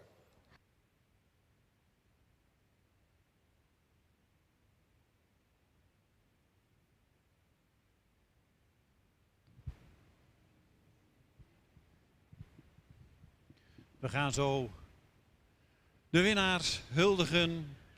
De 6-jarige merries en de 6-jarige hengsten en ruinen. Maar daar zouden we ook graag even op de foto straks de gastruiters bij willen hebben staan en Herman. Ze zitten nog op het paard, dus nog even geen applaus. Maar in ieder geval al hartelijk dank. Maar daar doen we straks nog eventjes over. Als de eigen ruiters weer op het paard zitten en gaan genieten van een ereronde. Maar we wachten eerst even op de uitslag van deze groep.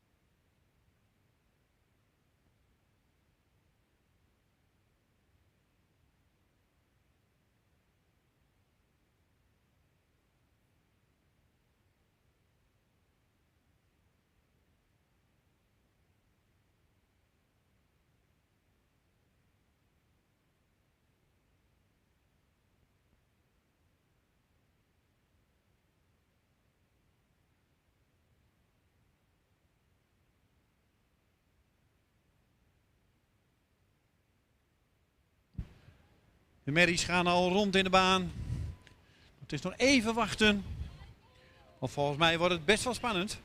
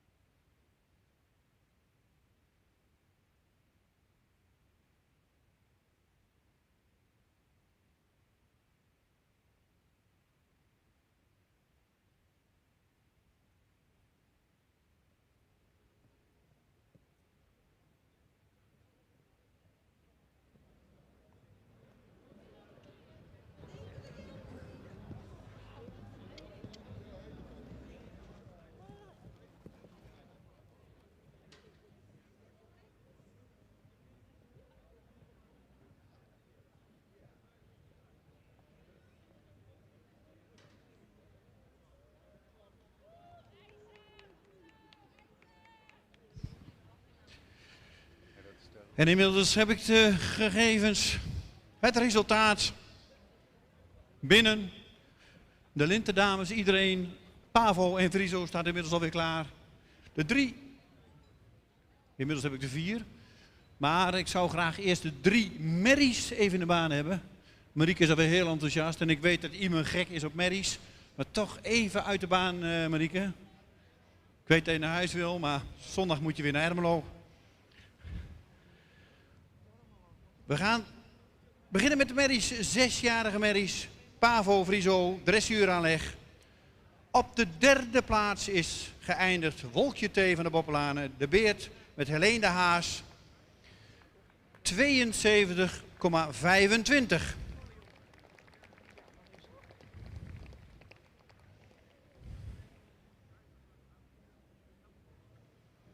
Nummer 32. Dan blijven er 2 over. En dan wordt het natuurlijk heel spannend. Het is ook spannend, want het zit ook heel dicht bij elkaar. Maar nummer 2 is geworden, en ik zie zo'n hele blije tafel, Weri van Piersheim, de Wietse, met Sietske Brouwer, 75 punten.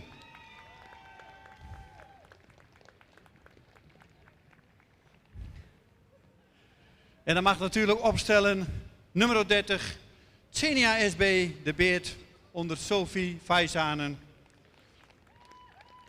Gefokt door Hans-Uli Busch en het boel. Hans-Uli, herzlichen Glückwunsch. Und Sie können nach vorne kommen. De fokker, de eigenaar van het paard. Met een hele groep uit Zwitserland. Bijna de hele week hier al aanwezig. En als dan ook je paard nog dit onderdeel wint, dan kan het niet meer stuk. Maar natuurlijk ook de felicitaties aan nummer 2, Weri van Piersheim. Staat heel dicht bij elkaar. Xenia 75,75 en Weri had 75. En Wolkje 74,25. Dus ze waren alle 3 aan elkaar gewaagd. Er kan er maar 1 winnen. Maar ik wil jullie allemaal heel veel succes in de toekomst wensen. Prachtige combinaties.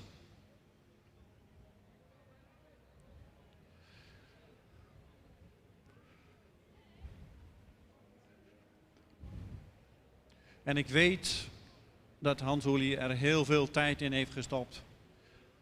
De vrije hand heeft gegeven aan Sophie om haar te rijden. En dan is dit natuurlijk een prachtig resultaat. Daarnaast nummer 28, Weri. En nummer 32, Wolkje T van de Boppelanen.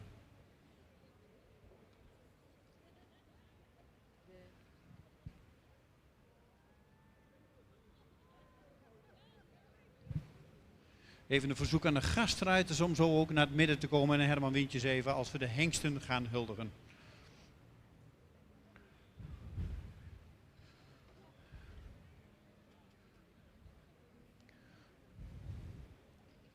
En ik verwacht natuurlijk veel applaus weer bij deze groep.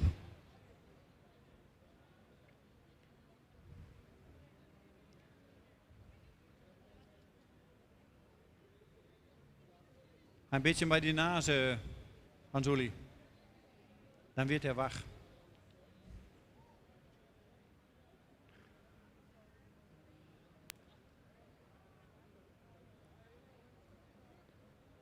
De eigenaren mogen even in het midden gaan staan.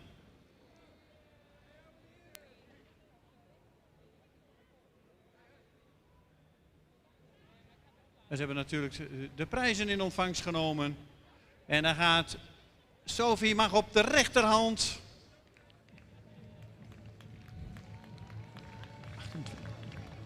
Dan Sietske Brouwer en Helene de Haas. Dames, heel veel succes met jullie prachtige merries in de toekomst.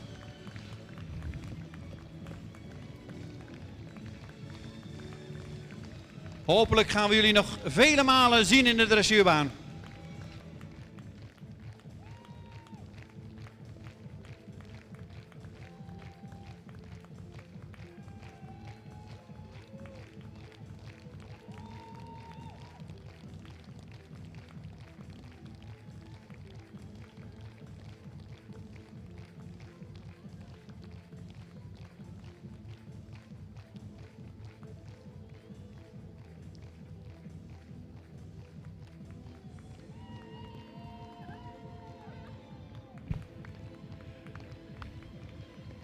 En we willen graag Zwitserland ook even horen natuurlijk.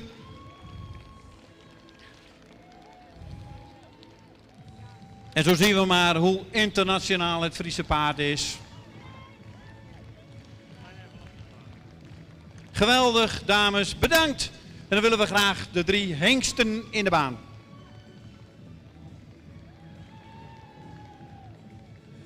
Ze krijgen er geen genoeg van.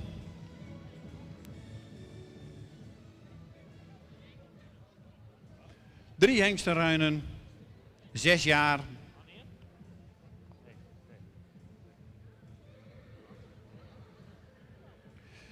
Nummer 81, nummer 83 en nummer 84 komen binnenstappen.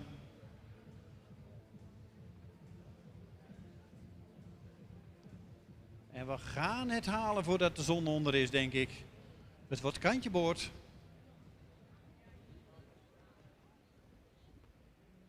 Prachtig beeld. We gaan het niet meer te lang maken. De dag is al lang genoeg. Op 3 is geworden Ime 507. De Tjalle onder Marieke Okkema op de 3e plaats met 76,25 punten. En ik kan u nu al verklappen, tussen de 3 zit maar een halve punt verschil. Dus Ime onder Marieke 76,25. En dan wordt het spannend. Wordt het Wardi of wordt het Ide? De tweede plek is voor Wardi 509. De Hette met 76,5. Tweede. En dan is het al bekend. Nadia, je mag opstellen. Met Ide van de Noesterhoeve. En net zei ze nog tegen me in de ring, ja, maar het valt nog niet mee. Ik heb nog maar net een baby gekregen en ik zit er dan weer op. Nou, dat heb je wel goed gedaan, Nadia. Ik moest bij Ide nog wel vermelden dat Ide een 9,5 heeft gekregen voor de galop. Een 9,5 voor de galop. De punten waren dus Ime 76,25, Wardi 76,5 en Ide 76,75.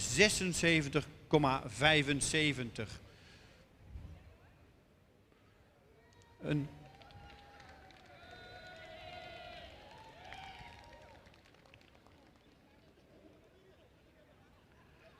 natuurlijk geweldig.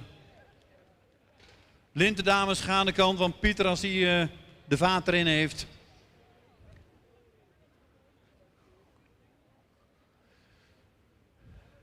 De prijzen worden weer door Arjan Smits, door Pavo uitgedeeld. En natuurlijk het tweespan. Dan krijgen we Bart en Chris en Herman nog even erbij. En dan maken we zo even een foto.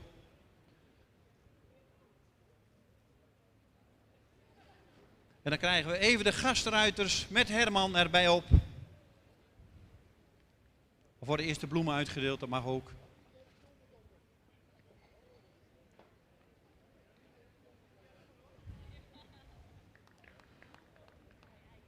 Ik denk een heel mooi plaatje aan het einde van deze dag. Onze dank is groot naar Bart en Chris, hoe jullie de paarden hebben gereden. Geweldig voorgesteld volgens mij. En Herman, het commentaar erbij. Dus voor de gastruiters en Herman een applaus, vind ik.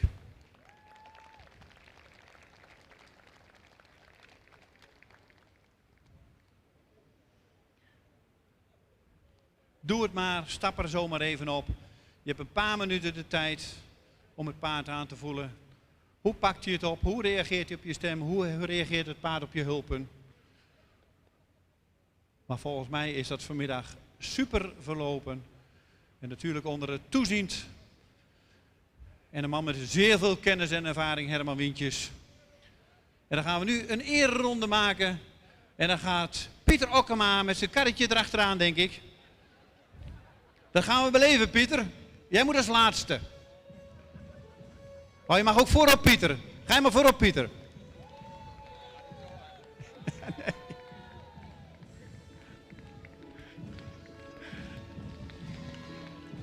Ieder van de Oesterhoeven. Nadia den Holler, van harte gefeliciteerd. Maar natuurlijk ook de felicitatie aan Wardi 509 met Christina Dijkstra en Ime met Marieke Okkema. 3 prachtige combinaties waar we vandaag mee eindigen. Geef ze een applaus.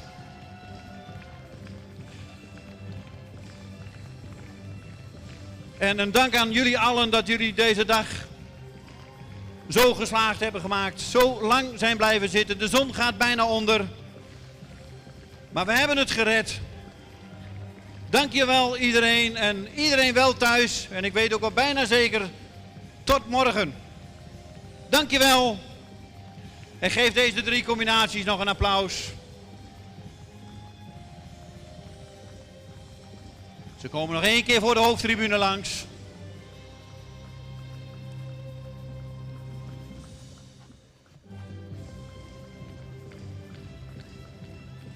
Daar komen ze nog 1 keer.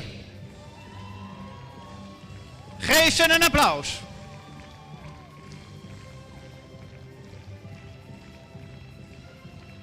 Dankjewel dames. Iedereen dank. Pieter, rustig aan doen. We willen geen ongelukken.